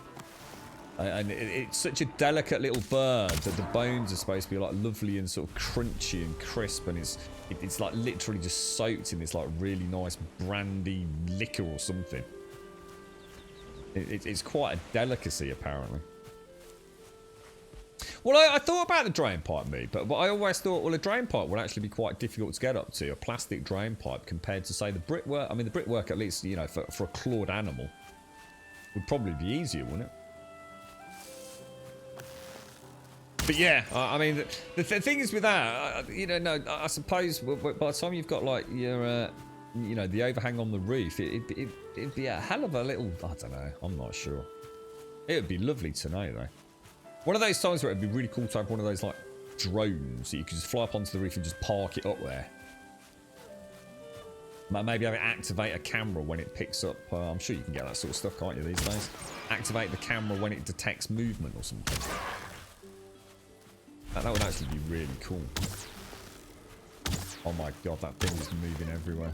What are you doing, dude? Yeah, it's weird, isn't it? I can't remember what they call it. And it's a very specific type of bird as well, isn't it? It is. I don't know whether it's banned, but they actually kill the bird. The bird is killed by drowning it in brandy, so the brandy goes into its lungs. That is specifically part of the preparation, I believe.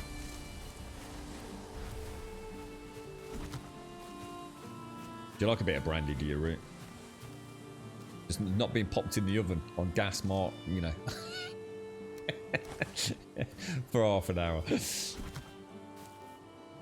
Yeah, well, that's the other one, Lost Boncos, because we do have an owl in the garden. See, this was another one. We have actually got an owl that lives in a tree, or regularly sits in the tree in the garden.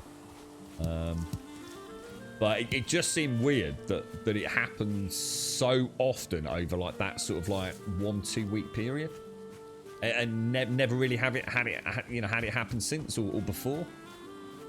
So it's like maybe the owl had just gone batshit crazy or something.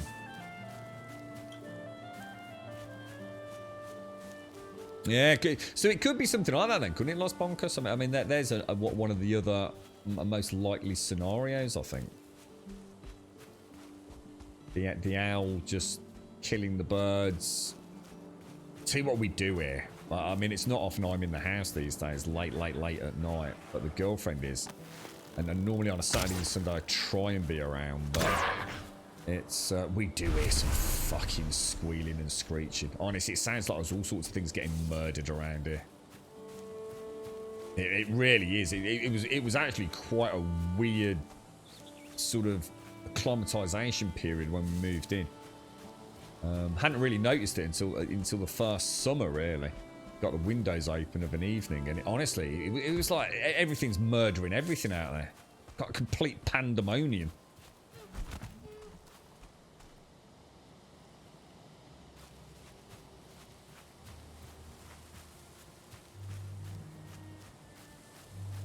Owls are cool, man. Owls really are proper cool.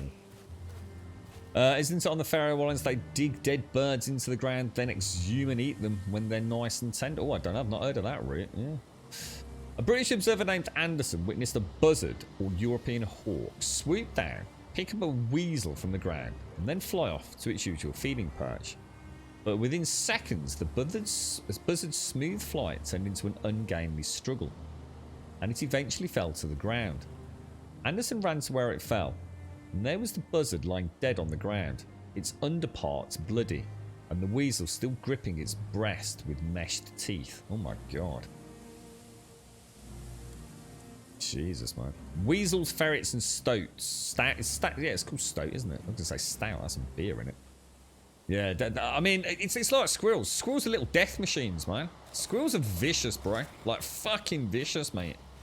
Like, they have got claws that will freaking rip you apart, man.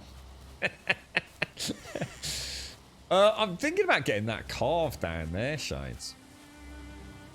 Because it's been down there for a long time. I could take the brass back, couldn't I, to go through the... Let me just go and check there's nothing on that car. Like a delivery of copper that I never took home.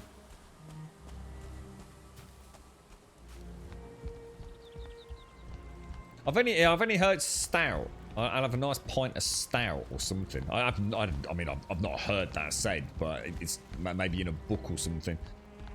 Oh, I'll have a pint of stout, mate. I don't know what the hell that is.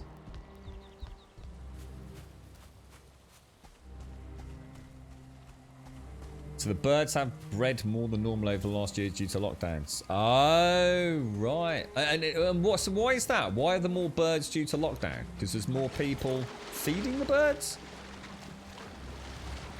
You know, because people are spending more time in the garden? Why would our human lockdown lead to a boost in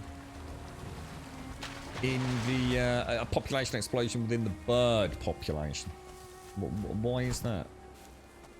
How you doing, Zin? You alright, mate? That's an interesting one, dude. And that is an interesting one. Does make you wonder about all the things, doesn't it? That our, you know, a human that is suddenly spending a lot more time at home. I mean, you know, we've all seen it. You know, explosions in prices on certain products. I mean, you've only got to take one look at a lot like, you know, PC gaming and console gaming. It's like everyone wants a bit of gaming hardware. You know, all sitting at home, literally. You know, they got a subscription on Pornhub, got a bit of chafing after the first week and realised that wasn't going to occupy their time just as much as they thought it was going to do, so they have to start, you know, branching out a little bit. So, you know, having a bit of a Tommy Tank on your own, it works all right, doesn't it? But now you've got to sort of like entertain yourself in other ways, so gaming was an easy one, wasn't it? So, you know, the unprecedented hiking in prices of garden furniture this year as people realise that they can't go abroad anymore. Or don't want to risk sitting on a plane with COVID-infested people from around the lands. So they're going to stay in their gardens, barbecues, garden furniture. It's all like you just can't get your hands on it. To begin with, it was toilet roll and bottled water and things, wasn't it? I wonder what other impacts it's had that we're probably a little bit unaware of right now. Less people about to disturb nests. What, do people disturb nests? Aren't nests like high up in trees? What, is that a thing? What are humans that much of a bunch of knobs? I've never seen anyone, I never like messed with a nest. I didn't think about that, Moog. What, is that actually a thing? That humans are such a bunch of wankers that when we're out and about having a normal time, that we actually have an impact on birds by disturbing their nests?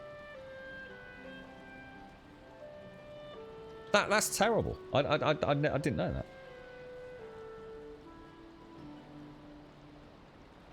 I've tried to put nests back that have fallen out of trees, and I know it's completely futile because I know the bird's never coming back.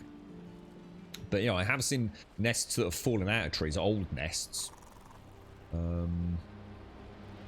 I have seen broken eggs on the floor. That's always ever so sad to see that.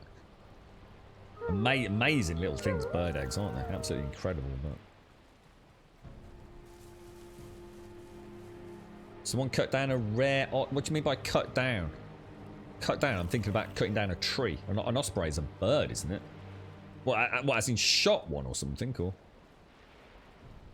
Oh, is that what it is? So it's noise. So it's not necessarily like physically... Oh, right. Oh, I see, Moog. I see what you're saying as well now. That actually makes a lot more sense. So, it's not people... It's not like idiots clambering up trees and donkey punching birds' nests. It's just that we're always out and about, you know, in the parks and running through the bushes and crashing bikes into bushes. And it's just the noise, the hullabaloo that we cause. It's enough to scare the birds away so they don't come back and they don't feed the children and things like that.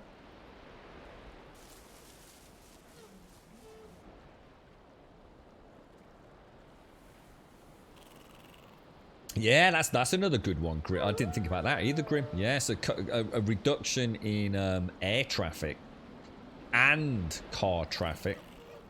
So places that might have been really busy before are actually quite, you know, relatively quiet now. Interesting. Yeah, that's terrible start. So when I see that little exit on the floor, it's actually another bird that just like flicked it out and saying, "Screw you, mate." You've been evicted, bro. I'm moving in. Oh, that's terrible. That's awful, Swazza, that someone actually did that. But was it deliberately done? So someone actually deliberately cut down an osprey nest or branch that the nest was on or something? That's awful, man.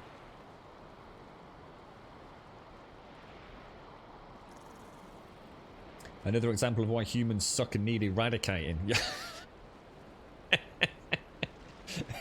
It always reminds me of the Bill Burr. I can't remember. He was on a talk show. I think was it with like what's his name? It's not Conan, is it? What's his name? The sort of gingery haired fella. And he was asked a question. I can't remember what it was now. Oh, it's so long ago. What was it? He was asked a question about something, but his summing up was just something along the lines of, but it did make me think that actually the world would just be a lot better off if like 99% of us just fucked off and died.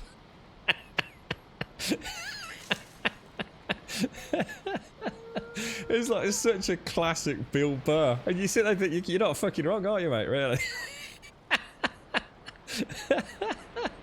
Oh, dear. I'll never forget that one. I can't remember the exact words, though. Yeah.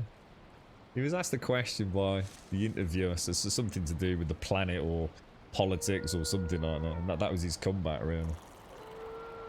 Yeah, it is. You're right, Wookie. Yeah. So it's not to take over the nest, though. We'll actually put their eggs in there between the other, so the other bird hatches it and feeds it. Oh, really? Ah, right. So they actually like stealthily smuggle in. Oh my god, that's amazing. Goes to show how fucking stupid birds are, doesn't it? Cuckoo is the bird thrown off the original eggs. Cookies, is that, what's that? Oh god, that was it. Growing up, right, we used to have these things, we used to call it cuckoo spit.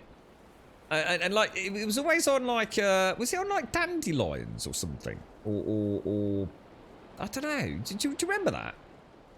You'd like be rolling around in the grass, kicking a football around. You suddenly get a nice big glob of sort of like snot or something all over it. Oh, that's cookie, fucking jizz or whatever it is. Oh dear man. Nah, because we're off to Mars next, Rick. Yeah, we thought we'd fuck this one up first, and now we're gonna go and fuck up Mars as well. What happened with the I didn't keep up with the Mars expedition. What happened with that wonderful little helicopter thing? Did they ever actually get it up into the Martian atmosphere to have a little fly around? I mean, the test flight, it was only going to go like a meter off the ground. Did it ever happen? I kind of forgot all about that, to be honest. It was like a big thing, wasn't it? I was sort of like trying to find out a little bit of information about what they'd found. Did they discover life? Have we had contact with alien life forms yet? Can't remember. I seem to remember we got there. It landed. The rover came out. It wasn't bust into a billion pieces, and that's about all I remember, really.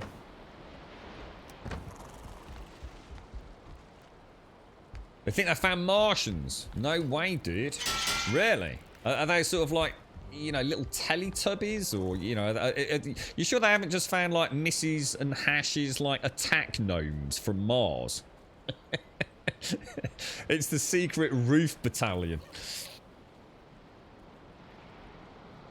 It flew alright. Oh, I need to check that, Shades. Oh, I need to check that. Yeah. She's been flying. Oh, brilliant. Have they got some really good footage? Oh, I look forward to watching that later. Yeah, that was probably the most interesting part for me. I think, isn't that the very first time we've ever had like an aerial vehicle on another planet? As in that we can actually fly around properly, not just landing it and taking off again. A cookie spit has an insect in it called a frog hopper. You're the first other person I've heard call it that. What? So what? So there's like insects in cookie spit. Ah. You're right, Pomper. How you doing, bro? Let me make some more arrows. And then I think we can head back then, can't we? Oh god, is that all the wood we've got? What? Where's it? Oh, I took all. Oh shit! I took all the wood with us, didn't I? Go on, piss off, knob. Such an asshole dog. Right, let's grab all these. Oh, I didn't mean to make those. Wood arrows I wanted. Shit. That's not gonna cut it, mate. I need some. Did I just make fire arrows the second time? I think I did, didn't I? Oh, no, that's not right, sir. Oh, no. Oh, no, sir. Hashtag Sean sponsored. Hashtag sponsored. Splony splony. I need to make some more food. So basically, cookie spit is not from cookies. It's basically some sort of insect that secretes a kind of frothy effervescence, is it? Its eventual purpose is to fly into canyons and caverns and yeah, that's right. Yeah, that's it. Yeah, uncharted and proper getting like proper aerial views of the terrain in full 3D and things. Yeah. Yeah, being able to get over places that a rover just couldn't get into. Yeah, that sounds awesome, man. Space caves, sure. Space caves, bro. It's the fucking future, mate.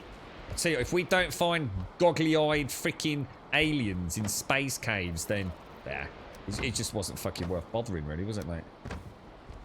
Yeah, like little space Ewoks scurrying about, clinging onto the ceilings, mate.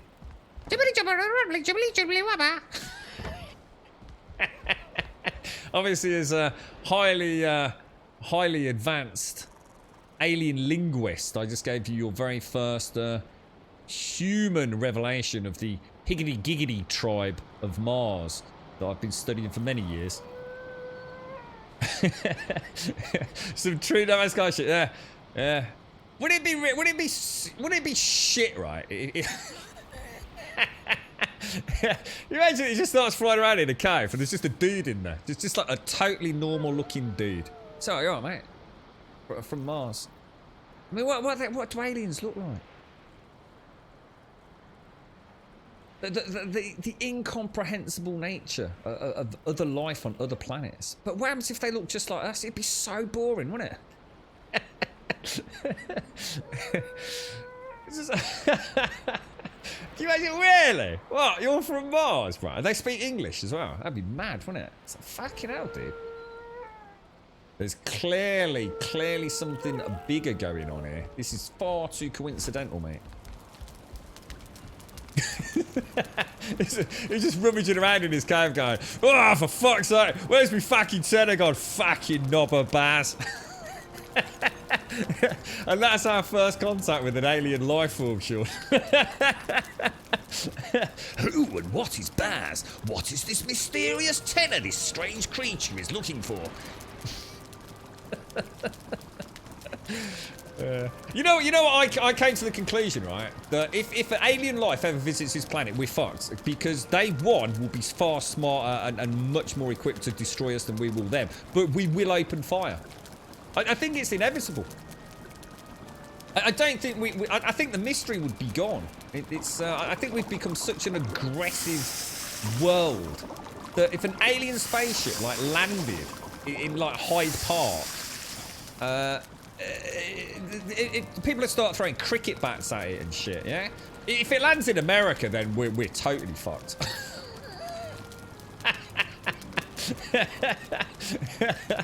There'll be more guns on that spaceship than there literally are guns in the UK military, man.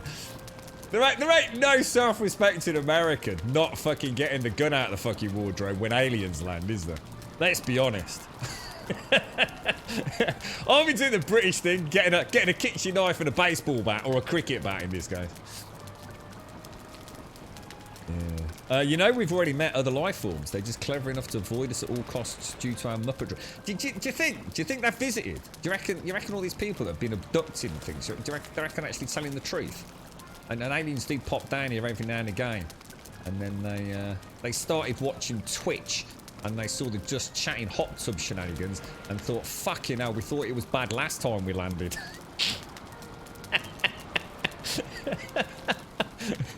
Let's come back in another 100 years, see what they're up to then, mate.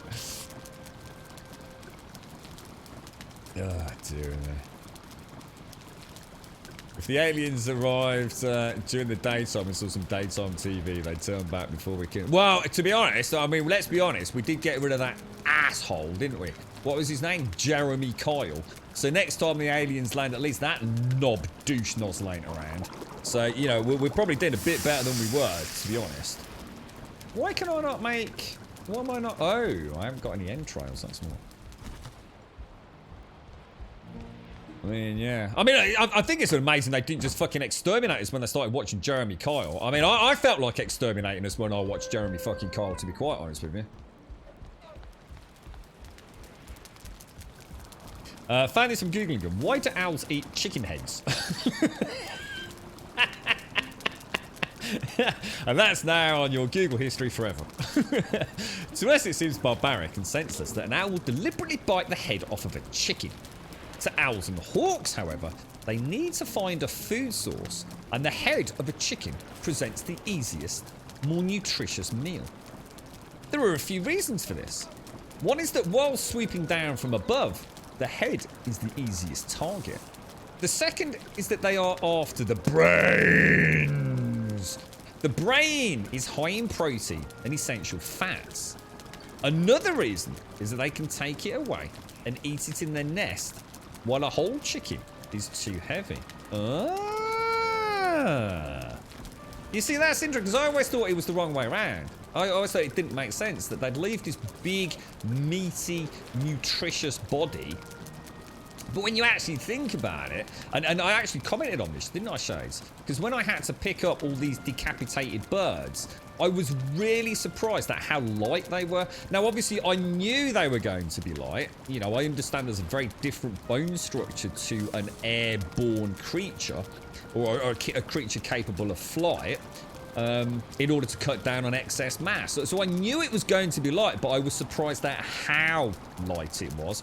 And obviously, the fact it hasn't got a head... significant, you know, it's like it being on you know, a bit of an extreme diet, mate. You know, decapitation. There are probably better ways of losing. You know, have a shit first, and you know, cut down your water content a little bit. Decapitation, bit of an extreme diet. But yeah, it was. Yeah, maybe the head actually is quite. You know, it's probably got a bit of skull in there. Yeah, tap through the skull, eat the brains. Yeah, it makes sense, doesn't it? When's my evening hot tub stream, Sir Grum? No one's bought me a hot tub. Everyone keeps asking me where the hot tub. You fucking put down $2 for a hot tub, mate. I'll give you a hot tub stream. I ain't buying a fucking hot tub. Okay, I've got enough water damage in this house as it is. Jeremy Cole isn't an alien, but he does slither from another dimension through a mirror. Oh, that's the best one I've ever seen. It slither. Jeremy Cole, the slithering douchebag of daytime TV. Did I find it? I never found a head. No, I never found the head. So what Shades is saying nails it, doesn't it? Yeah. So basically, most likely, an owl murdering pigeons, which saves me hitting them with Nerf guns to get them off the roof and shitting everywhere. So I'm quite happy with that. You think so, Grim? The Illuminati and the reptile folk. When times are good and prey is plentiful, many predators will be very picky and not eat all the animal. Yeah, I think that's the other thing that people were saying, wasn't it? That maybe there was an abundance of food, so... right, why can I not make, sausage.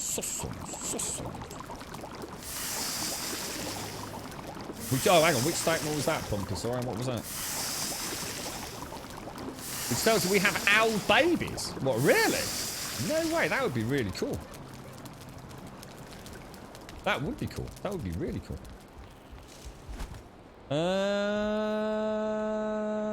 That's not really enough to take back, is it? So, I have a bit of a problem here, boys and girls. We have a bit of a problem. We need to take a good stash of food over. Let us throw back the trials. Oh, and I need to take some feathers. Don't let me forget to take some feathers with us as well for the fire arrows. Although, having said that, we haven't got that much sap over there, have we? We're not going to be killing any grave wolves either. So if I say I want to take another stack of 10 of each of these, have we got enough? Watch out for Denver Airport. Why is that? And what's up with Denver Airport? You buy us a TK tub. if you lay down $2 right for a hot tub, I'll get one from Argos for about, I don't know, $12.99 and use the other, I can't do the maths on that, but significant amount of money on sorting my roof out, mate,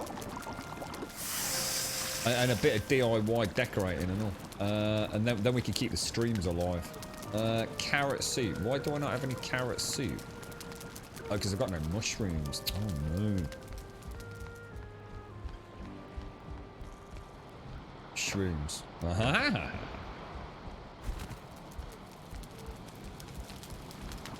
Are they still going strong, the old hot tubbies?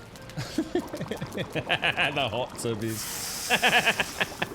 Are you calling me tubby? Well, you know, it's a fucking big ass.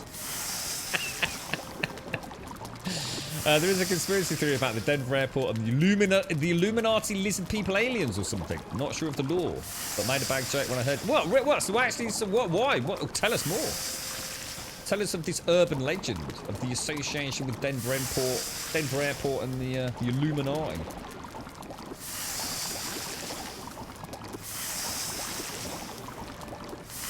I've not heard about that one.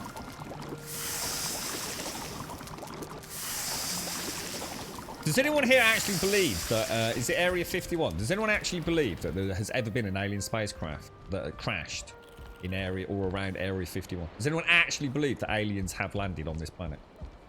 But don't worry about Area 51. Does anyone actually believe that a government on this planet has alien technology or evidence of alien life? Do you actually believe that this planet has been visited by an intelligent species capable of like interstellar flight? Does anyone actually believe that that has happened yet?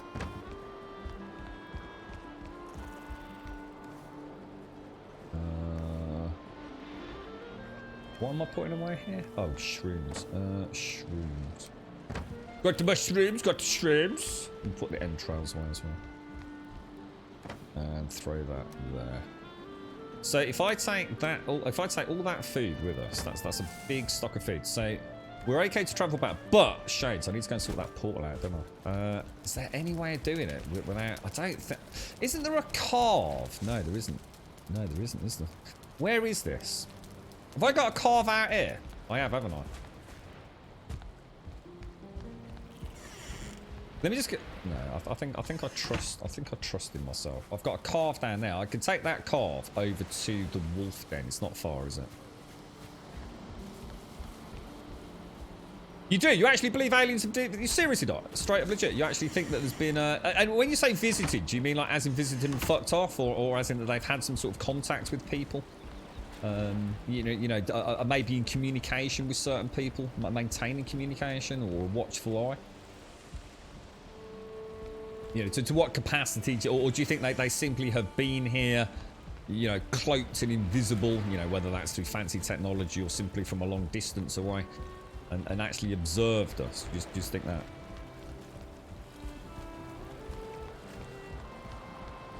So the construction was like hundreds of millions of dollars and took like 10 years to build. And there's a big underground base under the Denver airport. It's been art for the superior secret upper class and the known shitty upper class of Earthians. Oh wow, is that a lot like a legit conspiracy theory? I love it. Oh, I didn't know about that. Why would aliens want to visit this planet at the current rate we are going? Yeah, but it's like, why would we want to visit Mars? You know what I mean? Why would we want to go to Mars? But we are, aren't we? So aliens, I think that's one of the signs of intelligent life in a way, isn't it? Is the quest for more knowledge and discovery and exploration, perhaps. To spread one's oats across the galaxy like a spreading viral plague. At least that's the fucking human variant. So aliens are alive. Oh, there's definitely a few in chat, Clef. Oh, we've definitely got a few extraterrestrials in chat, mate. No doubt about that, bro. Proven beyond any shadow of a doubt. And Zavanthian's got the photographic evidence to prove it, mate. I don't think aliens were there. Hang on, were there where? Where? Sorry, mate. You know, so why not give it 10,000 years and we'll be aliens visiting other planets? Well, this is it. I mean, we're already there, aren't we? Well, we already are. We already are. You don't need to worry about 10,000 years. We're literally flying around Mars, mate. Imagine what that's like to a little Diddy Martian. What the fuck is that? Flying around there, boys? Shoot the fucking down!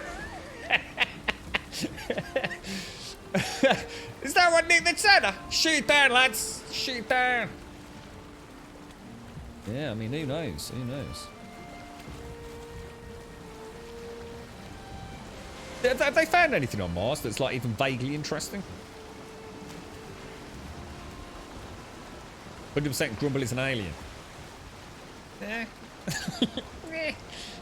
Plague. To the caravan! It's too suspicious that 99% of alien abductions all happen in the USA. You got the best drugs. Yeah, well, there you go. I was wondering if Hashi or Chucky were there. This is what I was saying. We know for a fact there's definitely extraterrestrials here within chat. We have Lord Conqueror, Emperor of the Universe. Hashi with his battalion of roof drop gnomes. Yeah. Trained by Missy. Yeah. We're merely casual observers waiting for the inevitable apocalypse to strike. Just when one day Hashi will just stub his toe and it'll just be so fucking... It'll just unleash heaven and hell upon us all. That's what Chucky's daily job is. He just makes... Hashi always has like really thick socks on.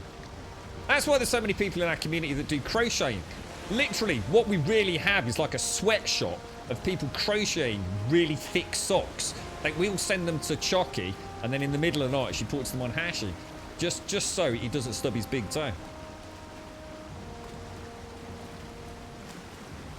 You don't think there's anything anywhere near close to us? So we've not found, like, you know, microbial growth or bacterial, you know, trace things or fungi mold or anything we'd call life on Mars, no? So Mars is basically just a big fucking rock with some water underneath it then, yeah? So perfect for us to go and have a play with. We won't upset anyone, hopefully.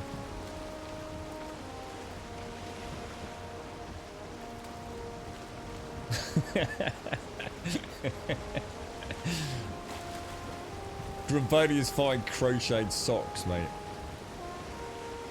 Maybe I should sell my socks. We need a new revenue stream. I can sell my unwashed socks out plumbed in the washing machine, yeah.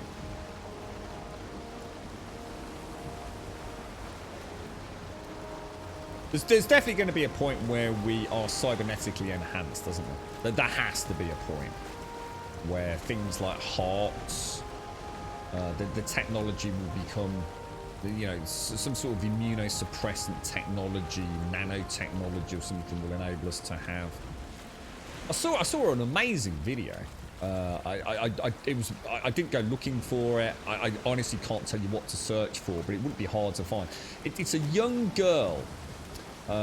Tragic tale, absolute tragic tale. Perfectly healthy young girl, little, you know, 1-year-old, 2-year-old, whatever she was, and she, I think, I don't know whether it was meningitis or something, but basically her hands and feet and toes all started going black. And she obviously she already in intensive care, and they were saying like, look, she's not gonna live. You know, this is some sort of hideous blood disease or something. You know, the stuff that will just make you fucking cry your eyes out, mate. I got all the pictures of her like in the hospital with just like literally just black fingers, just completely black, like rotting. You know, no blood supply, nothing there. And she had to, in the end, they had to amputate both of her arms around the elbow level. And as she grew up, they had all sorts of really expensive, like, prosthetic hands made. And, yeah, you know, it helped, you know, like she said, in some ways lead a slightly more normal life. But they were just completely impractical. And she actually has got... I think she has, like, don't quote me on it, but I think she's got, like, her own beauty business. She actually does makeup for people, like a beauty salon. And she actually has... robotic arms and hands, and she actually can, you know, she can actually pick up, you know, no, like you and I would to some degree, you know, cups, and she can hold a pen, and she can put makeup on, you know, other people and herself and things. Absolutely fucking mind-blowing, bro, mind-blowing. And you know, it was one of the, I mean, I've seen things, you know, I've seen prosthetic limbs doing amazing stuff and enabling people to walk, and you know, but to see the level that her equipment works at was, I mean, that to me was like, wow, you know, that's amazing. I mean, that really is an example of what technology can do. So it's a mathematical certainty that somewhere in the vastness of space there is another planet where they speak English, Spanish. Yeah, I've read it, there's a lot of theory about that because, yeah, that is that you start getting into the realms of almost parallel universe theory as well, can't you? Which is another interesting tangent off that topic. Given true infinity, then yeah, it's interesting, isn't it? That's when it starts melting my brain, Chocky.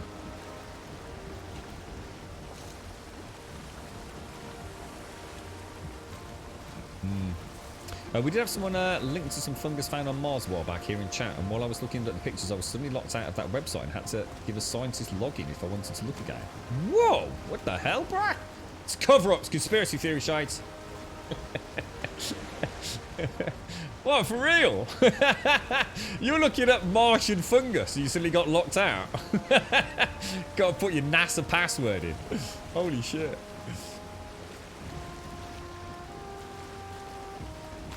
Was that a COVID hobby folks have picked up? I jumped on the bread baking trend.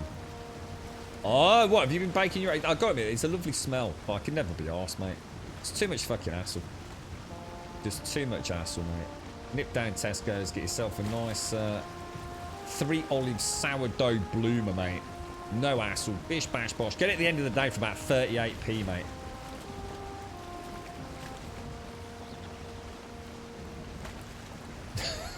What's that?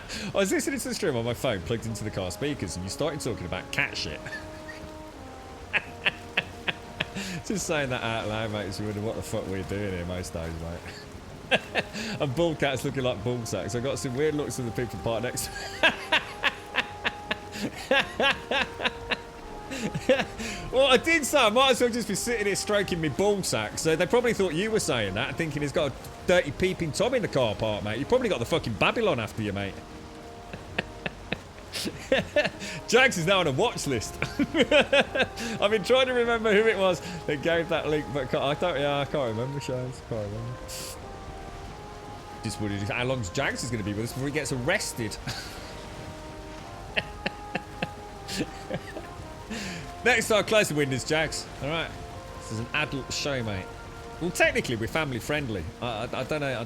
It's just for weird families, though, I think. Oh, Jesus. You gotta laugh, isn't you? You gotta laugh.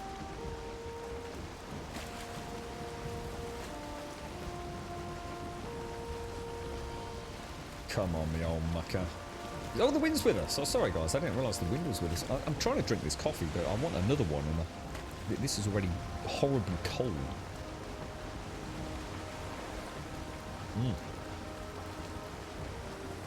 Nom nommy nom nom.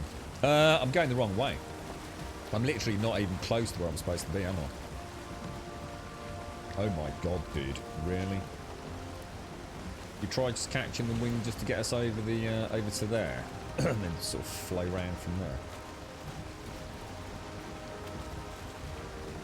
How's Hash getting on with Days Gone, Chocky? Is he enjoying it? The algae and fungi they find is vast, but disappears as the morning comes. It seems to be growing at night in the watershed valleys to big oceans. Ooh. Well, that is interesting. So there is life. You're right, Darth. How you doing? How's Subnautica going, bro? Boy, picking up a right old turn of speed here. Look at that. Up and down, up and down.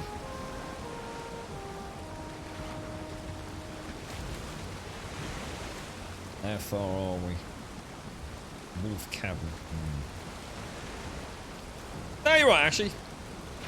He's loving it. Nothing better than riding around on a bike and killing it. I was watching Bike, man. I'm really tempted. I've got, you know, it's my favourite game anyway. But the thought of playing that, I saw there was a guy on Twitter putting up 4K resolution screenshots with no interference. Oh my god, the foliage density on the PC, mate. It looks incredible, dude. Absolutely incredible. We're going to play, but I'm not sure yet, Tag. We had a little bit of a chat about that earlier. I'm just not sure. Because Biomutant comes out in 5 days, right? So I'm going to assume that... Is that Tuesday, is it? Is that Tuesday release next week?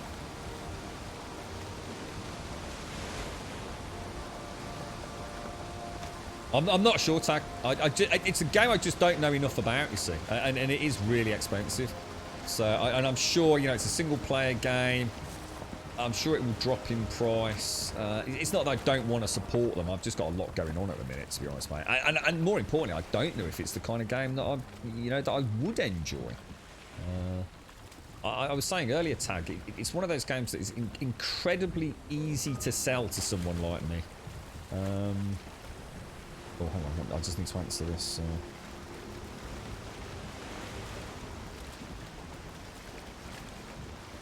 Alright, I might need to just go and take a quick break. So it's alright because we've got some stuff happening today with Grumdad because he's not been too good the last day or so. So just need to go and send a couple of text messages and make sure there's some things in, because I've got some work tonight. So I need to make sure I've got someone around that can pop over there later if I can't. So. It's running really nice, one of the best ports. Yeah, I've heard fantastic things about it. Apparently the only problem, Hashi, and it doesn't appear to be affecting everybody depending on just how much room you've got on the top end frame rate. Apparently it's actually a game engine issue.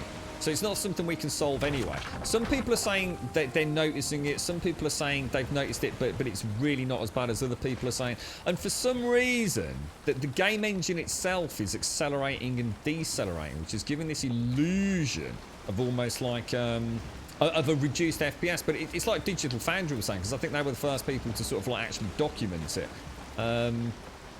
It's not, the frame rate remains stable. It just gives this illusion. And I must admit, when I saw the PlayStation 4 sort of enhanced on PlayStation 5, if you look at the backwards compatible version, side by side on a couple of YouTube videos now, you can definitely see that even though it's lower frame rate than the PC, it still looks smoother than the PC.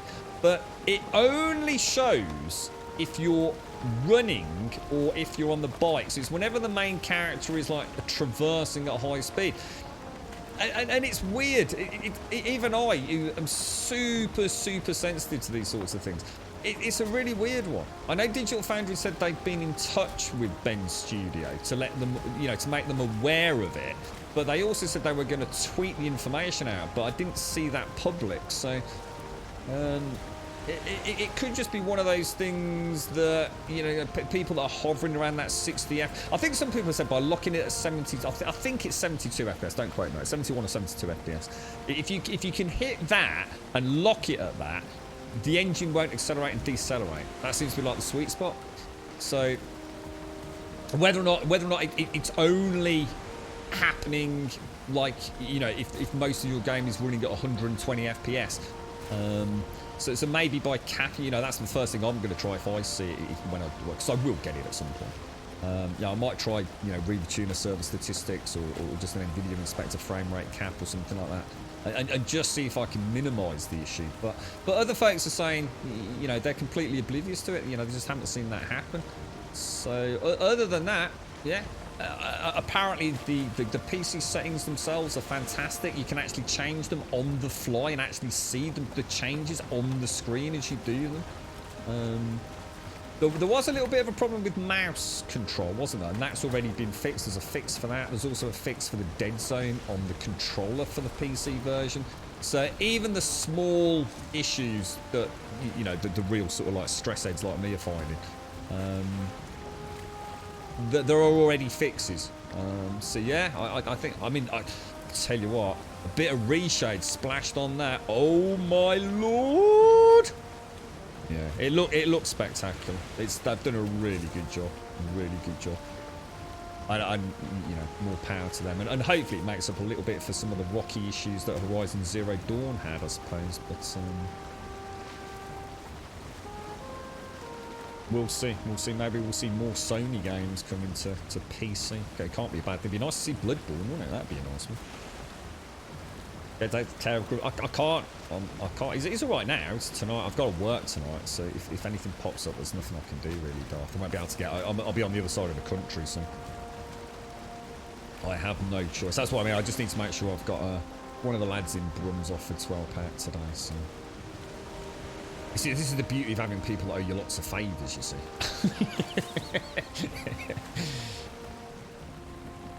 it all works out at the end. The karmic balance of life, isn't it? That was Days Gone, Darth. Yeah, Hash is basically my favourite game, really, of all time. It kind of replaced the original Red Dead for my... I love my open world, sort of immersive, slow playthroughs. But yeah, it's just released on PC. It was a PlayStation exclusive originally. It's just released on a PC as a really good port, like a really good port.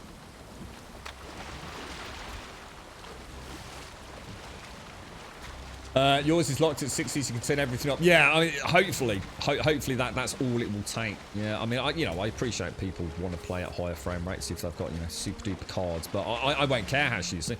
If I can play that at a locked 60 and a locked 1080, and obviously I want to get it higher, 1440. But yeah, I don't care.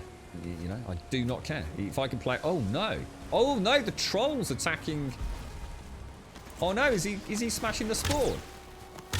Oh no, I think the trolls just destroyed the. That's a one-star troll. I want to be careful there, actually, don't I? Especially while I'm low on stamina.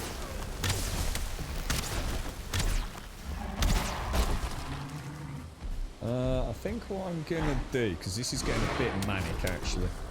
Oh shit! I do not see how close you got to me, bro. Okay, take you out, take you out, Take you out because you're healing everybody. Take you out. Woo! That got a little bit hairy, boys and girls. That got a little bit hairy. He's smashed the spawn point. That was a nice little place to farm. It was just here, wasn't it? That was a nice little place for us to farm our sap when we come over here. But it also means, you know, it had to go in the end because obviously a 2-star wolf, I did not want to have a grey dwarf spawn on the return journey. But yeah, well, I suppose my work is done for me.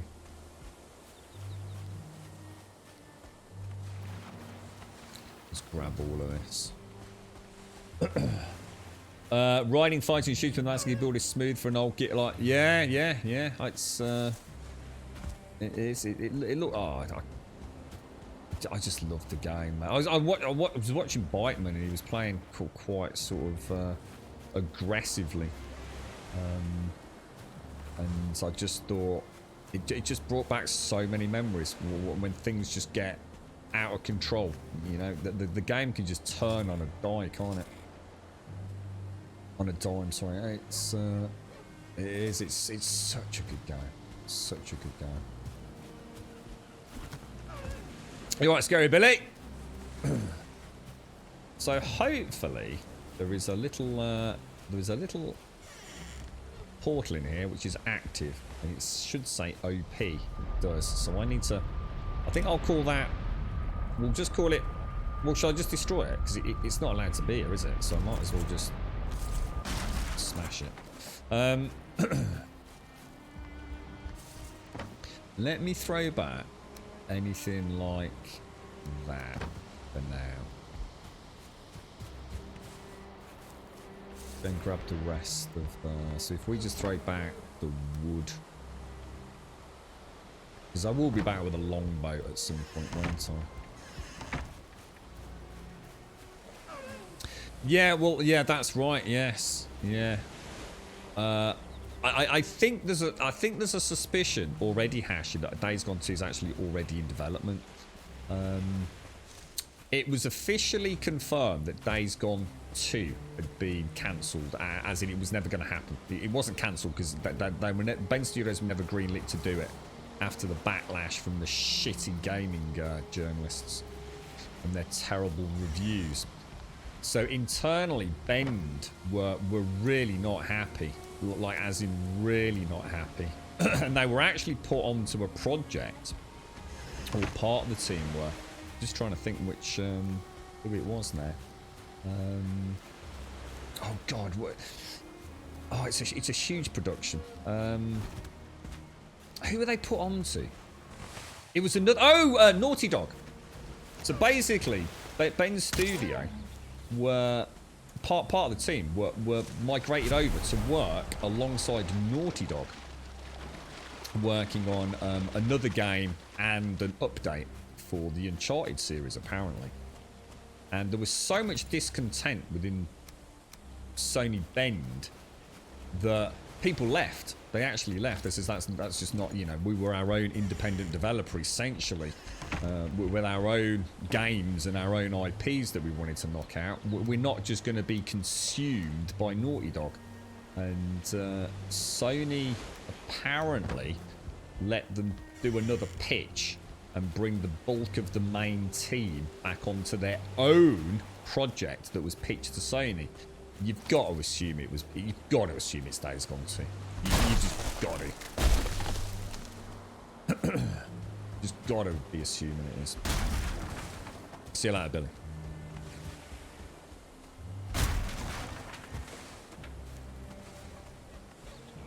So yeah, they were already back under their own umbrella, rather than being split out to the Naughty Dog team.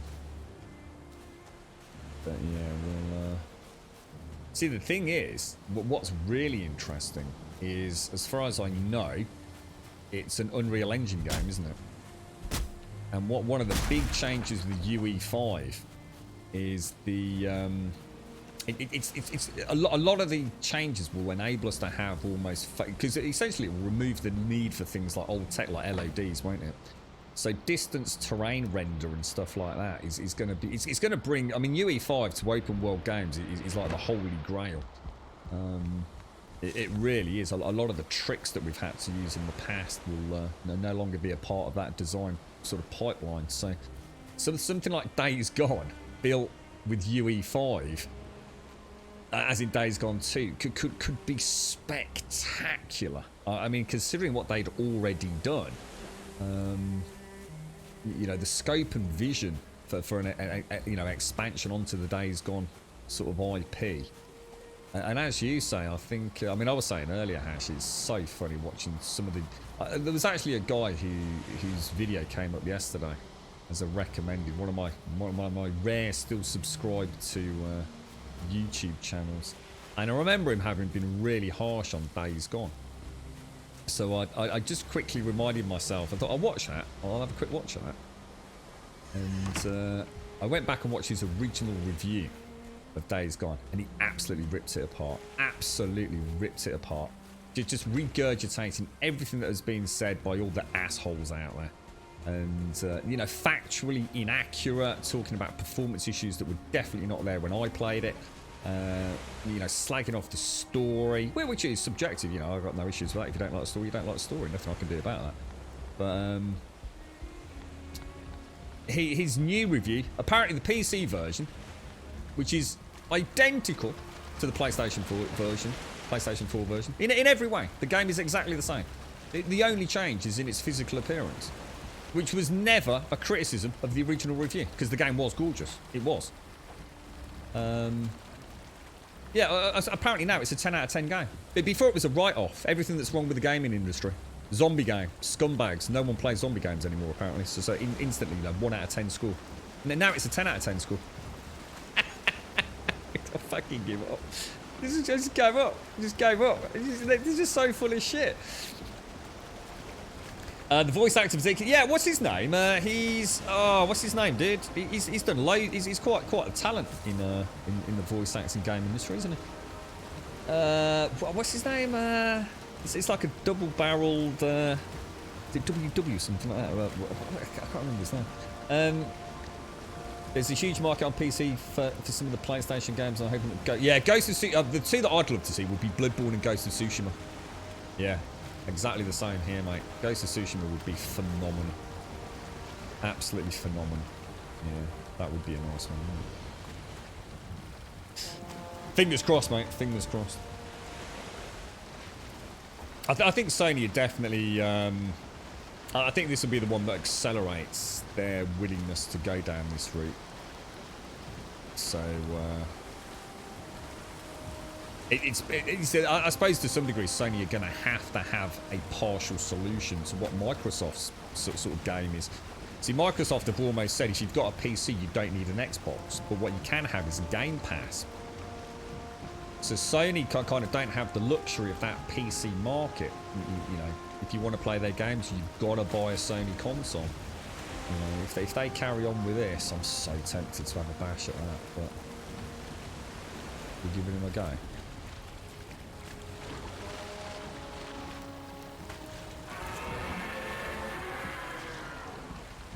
You're coming with me, sir. You are coming with me. Oh, turn too far. Turn too far, dude. Turn back, turn back. There you go.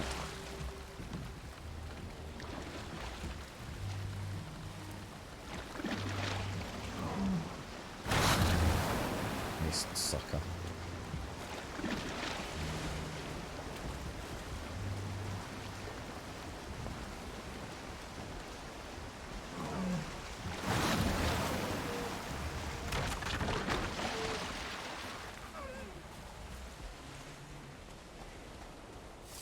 Come on. He's on land! He's on land! We've got him on land! We've got him on land. There you go. Nothing difficult at all. Nothing difficult at all. Easy peasy. Although he might not be coming up as easily. Perfect. Absolutely perfect.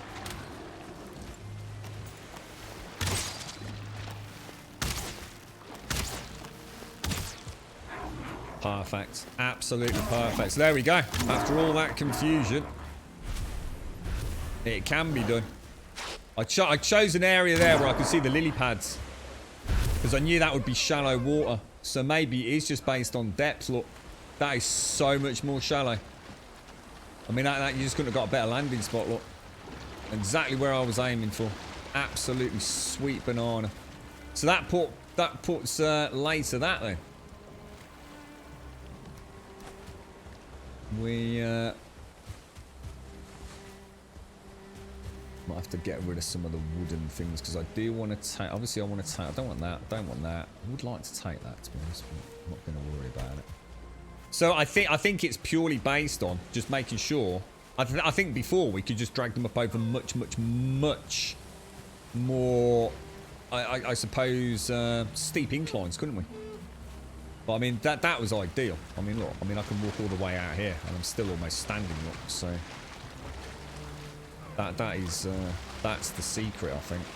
So problem solved as far as I'm concerned. That was it, Whitwer, WW. That's as close as I could get, Whitwer, WW, Whitwer. Double barrels, yeah, Sam Whitwer.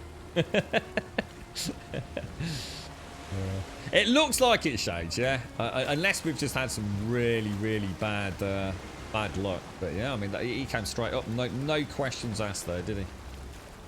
I've tried pulling them up over these sorts of rocks and it just wouldn't have it. I've tried it in deeper waters. And it always just felt like he just didn't want to move. But that was easy peasy, man. Easy peasy. So I think the best thing is, if you're coming in on the Black Forest, try and aim for some lily pads and things which tend to be indicative of shallower water. Or at least I think it is. That's why I went for it. Your favourite PlayStation to PC port was Journey. Is that the one? I've sort of got memories of that. Is that kind of like a very heavily art stylized, flowing game, almost like sand dunes with a very sort of fluid running through the landscape? So, something like that, yeah. It's probably a terrible explanation because I never actually played it, but I remember the visuals were very unique. You know, a little bit like Valheim in a way. Very heavily stylized game. Very nice. I was reading a really interesting article actually to touch on UE5. It was I'm trying to think the guy who did it. He used to work at Insomniac. And he was well, it wasn't so much an article. It was more just I guess a pen to paper topic of interesting really. And he was talking about UE5 and how so many engines, you know, back with CryEngine and things, which is still around, obviously. Photorealism. How focused the industry has been on almost photorealistic games, you know, with the advent now of affordable RTX, you know, even on consoles, you know, with RTX enabled sort of hardware, or should I say ray tracing hardware. You know, these engines are really getting to the point now where photorealistic games are becoming ever more viable because the engines themselves are cutting down on costs. So something as complicated as like global illumination, you know, especially in games like Metro, it's a huge part of the production pipeline. The engine's now doing so many of these things on the fly because the compute power is available to do it. But what he was saying is that it's an interesting topic within the industry, especially with games designers, is that as the whole industry keeps pushing ever closer to almost these perfect photorealistic worlds, at what point can they actually make themselves stand out from the crowd? So see, at the moment, we're now entering out of that era. Before, it was like, if you could get a game that looked photorealistic, it was like, wow, you know, your game is amazing. You've got, you know, unprecedented graphics here. You know, we've never seen anything like this. It's been a huge push in the industry to get things looking amazing. A good-looking game is a game that's quite easy to sell. And what he was saying was the industry in turn is now starting to realise that there's going to be a point where you don't need to be a massive developer with a massive budget to get a very good looking game.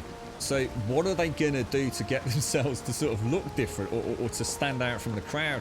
And his take on that was very much that we will start seeing a return to very, very, if you like, overly stylized games. In a way, and he touched on it, Valheim. You know, this is actually a beautiful game, but it's not a photorealistic game. But there's elements that are almost photorealistic with some of the shaders and things. And I thought that was just really interesting, that we've been chasing this holy grail of photorealistic render, especially in open world games, for so long now, that we're kind of on the cusp of getting there. You know, UE5 will be very revolutionary, I think. I don't think any of us have quite got our heads around just, you know, for open world games, the impact that could have. You've only got to look at what Rockstar have been doing with Red Dead, you know, with their own engine. You know, we are, and that was, I mean, let's be honest, that was on the bloody, you know, last gen hardware, and it looked amazing. So yeah, you know, I think internally they're starting to think, you know, what else can we do? You know, we're going to get back to these really quite varied palettes. You know, a return to the colourful games that and things like Journey and Bastion, and you know, they're not photorealistic, are they? But they've got something about them. I think Biomutant was a good one that he touched on. Because at that point, I think when he'd written it, because I only read it a few days back, or whenever it was, but Biomutant was touched on. Of course, I hadn't seen any footage of Biomutant, but yeah, it's as much about the art style now as it is about just trying to get it. Every game can have a perfectly modelled gun, you know, down to every nut, bolt, and little scratch on it, can't it? We're no longer really amazed by that, are we? In fact, if anything, and as he said, it's actually something we now expect. If your gun doesn't look hyper realistic in one of these games, then it's like, well, that's a bit shit.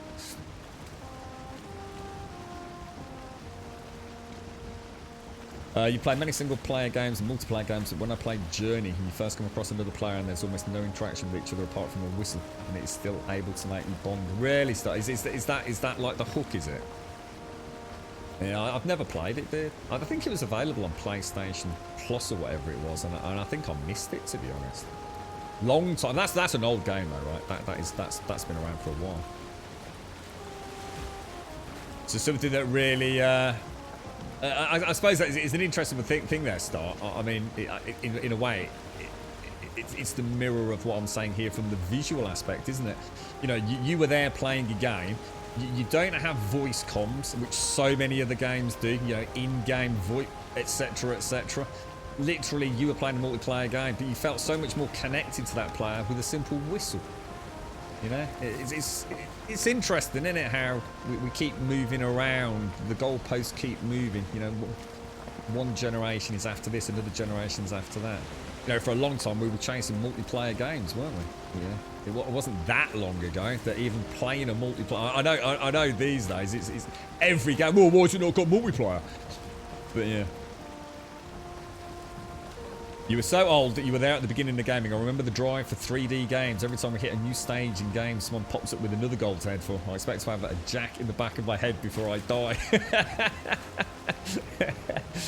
I have to say, with the compute power we seem to have these days from a GPU perspective, if VR can get to that point, especially now we're starting to look at one of the biggest issues with VR, which is of course with the trailing cables. I think, I mean, I haven't played a lot of Alex, Half-Life Alex, but I have to say that game, oh my god, that is. If that is what we're capable of right now, then I dread to think what we're capable of in you know, another couple of generations. You know, as battery power becomes more powerful and, you know, longevity continues to expand, as Wi-Fi or whatever magical wireless connections we'll have in the future becomes, you know, and higher bandwidth, etc. I mean, it does make you think. It does make you think. There's no stopping that gaming train right now, unless something does come along to burst the bubble, but fascinating times we live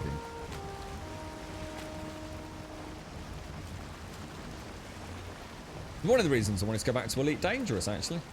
I really, really wanted an excuse to go back to it. I just don't think I can bring myself to, unfortunately. But yeah, it'd be nice to play a cockpit VR that isn't a spooky...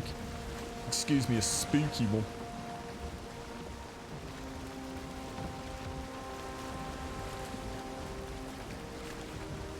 We're gonna go all Matrix on us then, Hashi.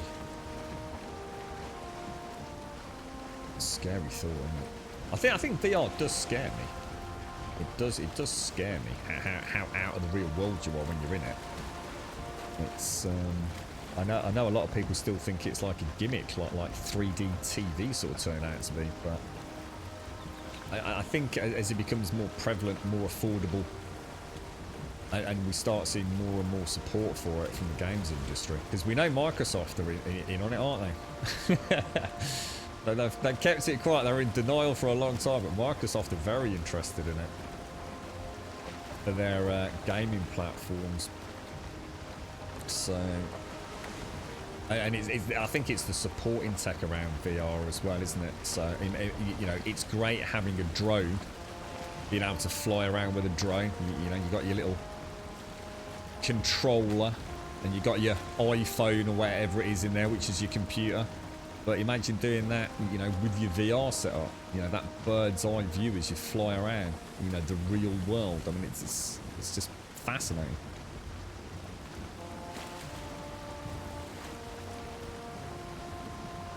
Let's hope so, Hashi. Let's hope so. Let's hope so. I think the real difference in the industry is the tools at the developers' disposals now. So much has had to have been done manually, and that's just because we just didn't have the compute power for it to be. I mean, ray tracing is the easy one to get your head around, isn't it? It's you take away that pre-rendered bait lighting element of a video game, it's a huge saving on development costs.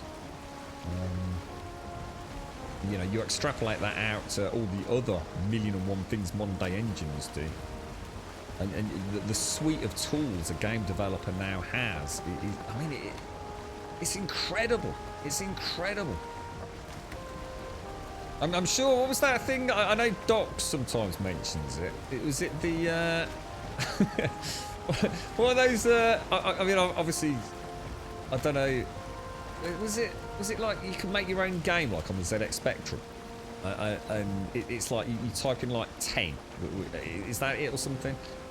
And it's like 10, go to 20 or something, and then 20 is like that little bit of splice code that tells the game to do something. So you could sort of make, was it like a Centipede game? Something like that. It was like really, really basic coding, wasn't it? Back on, was it Commodore or Spectrum or something like that? I mean, I don't know, because I've obviously never done it, but I mean, you think that we made games? Is that what I'm talking about? Is that what it's called? Basic, yeah. You know, you think about that as a language, a computing language. So of course that could do all sorts of things. But then, I mean, if you go and watch somebody actually building with Unreal Engine, it is incredible. It is amazing. It's almost like watching the conductor of an orchestra. It's the power at one's fingertips is just mind-blowing. And of course, Unreal Engine 5 is not a million miles away now, is it? It all got delayed a little bit, didn't it? In fact, we're expecting another big reveal, aren't we, soon? Was it back in 2020? Or back in 2019, where they did that really big showcase? And then there were a few oopsies, weren't there? Mainly because of the pandemic. So I think we're expecting big revelations, are we not, this year? Or at least the big update. We know we've got a few game studios already tweeting out about progress and things, so we should have our first UE5 games next year. I hope so, anyway. Fingers crossed. So what was the very first? So this is different because there was, what was that? What was DOS? What was DOS? MS DOS. Was that Did that stand for Microsoft? Was it Microsoft DOS? DOS. Was that an operating system? So that would have been like pre-Windows, right? Was that what it was like? Kind of like when I go, say, like to the command prompt. You know, if you go to the command prompt and you can start freaking unbinding IPs and resetting DHCPs and things like that. Flushing your DNS and your cache. Is that the way it's been described to me, that's a little bit like what DOS used to be, where it was like you had to sort of type out what you wanted the computer to do. There was no like double clicking things like an icon and running an executable and things like that.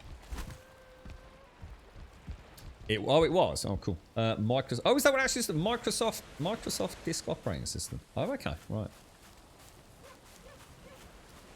Ah, right, yeah, okay, so yeah, that actually makes sense. Okay, so basically, Windows was just you running MS-DOS scripts by clicking a button. Would that be one way, maybe? I mean, I'm sure that's probably a very simplistic way of looking at it, but that helps me understand it a bit better.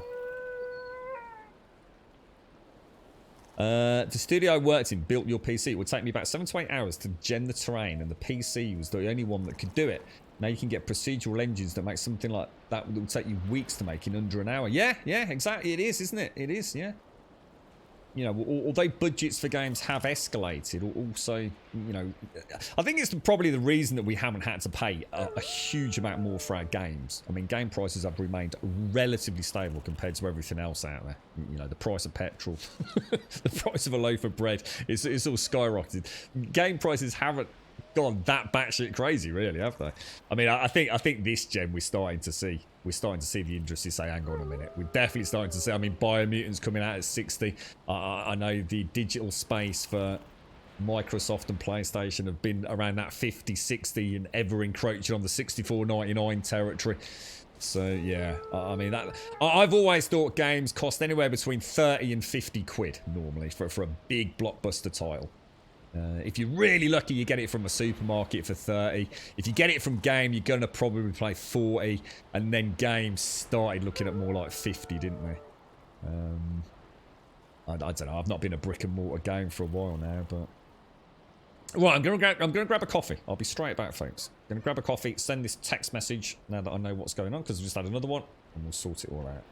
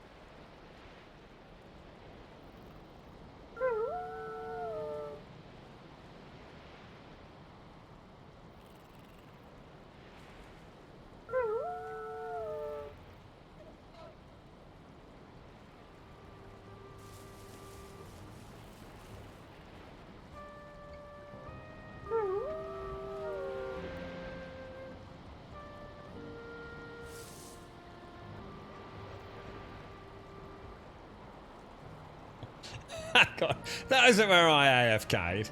Isn't that God being a knob? I was up here, you knobber. He is such a rude pooch. Yeah! You just wanted a bit of the old Twitch limelight, didn't you, you little dick? Stay out. It's my channel, alright? Get in a hot tub. Get your own. Bloody cheek of it, mate. Alright, let's pop all of that back. We've got a little bit of cord. So there were .executable files as well, were there? Huh. So, So did you have to pay for DOS? I mean, was DOS, I mean, presumably that was... Did you buy that in the same way that you would have bought... It's got to have been, right? It's the same way you'd buy Windows today. Although no one would buy Windows from Microsoft, right? So the amount of people I see spend a fortune on Windows. So it's just going to your local university, mate. It's like every student ever just gives you like their free Windows 10, like professional edition, but for like the pint of or the price of a pint of lager, innit? Mad, crazy. What do they ask for retail for MS these days? Bet it's like 100 bloody quid or something, isn't it? Where's the scales going? Okay, there we go. Was he giving me a little, was he pushing me around? I was gonna say, I know I didn't AFK there.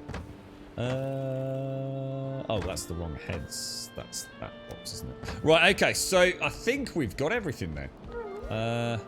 We smashed the portal out, so we have the emergency return portal now, OP, don't we?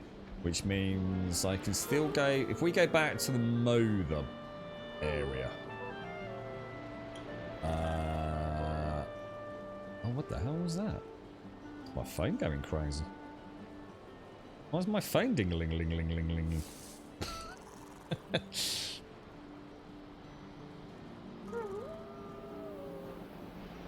Oh, right. Got it. Hang on.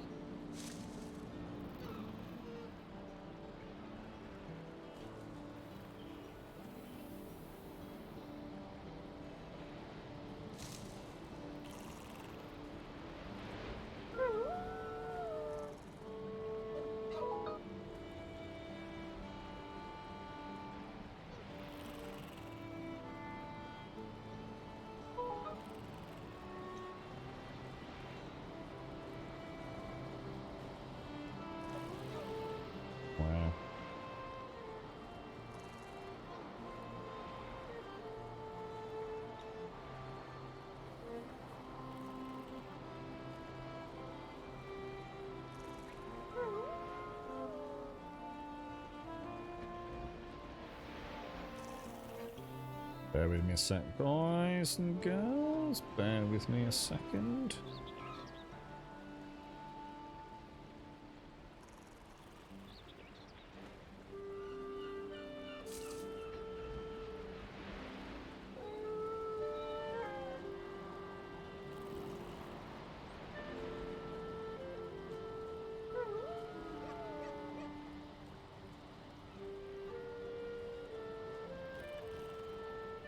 Perfect. Sorry. You're right, Divine. Just had a panic moment. Lost my wedding. What? Hang on. What? Just had a panic moment. Lost my wedding. Lol. It's in work. Oh, your wedding ring. How did you lose your wedding, mate? So DOS was pre-installed. You never paid for MS-DOS. It was a system on the PC. Oh, right. Windows 10 on a USB stick for 90 quid. Fuck you hell, mate. Jesus. You love that wolf. It's pure, it's a harassment now, Shades. Oh, I bet you're well chuffed, ain't you, Divine? God, blimey. I can imagine the stress you were going through there, mate. Do we actually get any more, We've got a little bit of meat. So, I'll tell you what we could do. I suppose, well, no, let's not worry about it. Shall we head back then? Are we okay to go back to the plains? Make some more arrows when we get over there. Because I don't have any wood anyway, do I?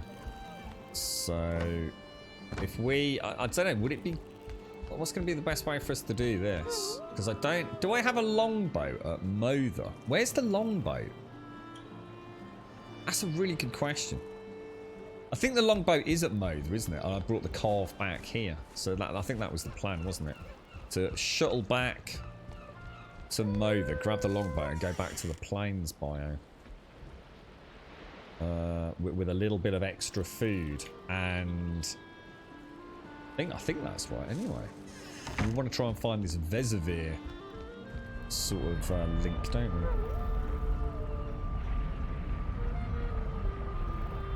Micro machines. What's that then? Because I know micro machines is like little tiny. They were like little cars, weren't they? Didn't Codemasters have a video game called Micro or a license with micro machines? Sort of like used to race around on a little car, like on a snooker table or around a dining room table and things like that.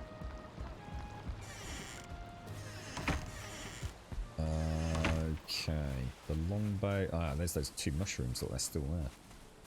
Give me mushroom, knobber. Yeah, I thought. I'm sure that was code. Wasn't it like Codemasters back when was a couple of lads coding in their bedroom or something like that back in the day?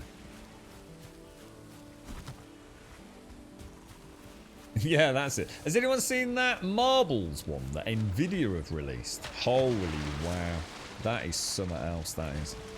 It's like the RTX sort of like showcase. It's basically sort of like move a marble around, you know, the real world. Oh, it looks incredible. It's absolutely mind-blowing. I'll leave that on us. So we want to head... It's not that far actually, is it, on this thing? Because this is quite fast, so...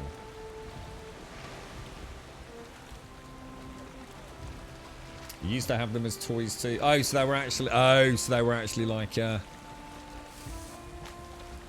like an actual physical product as well then. See, so it wasn't just a computer game then. Wasn't one of the very first GTAs, like GTA, the very first one, was that not almost like a little kind of pixel top-down only view game? I only really remember, I mean, I'm sure I've played them at some point, probably on PlayStation Portable or something. But, I mean, my first GTA, obviously I remember 5, obviously. I obviously remember GTA 4. I can't remember the character's name. GTA 3, I assume, is the one that blew my mind. Alright, I think that was the one where I booted it up. And I sat there thinking, shit, when's it going to start? Oh no, it's frozen. And then I realised I was in control of my character. There'd been like an intro, and I could actually move my character. I didn't realise. It was like, oh my god, this is the actual game. But yeah, I can't remember like GTA 1 or 2. I've got no idea.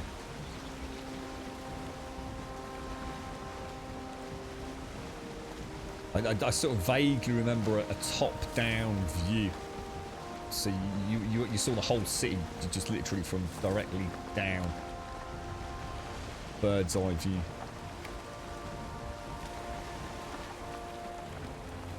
Quarantine, Descent, and Arena. Descent. Don't know Descent. Descent. Arena, I definitely don't remember. Quarantine, I'm getting confused with a more recent game, I think. What, they were there before Skyrim? So, see, I remember we were talking about this the other day, and a few of you did say that, like, Morrowind and games like that were actually still pretty much playable. I just can't remember which ones I have. Hang on, wasn't Arena? What wasn't Arena one of those? Arena, Morrowind, something like that. GTA London in the 60s. What? They had... Hang on, what? They didn't have a GTA game back in the 60s. Did PCs even exist in the 60s? No. When did you all have these? Because I never had anything like that, like a Commodore 64. When would you have owned your 64? Commodore C64? It wasn't isometric. It was literally top down. It wasn't even angled, was it? Maybe it was. I can't remember actually. Yeah. So Arena was Elder Scrolls 1. So what order are the Elder Scrolls in then? So I mean, I know what's Skyrim. That's Elder Scrolls 5. Is it? Oblivion would have been 4. Morrowind, I'm guessing 3. Daggerfall 2.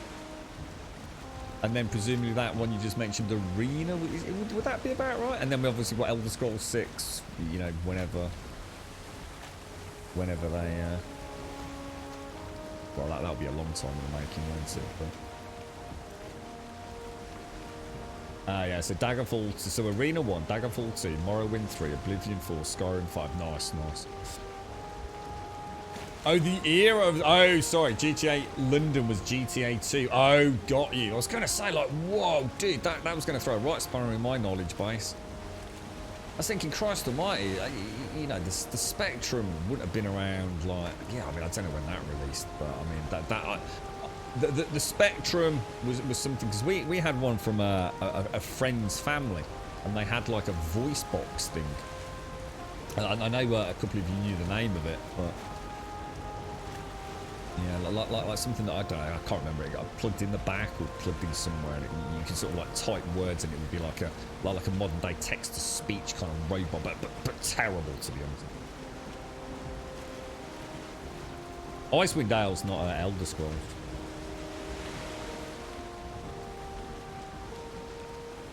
Redguard.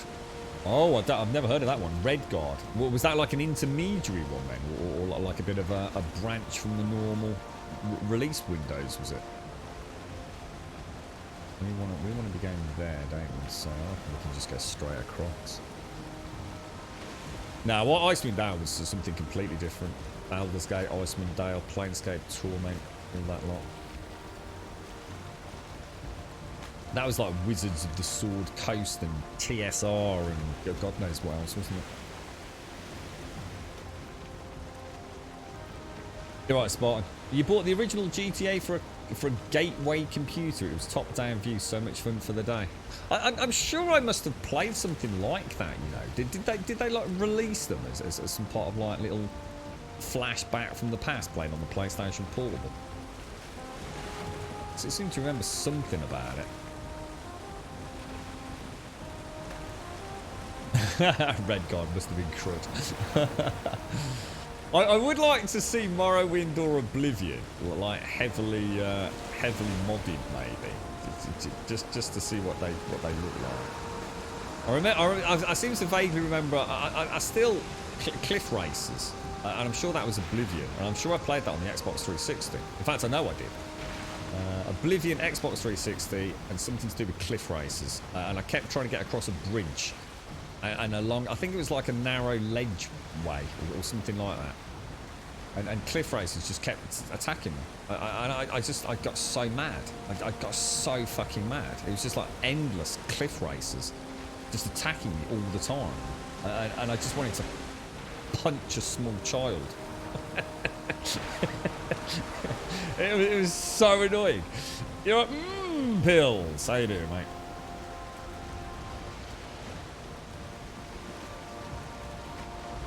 Oh, no. Really, Advina? Did you manage to make it all safe and sound, did you? I bet they love it with the scooters, don't they? And a little bit of spice to the to-in and throwing. See something good? Thank you very, very much for the sub, mate. Thank you very, very much for the sub. And Annihilant, if you're out there, thank you again, dude. Thank you very much, See Something. Thank you, bro. I hope you well. Appreciate it, mate. Yeah, well, they all are, aren't they? Yeah. The series I always wanted to get into were like the Gothic series, and I always thought that's what this channel would be about. When I, you know, a few times I've said, you know, I always wanted to play more RPGs, and I spent so long with the Xbox 360, and then eventually the PlayStation 3, that there weren't a huge amount of particularly detailed role-playing games on those consoles. It really was that era of pew pew pew, and I always thought, you know, all these games I'd heard about but never had an opportunity to play. You know, a lot of them were very old, to be fair, but I always thought, but they're still a cool RPG to play on PC. So the Gothic series, the Risen series, you know, some blasts from the past like the Baldur's Gate series. I always thought they would be really nice to revisit as part of like a nostalgic RPG channel. But it just never worked out. It just never worked out like that. I suppose I felt, not in a bad way, but I fell victim to the early access survival genre, which now just is so dominating for so many of us, isn't it? Thank you, I see something. Thank you. My little, actually, we can probably pull in a little bit closer to home now, can't we? I really need to repair this.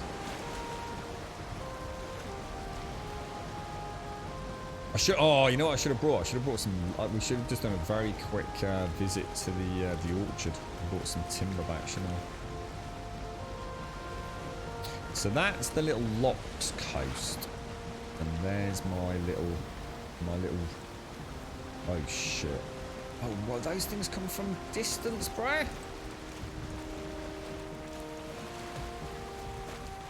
See that mosquito, that desquito there, just come out like 10 miles out to sea. A little knobber. I wonder if desquitos attack boats. I'm not about to find out, so.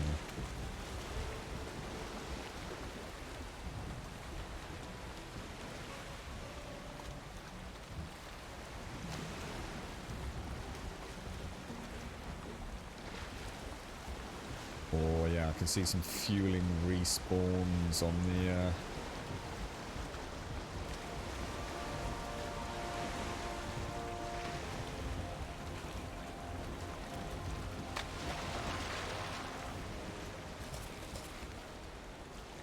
Right, okay, we're back.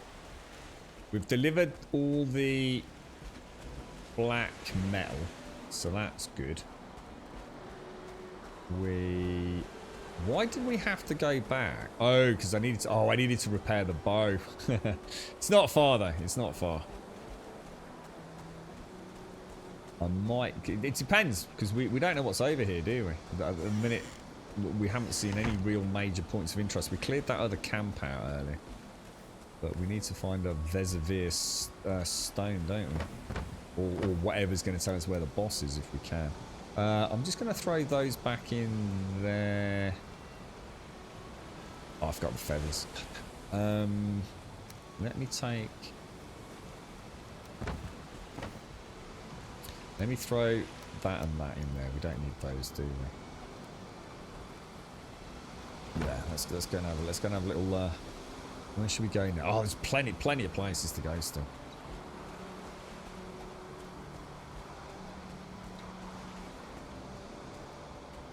What's that, Grant? The attack boats. I can hear one. I can hear a fueling.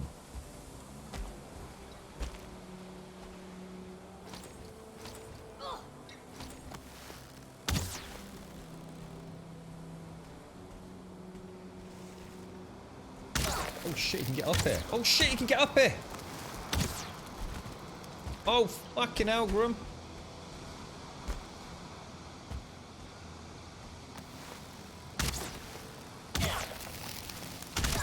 Oh, they hit quite hard. Not as bad as I thought though. Okay, right. Can we see anything over there? I'm not seeing anything sort of screaming "Come pay me a visit." Gotta remember I've got bone mass. Must remember. Do you reckon cloudberries really grow? I mean, cloudberries seem extremely abundant, to say the least.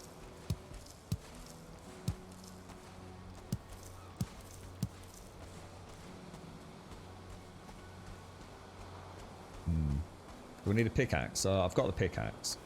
Yeah, I'll just pop the oh, what was it, Jan?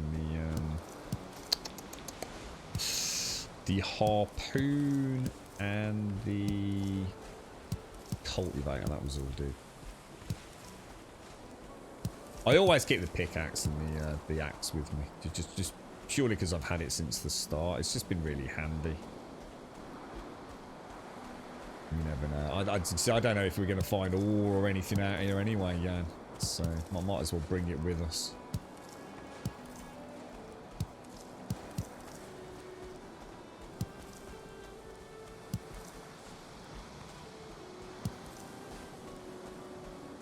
I'm sure if it's worth picking them up, but I will for now.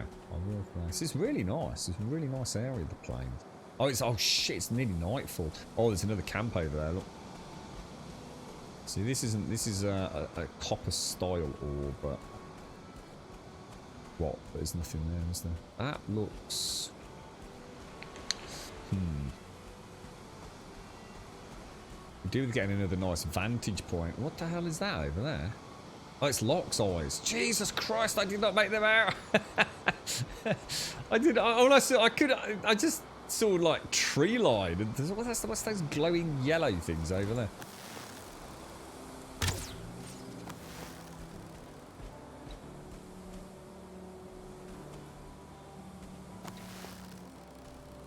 Definitely, got it.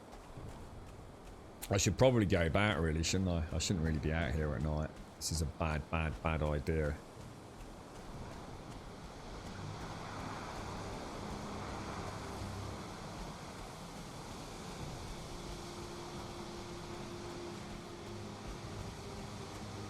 A very bad idea. I can see a dude right up in the tower.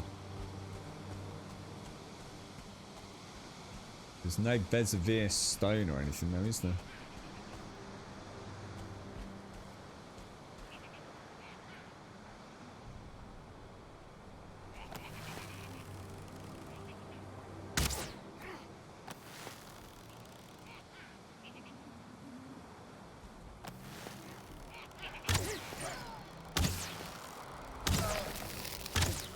Oh, Jesus.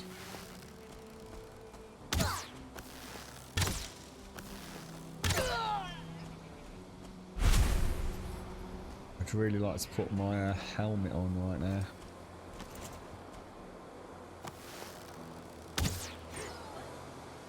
It knocked him off.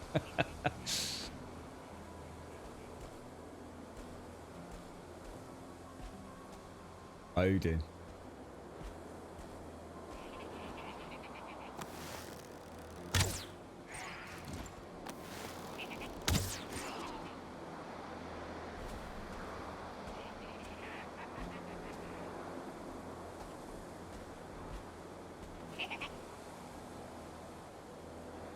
Another one in there. Who's up there?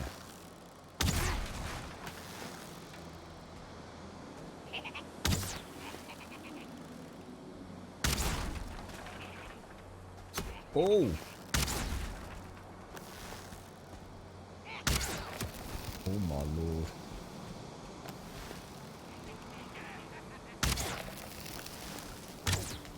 Shit.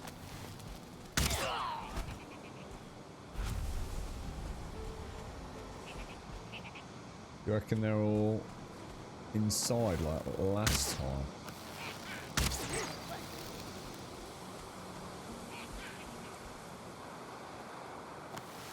One star. Oh shit! Oh shit! Oh god, he's not dead! Oh, he's there. Oh shit, they hit hard. They hit really hard, man.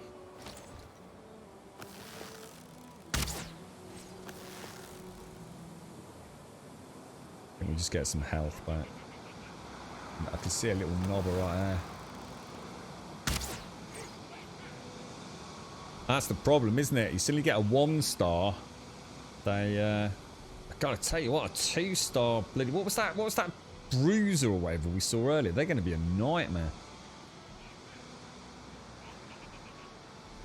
Well, that's what I was wondering, yeah. It's interesting you say that, because I was wondering, like, we're getting the metal off them, and it actually says, look, black metal scrap. So I was, that's, you know, to answer the question earlier about bringing the pickaxe, I was assuming at some point we're going to find, like, actual proper raw black metal. Not remnants of their armor or something, but... I haven't seen anything that would suggest a node. Oh, that's a bloody shame, isn't it? Oh god, shit, fucks!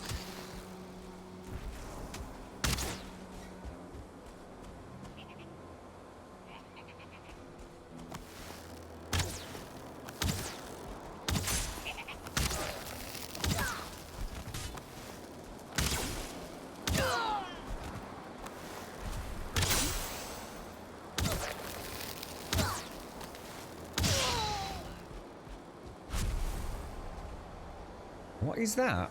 Oh, it's a shaman. Whoa, dude! What the fuck, bruh?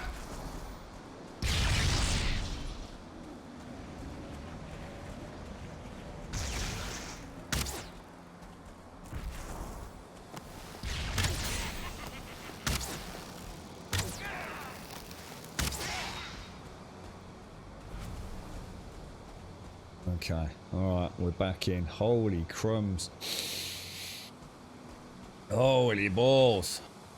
Yeah, well, I've been here a couple of times, Osen. We've been...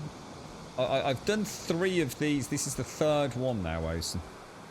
But yeah, this is like adventuring in sort of proper. I haven't got a base, but I've got a little place to sort of...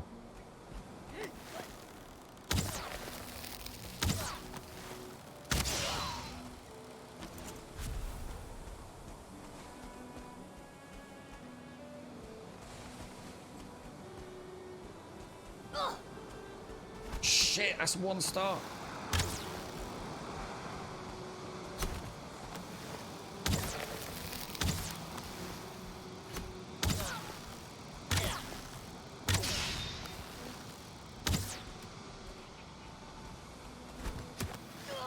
Oh, nice. I think the poison got him.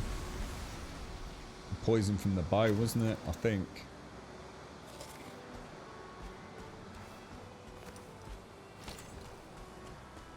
I think we're clear. Alright. Job well done, sir. Job well done. Get a little clean up. Let's get a little bit of... oh, shit! Oh, God. Let's get a little bit of wood. Just to plop a workbench down. Yeah. Oh, I can hear some more.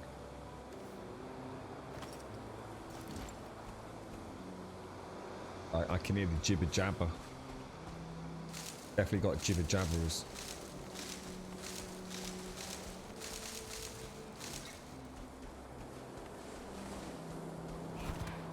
There he is.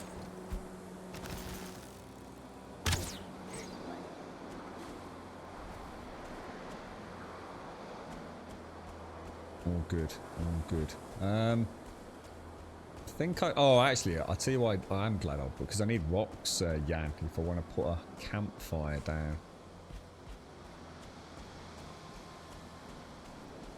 I want to get some wood from one of these trees, but do we actually get wood from it? 2 wood.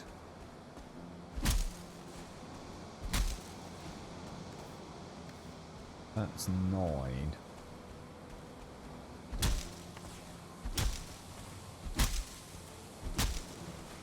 Doesn't look like we get seeds, so I don't think we can replant them then, can we? What's my bow skill? It's pretty high now, dude. 96, nearly 97, dude. Nearly 97.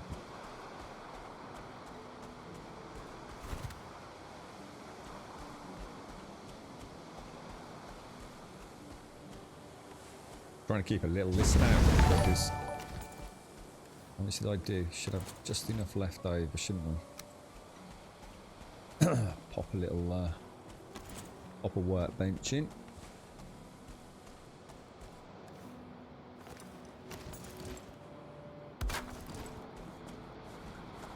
I don't think I've seen anything up on the 2nd floor of these. I think they're check that chest. What's that chest say? Okay. Is there a chest near? So there seems to be a couple more in each camp. Okay, let's have a quick rest. And let's mark this on the map then. So this is another... That's another clear camp, isn't it? Okay, alright. So should we just carry on around the coast then? I mean, we're looking alright on durability. I reckon we head over that way just to get back to the coastline. Check that chest. Is that the same one? Yeah. It's quite a horrible noise. I've associated that little cackle with extreme danger now, I tell you. But we are still no closer as of yet to get... What I'm going to do next time is we're going to bring a lot more...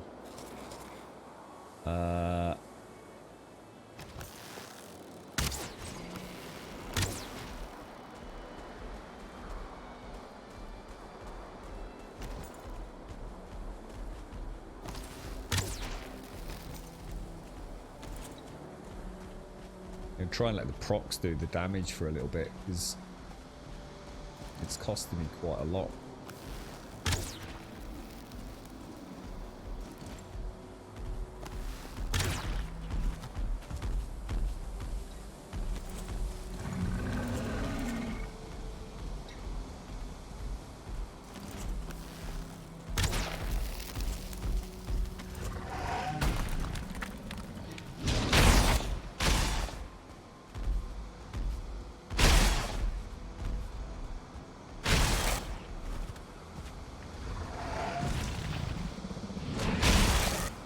Shit, they hit hard, man.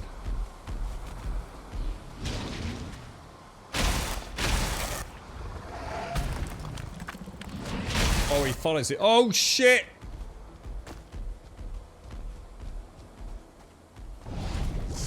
He follows that up freaking hardcore, doesn't he? Oh, no! Can he hurt himself on those spikes? Yes, no, maybe. He knew he'd got me on the run there, didn't he? He really knew. I didn't realise after the... I got caught twice with that. After the ground pound, he follows straight up with a snout attack. Jesus, they hit like a tank, mate.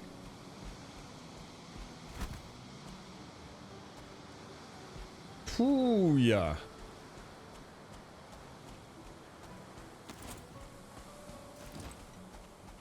Got to be a bit more careful with those, I think. It's like when they do the ground pound, they actually smash all the little sort of like the low-lying rocks, don't they?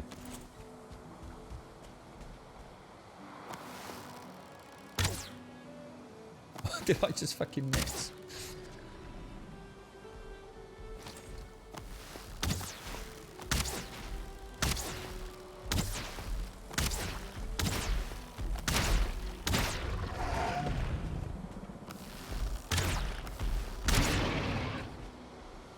Not taking any chances with you, mate.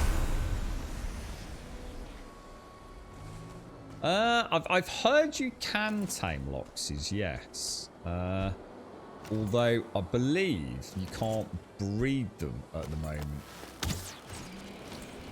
So I don't think there's any reason to tame a Lox other than it's cool to have one, I suppose.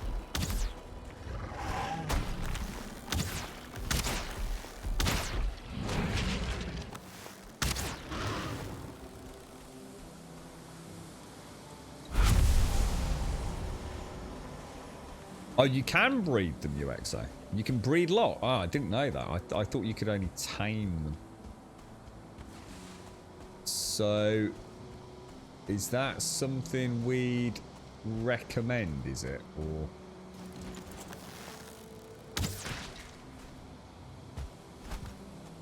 Oh, I know about mods. Oh, yeah, we know about mods, UXO. Oh, yeah. No, not... Yeah, but not a vanilla game right now.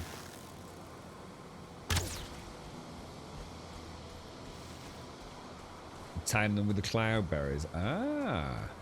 So are they actually passive? I mean, can I just like sneak in there, drop some cloudberries, and they'll start taming, or?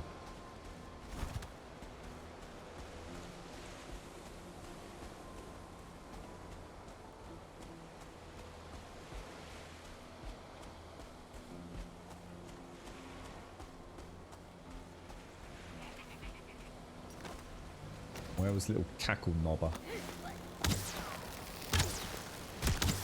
Shit, my bad.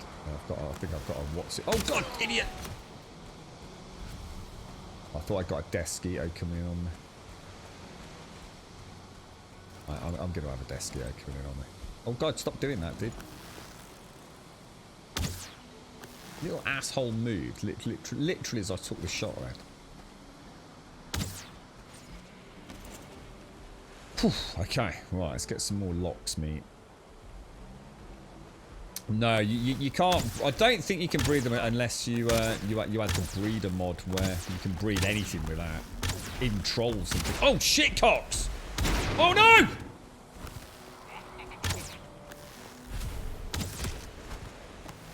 Bad timing, bro. Really bad timing there, bro.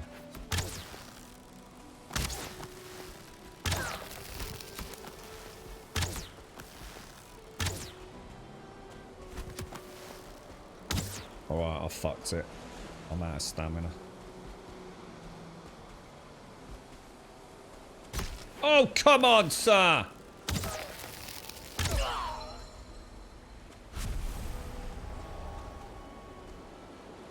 Panic mode. Panic setting. Cloudberries, I think someone suggested. Was that right? Don't really need you. I'd like to take you. Don't want you. Deer hide and stone. We're gonna be out of. Oh, I think I need to get a forge set up over here, don't I? That seems to be our biggest issue right now. I've only got 4 normal arrows left as well.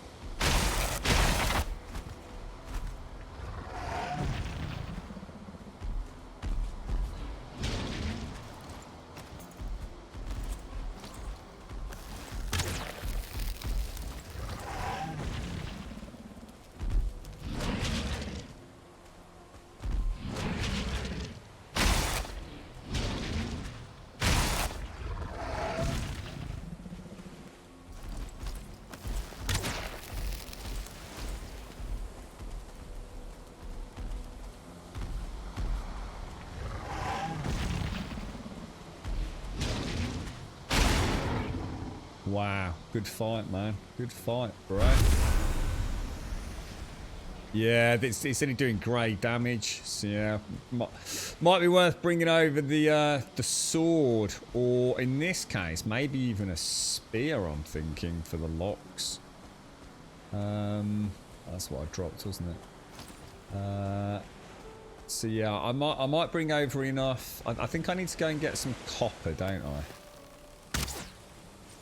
So I would say some copper for a forge and the water barrel to get a tier 2 forge up and running so we can keep repairing the bow.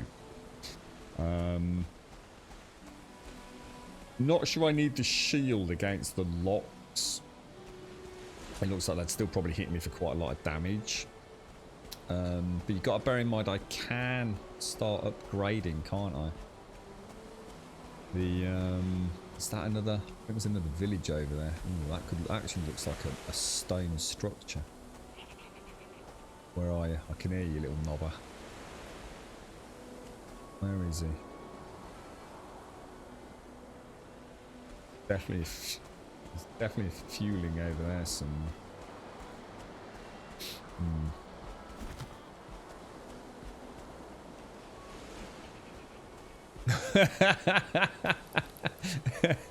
I can only imagine his disappointment, Advina.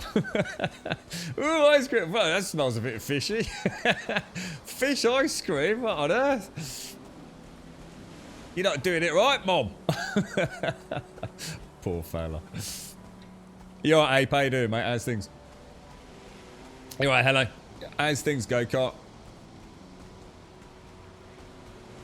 So lure them with cloudberries or attack from distance with a bow. Once you've lured with a locked into a pen, quickly run around it, build the rest of your pen to enclose it. The creature will begin attacking the enclosure. Ah, so it's exactly the same as before. Yeah. But there's no need to though, is there? Because I can't.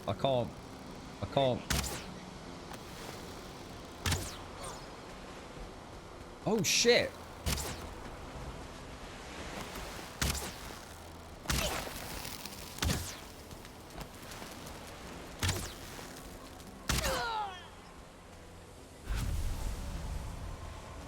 I swear I saw another one.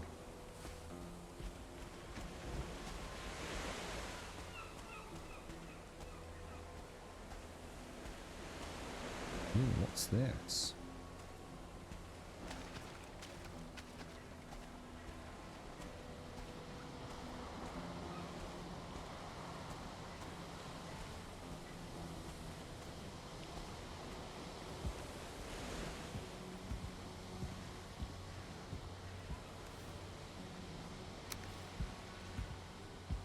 Strange. I thought I saw another one. Oh god, am I encumbered? Oh my gosh. I suppose I'm gonna have to ditch the wood then, aren't I?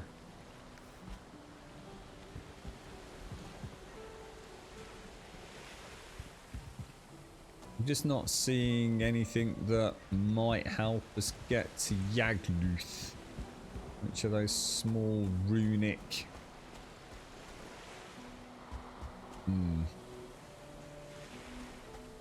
Well, we've seen some new.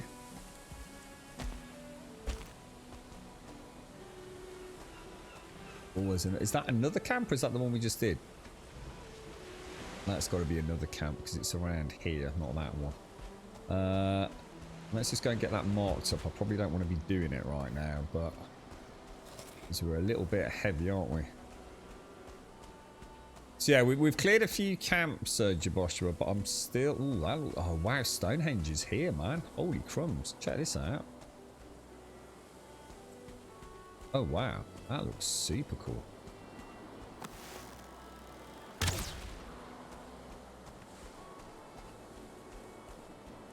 Oh dude, there is a seriously big mofo in there, man. Let's mark that as... that is not what I meant to do. Why is it not letting me?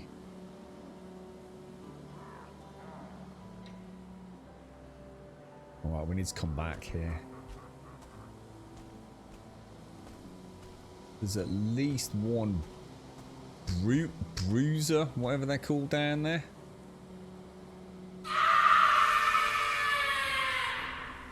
Yeah. And almost out of arrows, Graham. Yeah, that's what I'm just literally sitting here wondering if I could take one out. I think I'll probably attract both of them, and I'm also quite low on my stamina at the moment.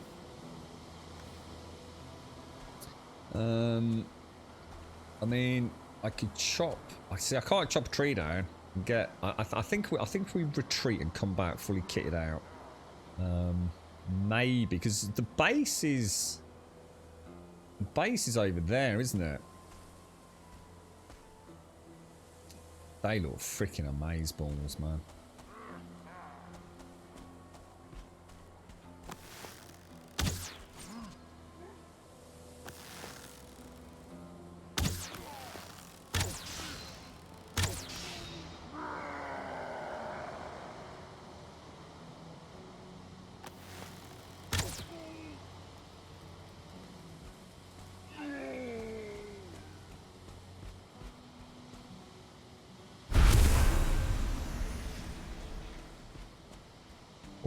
Okay.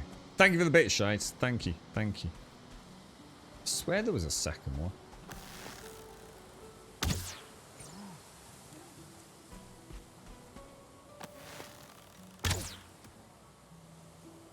So we got. This isn't a 2-star.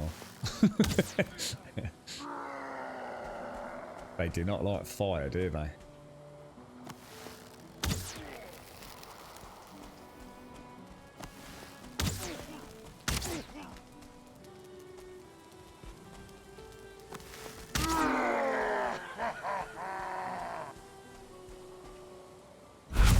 I do not ever want to get hit by one of them. I'm just saying that for the record. Oh, that's a lot of black metal scrap, man.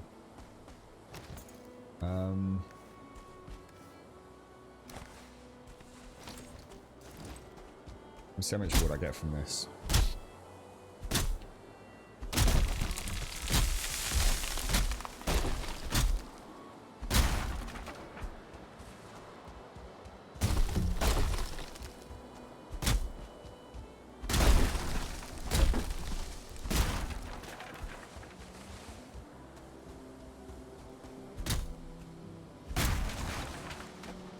Gotta be more careful, because I keep dropping my stamina right down.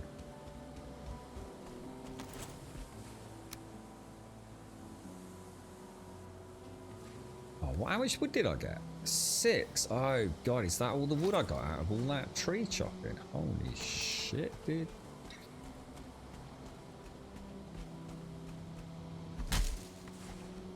Seven, 8. That's better. That's a lot better.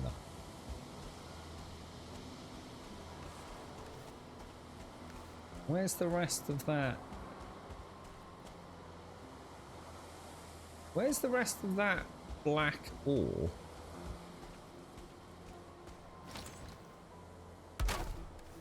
I'm confused.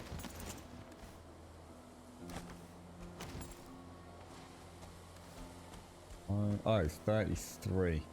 So the whole point was I wanted to drop a little bit of this near, I don't know how much this weighs. Drop that there and it won't despawn now, will it? So we can come back in a bit, pick that ore up. Oh wow, that is so cool. It'd be really nice to have a Grumbodian fort here, wouldn't it? Oh! Oh! Dudes!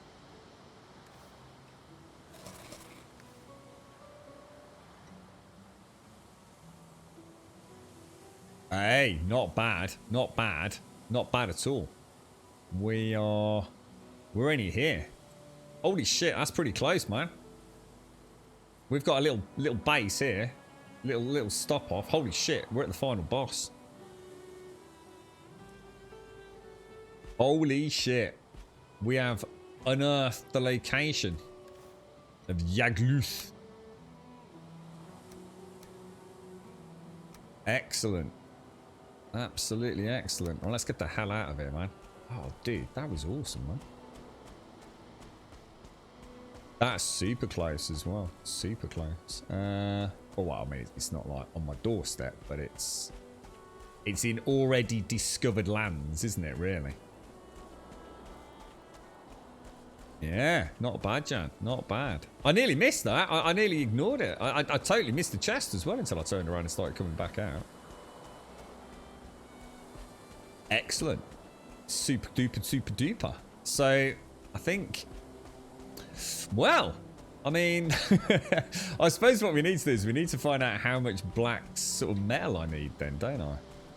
So, how much scrap black metal? Or whatever it's called. Do I need for this suit of armor or whatever it is? I think it's mainly the, oh my god, I think it's mainly the flax, isn't it, for the armor, and the metal for the sword and the shield, maybe.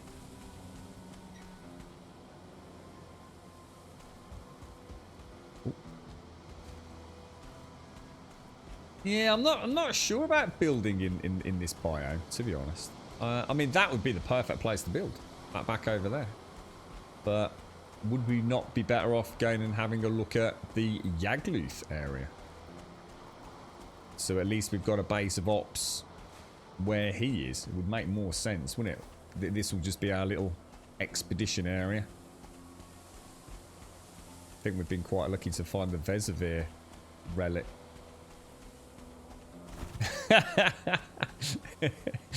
It's tempting, Spartan. It is tempting. The thing is, I have to say, right, the last... Well, obviously, yesterday was a bit of a strange day anyway. But I've got to admit, I do feel like I'm horribly close to the end now. I mean, like, horribly, horribly close to the end of my Valheim journey. I mean, we have soaked up every molecule of this game, really, haven't we?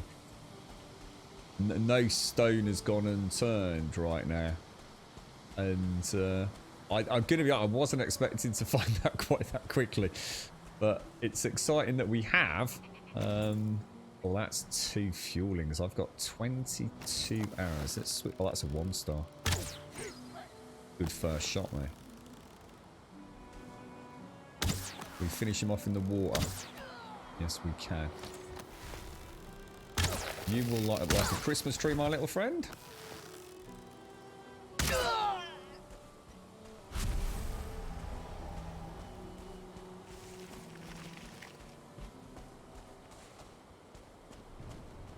There's my camp. Oh, yeah. I don't know. I don't know. It's to stick a portal here and do a little bit. Oh, shit. Shit. Shit. What are you doing, Grub? Have they spotted me? Don't think they did. I think I might have got away with that. Holy shit, that was close.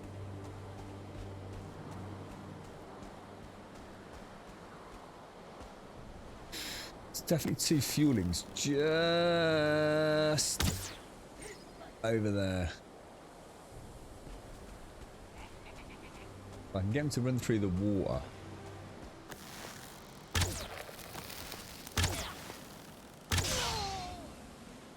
It makes it a lot easier, doesn't it?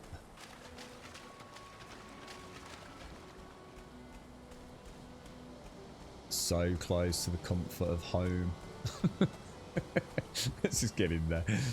Yeah, I mean, I can't. Yeah, I don't know what to do. I mean, it would be really nice to build this into a proper encampment and sort of keep it in the same vein as the fueling sort of design, but.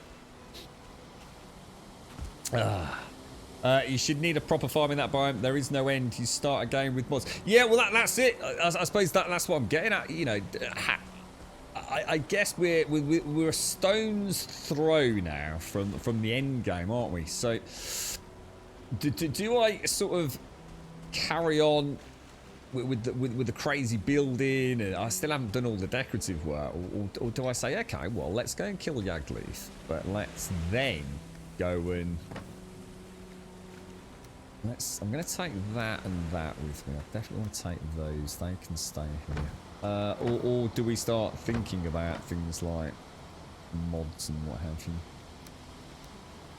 you? It's to be honest, I've not tried to play deliberately slowly, but I have to say it's been one hell of a journey to here.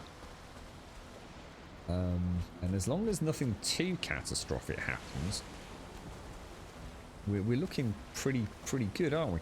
I think what I'm going to do, I'm just going to go and drop this stuff on the longboat, and then we'll come back. Have I got any wood kicking about?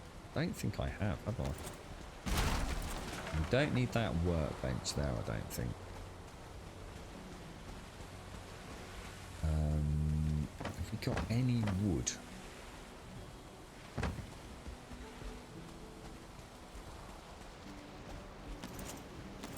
What sort of arrows are they? No, let's not worry about that, actually. The problem is I keep doing these long runs, but I've got to remember it's actually quite dangerous going on the longboat. It's been so close to the dam that... Oh, there we go. I was going to say, I thought we got another box somewhere.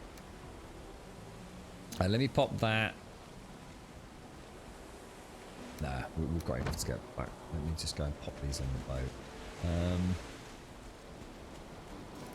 I take that.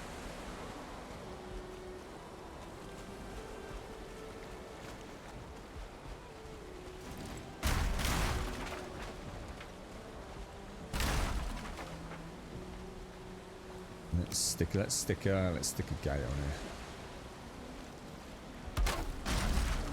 Oh, didn't like that, though.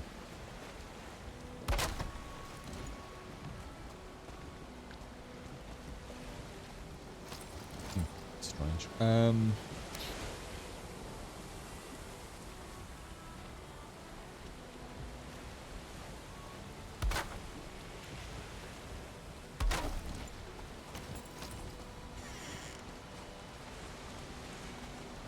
Okay.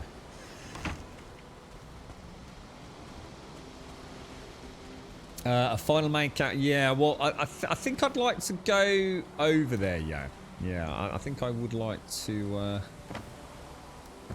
visit Yagluth before I do any other building. And I need to go back anyway, because my bow's nearly out, and I'm also out of all my primary fire arrows, so...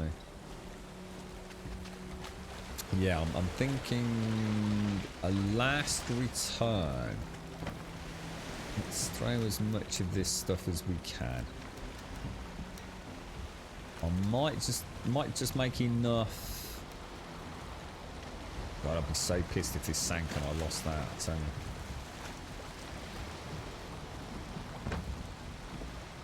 So we're just going to get that. How much metal do you reckon I had left at that Stonehengian construct? Was it about 10, 15 metal? Or was it more than that? So am I basically getting 2 flax then? Is that what you're saying? So 1 flax, I plant the flax, I get 2 flax back. Is that it? And the same with the barley, yeah?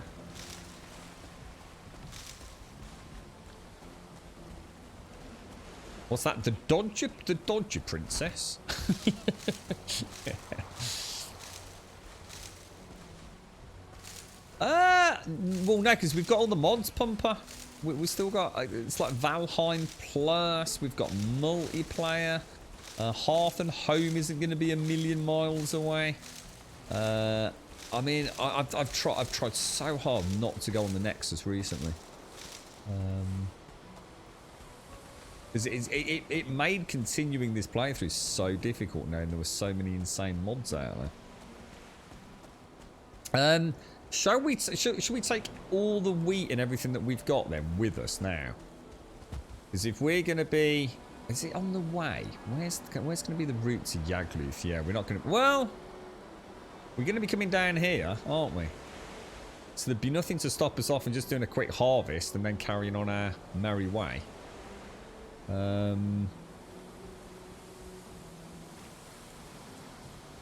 That's mad, because we've even marked the camps and areas of Mistlands. That was the Elder 2 boss, wasn't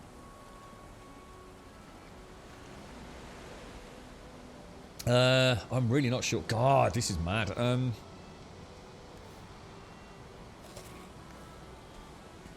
mean, let me mark this first anyway, because we haven't actually marked this, have we? I could technically put a portal here. It is classed as a build.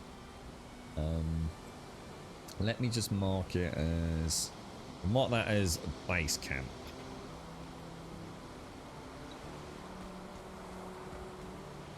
I suppose we could set up... I mean, we could... Well, yeah, I mean, I could teleport to here.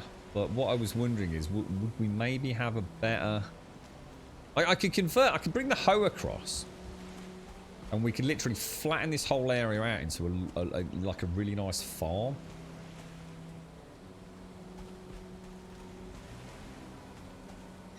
Wonder if there'd be a way to get this actual wall perfectly flat all the way around. Obviously not near the ocean. So I might have to raise it up. If I took that as the flattest point, I mean, that'd be a really cool project. And then we could have like this literally as a proper palisade kind of fort with the original constructs in here. So I suppose I'd have to use that as the starting point though, wouldn't I? Not sure. Not sure about that. Be nice to get a flatter one, wouldn't it? What was that? Two or three what? Sorry. Need a lot of stone. Well, it depends which way we're going though, doesn't it? I mean, I could slope that.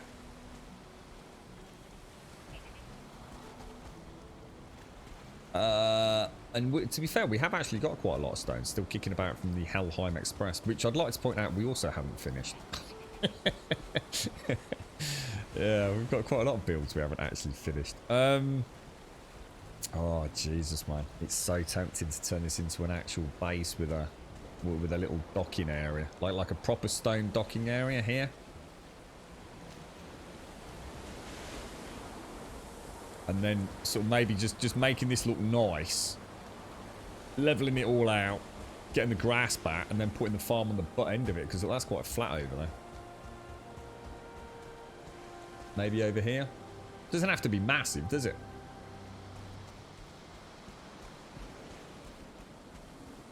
Could definitely level this off here. So this whole area could become a farmland, couldn't it?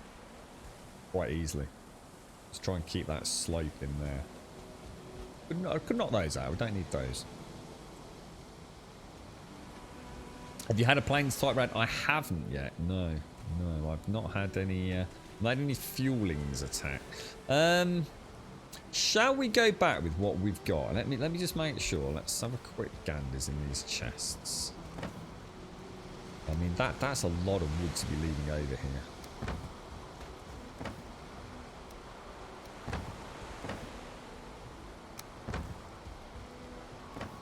I think we're gonna up camp.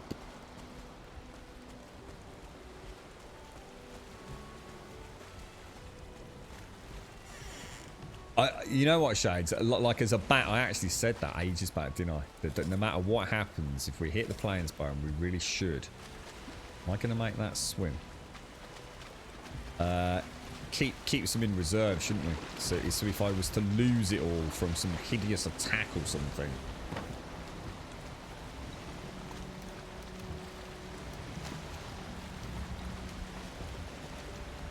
The trouble is, I don't know how much I need.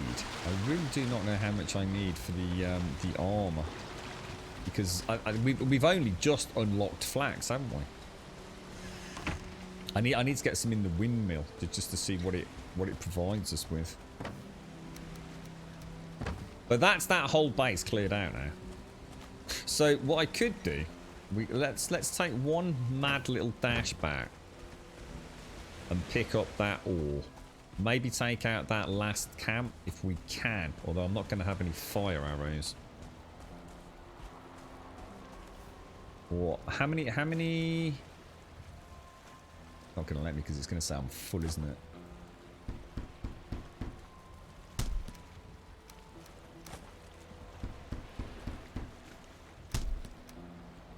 Yeah, it's going to take that last camp out before we set sail. Let's just hope this doesn't go horribly wrong. Why is it saying I can't make fire arrows when I've got... Oh, do you need a tier 2? Oh, you asshole. Do you need a tier 2 to make fire arrows? You need sap, feathers and wood, don't you? Fire arrows. Yeah, tier 2. So can I make a tier 2? What else can you make? Flint. I'd need 10 flint. That can't be that. Is there any flint around here? Does it still grow on the shoreline of the plains?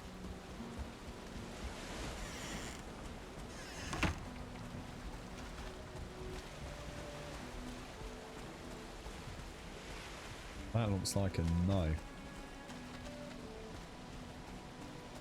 Damn. Is there anything else that we could use to get a tier 2? Scrap, no. Bronze, no. Shitballs. The tanning racks have flint. Do you know how many? So these. Yeah, they have 15 flint, don't they? So I could knock one of them down. Oh, I only got 5. But I could knock the other one down. And there's 2 more over there, so I don't mind doing that. There we go. Nice one. Good call, mate. Good call. Very good call, sir. So if we chuck in that there, What the fuck? There we go.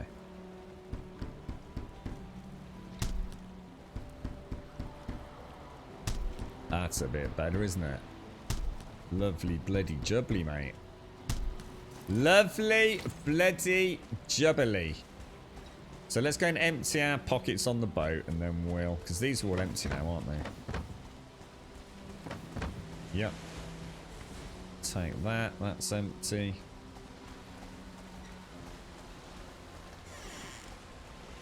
Yeah, I don't... He's not come round. Shows that I don't know. I mean, it's 2:37, so... Yeah, bit worrying, isn't it? Clearly not happening today by the looks of it, mate. Yeah, I can see it. I can see it.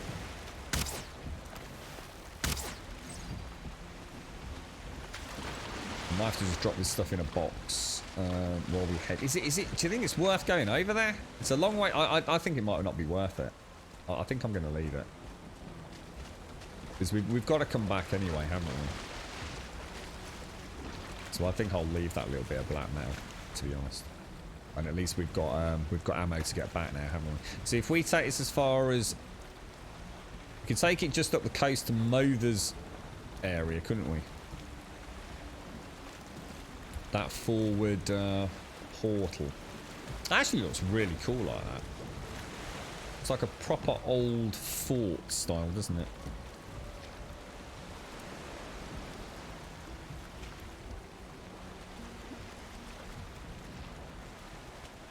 I mean, it's only just there, look.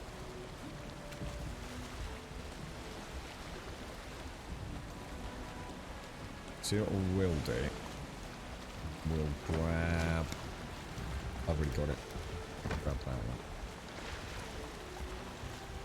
No, I was wondering why it's not moving. It's because I always forget one pip is you manually sort of ruddering, isn't it? So I keep thinking it should still be moving, but it doesn't, does it? Yeah, that's what I'm thinking, yeah. It's a long way to go while it's wet just to pick up 6 or 7 metal. When we could make it back to the portal and get the flax and barley through. So to maybe just get the... Because we still need to make the spinning wheel and the windmill, don't we? And then hopefully that will unlock us a load of new things. So we might as well get a gauge on what we're going to need. I have brought some black metal back, haven't I?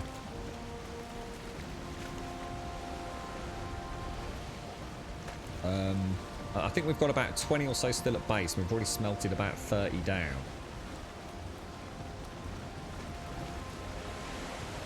Yeah, a bit pissed about that, Shays. In fact, let me just check my phone, make sure I haven't missed anything.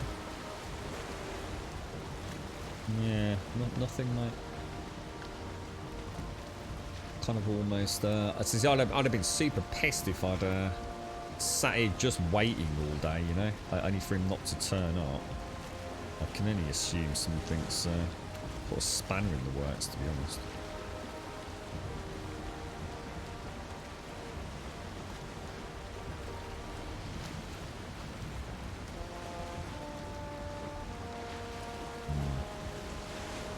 We shall head to Mother's Portal, I think. My head's spinning with what we can do next now.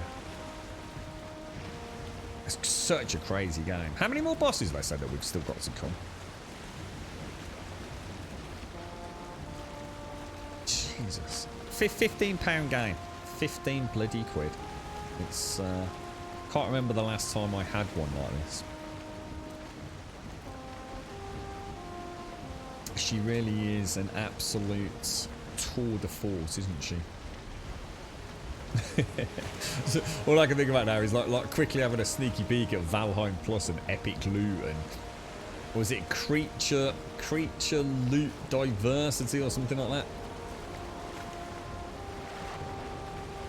Creature leveling and creature loot, something like that. Is the other big one? I wonder if there's any performance impact to some of these mods as well. Yeah, I wonder if Because sometimes they have to sort of like break the code to get things to work almost, don't they? So sometimes it can lead to some rather strange performance issues. But see, she's been playing so well since that patch, that opt terrain patch. We might see Thor.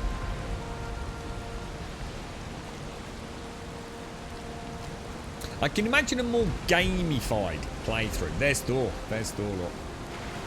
About to crash it. I think Thor just crashed. Straight into the ocean, hit by a bolt of lightning, mate. You bloody knobber, Thor. Should go fish him out. It's got, oh, bloody hell, I've got my socks wet, Grum. Tell you, bloody, what you were playing with your bloody WhatsApp again, weren't you, Thor? I told you about flying around with your goats in the middle of the bloody thunderstorms, fella.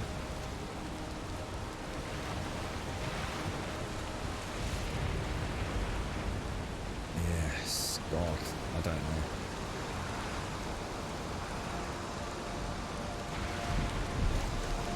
So where was Yaklid? Yaklid is here. So you've got to assume this is one big...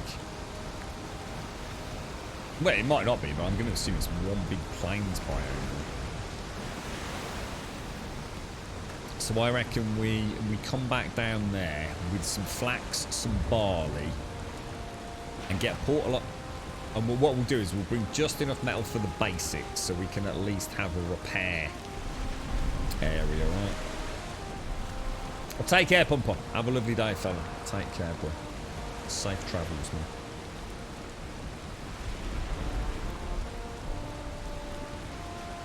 Yeah, that's true. Yeah, we've heard a few fluctuating opinions and rumour mongering about the boss situation, haven't we? Yeah, well, I suppose that's why I sort of hesitated there, Webster. I was thinking, I'm assuming it's a big plains biome, but yeah, like you said, it could be like a little micro dot. It'd be sod's law that my last boss is the one that ends up being a bit of a janky find, you know?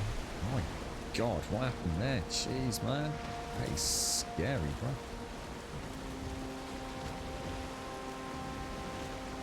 Yeah, I can imagine a much more gamified playthrough where I would have a sort of portal at the stones, because it would be great now to have the wind from the Mother boss, and then when I land, I could portal back and get bone mass, you know?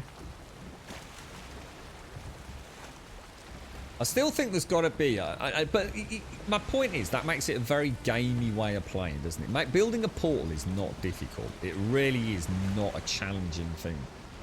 So I think there should be a better way of changing your skills. I think at some point you should be able to have not too active, but maybe the option of having two transferable on a cooldown.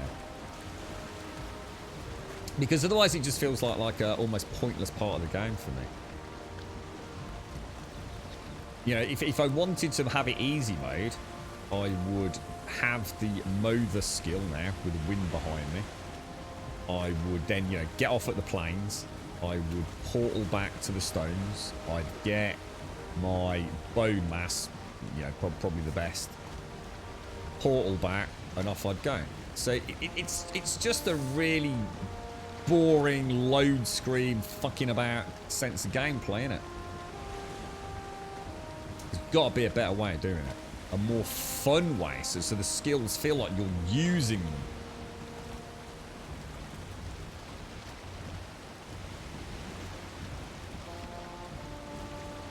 Could be unlocks after each boss, you know, like when you, I don't know, I'm not sure. Or a way to buy, like an amulet or something from, like, Haldor. You know, even if it costs you, like, 10,000 gold. You know, whatever. To have, like, an amulet that you can wear, which lets you have bone mass and Ichthir available on the fly. But you can't just have them both active. And switching from one might make it inoperable for a few minutes. So you can't just flick it on in the middle of a fight, perhaps. You know, there'll be lots of ways of balancing it, but keep it, because the skills are a fun part of the game. Yeah, I'd love to have the wind in my sails now. You know, and that would be a nice reward for killing them over. And then jump off and go and do my lumberjacking using the Elder skill. But it's not, you know, it's like, oh, go through a portal, go, you know, it's loading screens. You know, it sucks you out of the game almost, doesn't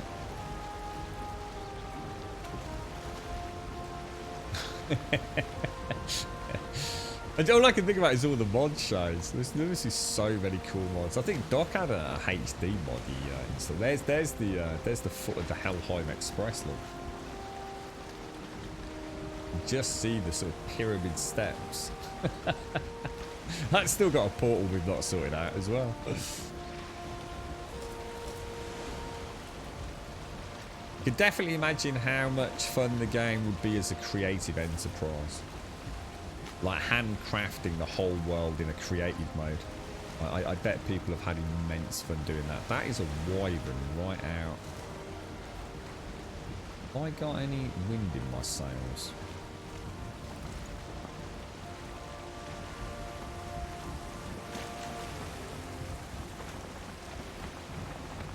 Where's my where's the portal for? Oh, there it is.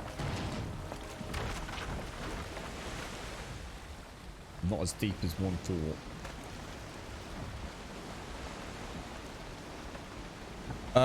Mother's skill is a really, really good damage mitigation. It gives you a really high, and it's an insanely high resistance against blunt, pierce, and bash, I think it is.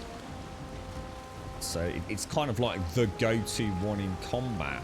But the problem is because it's so good,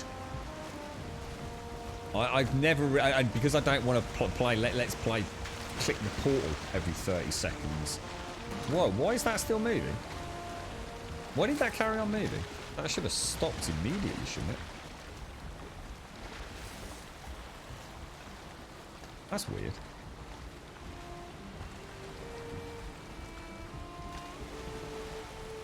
Strange.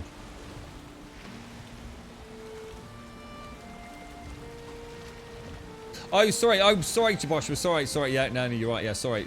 Mother's skill. Bowmass is the damage one. Yeah, Mother's is the one that gives you permanent wind in your sails, I think. So, you, as far as I know, I've never actually... there's the madness of it. I've never even tried it, dude. Just never even tried it, bro. Because it just sounds like, well, for the hassle of going and getting it.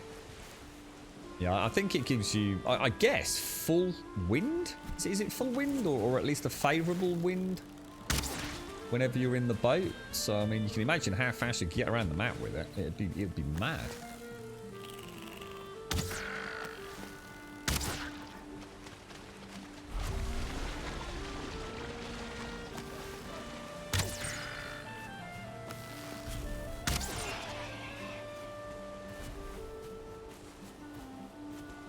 I like the, I mean, for me, I mean, obviously it will all get adjusted, I'm sure, because I mean, it is an early access game.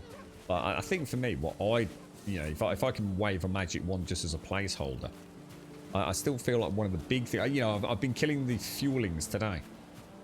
And one of the nice things I saw there was that as we get into the camp, we get access to the treasure chests. And that's awesome. You know, I think all of us role players, you know, you fight your way into a camp and it's like, you know, the DM's talking to you. It's like, you're going to open the chest. Oh, check for traps first and all the rest of it. But it's exciting opening a chest and seeing what's in there. And, you know, I got gold. You know, I got some gold in there and that's brilliant. You know, absolutely perfect. Just what I want, some gold. But in this game, I don't have a reason to have gold. So a monetary sink, even as a placeholder during early access, to have like even if it ends up taking up another slot as well. So again, so you're not over or imbalancing the game. You imagine taking up, you've got the Diverger Siglet, you've got the main Yord belt, and you've got the Grumbodian amulet, and the amulet lets you store one other interchangeable skill on it, you know, which you can switch out to this one. So you have your active one with your amulet one, and you can just switch between them, but not on the fly, on a cooldown. And then you've solved almost two issues. One, that the fact that the skill system feels a little bit like it's a fun thing, but it's too much hassle to use it. And they're not even that overpowered apart from bone mass, are they? And you'd have like a gold sink in the game, wouldn't you?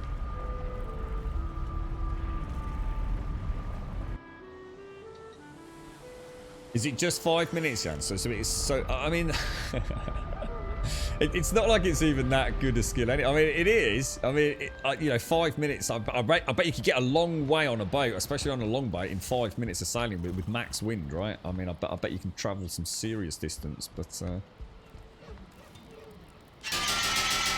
it's more a quality of life thing, isn't it, than having that oh my god, we're about to die horribly, hit bone mass panic button. No, you can't push me around here, you knobber. We'll drop 4 of those in there just to rebalance everything, I think. We've got a little bit out of sync here, haven't we? So we have finally brought back our first bit of flax. Yeah, I'm kind of wishing I'd left a little bit over there now. I actually did intend to do that after you mentioned it, Shane. So totally forgot. I got sidetracked.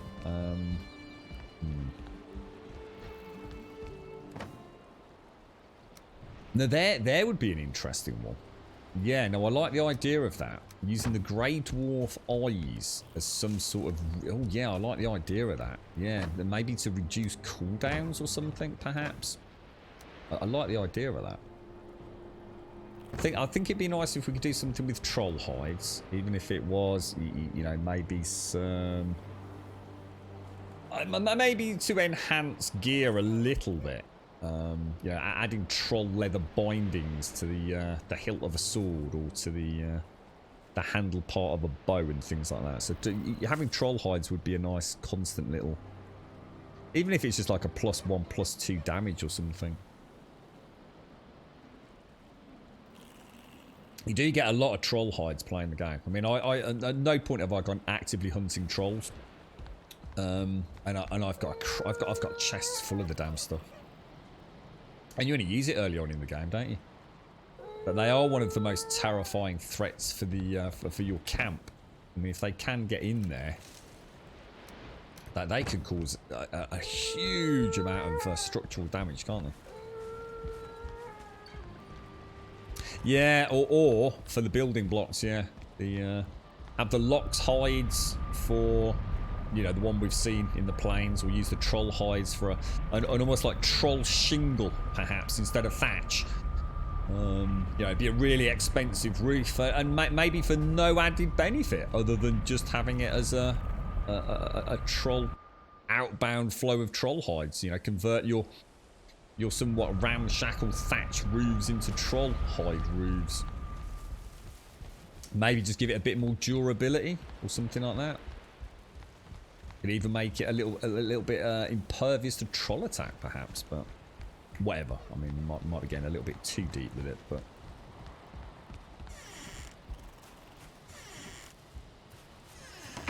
But yeah, it's like it's like the Skyrim-esque shout system, as I'll call it, which is the boss powers.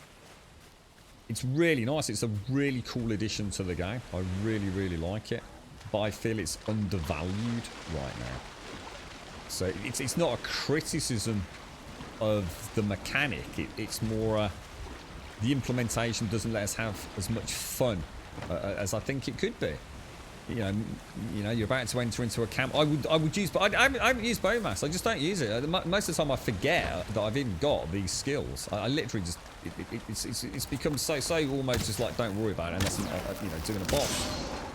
But you know, I'm on my boat. Let me switch to my switch to the wind one. I'm chopping the trees. Let me switch to my tree one. You know, and if I have to pay to do that with a replenishable charge or anything, so I'm not just stepping through a portal.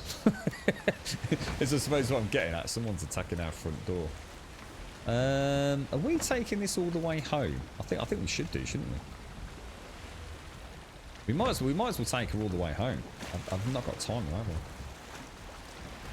And get all the suppose what we could do first thing tomorrow is we could have a play with the flax, the windmill, the spinning wheel, and the barley. I can't believe we found Yagluth's location today. I really did. When we were exploring the plains earlier, I was thinking, you know, I wonder if, you know, these Yagluth, or what are they called? The Vergier runes. You know, we've never really had a problem finding them before, but I just wasn't seeing any. And I nearly missed, I nearly forgot about the Stonehenge thing. I saw it and I thought, F it, you know, there's just a couple of brutes there, let's just carry on. So I'm super, I think you said, didn't you, Shades? In fact, didn't you say almost out of arrows, Shades? And I was like, and literally as it came through, I'm thinking, I've got 34 arrows. What's that, Shades? You're getting low on arrows. Yeah, you're right. And I thought, we'll come back later. And I thought, come on, let's give him a tickle of the pickle. And even when they were dead, I hadn't caught the stone, really. I completely missed the chest. Didn't see that at all. The woods, yeah, probably. They're quite resilient, actually, the wards. But yeah, you're right, they probably do. Teleporting takes a lot of the enjoyment out of the game. I had the same issue with Ark Genesis, where you had to teleport to each biome. Yeah, I heard some criticism about that map for that, yeah.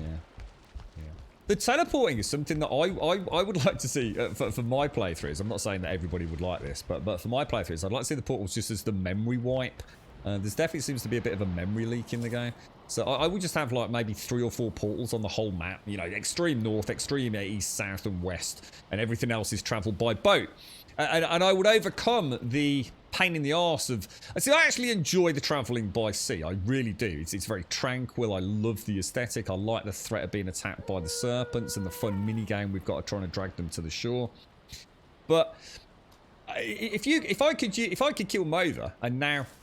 Literally, that is when sea travel opens up to me, because now I have permanent favourable winds because I've killed Mother. Then I would enjoy even more being on the seas. You know, I've beat a boss, and now it's like a whole new oceanic adventure. And I would use the portals even less. But in a way, the game's kind of making me portal to get the Mother skill, to then portal back to get the Bowmass skill, to portal back to get the Axe skill. And I just feel like if I started playing like that, I feel like I was like portaling unnecessarily constantly. To me, that's too gamey.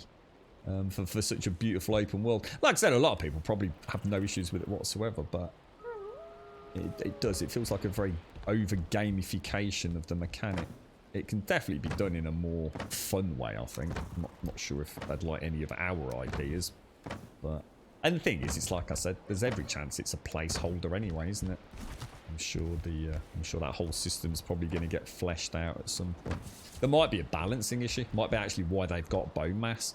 I mean, we could be sitting here sort of overthinking it, and the devs could be going there, that's why Bowmass is so overpowered. Because actually, we still haven't quite tweaked everything in the game, and we want you to be able to play it, and Bowmass is your get out of jail free card almost. Yeah, I tell you, it'd be a great place to build, Shades. It'd be absolutely, I mean, what a wonderful place that... I was thinking of putting the farm there. You know, we were talking about building the spoked wheel farm out here in the Standing Stones. So I thought that Stonehenge place would be a really fun place to sort of like do that, because it was nice and flat. We could have had a little... I might still do it. We might do it tomorrow.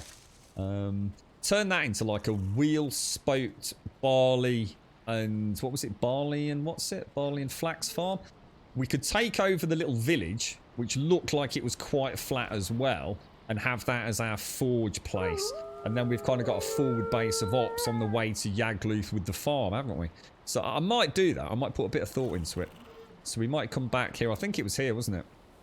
See, what we could do, we could... I mean, at the moment, we're kind of here, aren't we, with the longboat?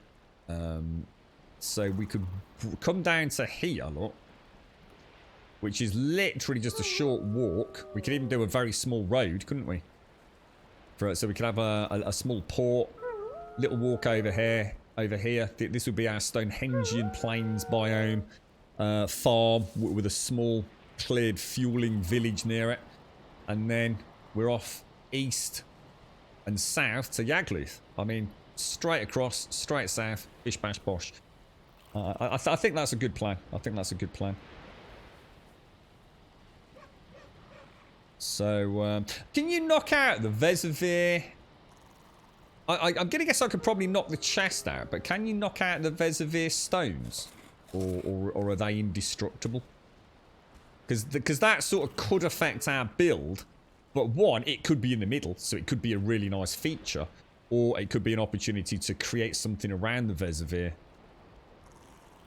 Yeah, it was, yeah, and that's what I'm thinking. So when we go back tomorrow, we could take all the copper we need to put up a proper tier 2 forge. To repair the, you know, like a bit more of a base. We'll keep the fueling aesthetic, but at least get a little bit of storage and maybe a little palisade wall down it. I mean, we could even rip out the other one. We've got plenty of wood on that northern shore. Might be an idea to do that anyway. We could take a cart over. So yeah, I think tomorrow we might do that. We might go back there, rebuild the farm, and then, you know, maybe by the end of the day be on another adventure looking for Yagluth, etc. Good call. I like it. Ladies and gents, I'm going to have to love you and leave you there. I've got a washing machine to go and plumb in and all sorts of painting and decorating things to start sorting out. And then I've got to hopefully get to see my dad, but I don't think I will. And then I've got work. And then I'll be back in the early morning hours. And then I'll come and say hello to you all. So thank you for an absolutely glorious day. Thank you very much. It's been proper chill today. I'm really enjoying the game again. So not that I wasn't before, but all the new uncharted territory at the moment. It was, you know, we've been building a lot and exploring a lot, but it's been really intense in those plains biomes. It's they don't muck about. It's so easy to make a mistake. I missed so many arrows on that one fueling. I really thought I was going to die, and I so nearly died to that Lox. I did not realise how hard they hit. That was a terrible mistake. I'd have been so pissed because I didn't need to do it. I just thought I'd save the arrows, you know. I'll try and conserve some arrows. That nearly really went wrong. Down to about 26 health, I think. There. That was not a fun encounter. If you'd like to come and join us outside of the stream, !Discord will of course get you a link to the Discord server. If you do join us over there, just post an introductions. Just say a quick hello, post an emote, post anything really, just so I can see your name. If I can see your name, I can invite you into the rest of the Discord as the outro music plays. You don't need to do anything yourself other than just say a quick hello. Twitter will of course get you a link to the Twitter feed. And if you do join us over there, you'll get a tweet every single day, Monday through Sunday, 7 days a week at 8:15, letting you know that we have gone live. And YouTube will of course get you a link to the YouTube channel. And if you do join us over there, although we're behind, we will someday get back on top of it. But this week has not been the best of weeks. But if you do drop us a subscription, we'd be very grateful. And thank you all. Thank you for the subs, the resubs, the bits, the follows, the donations, and the gifted subs. And thank you for the glorious chinwags and all the company as well. And don't forget, folks, it is Doc's birthday today. Doc, I hope you're having a fantastic one. I do really truly wish you an absolutely fantastic day, mate. I know it's crazy times at the moment, but I hope you're having a good one, fella. If you are on our Discord, please pop over there and wish Doc a mightily pleasurable happy birthday. Ladies and gents, thank you very much for watching.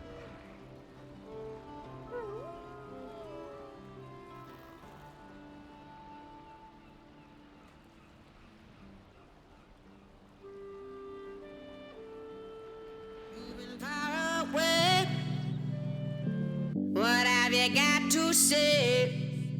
My heart is on display, but I'm not afraid. Yeah, I'm not afraid. Why?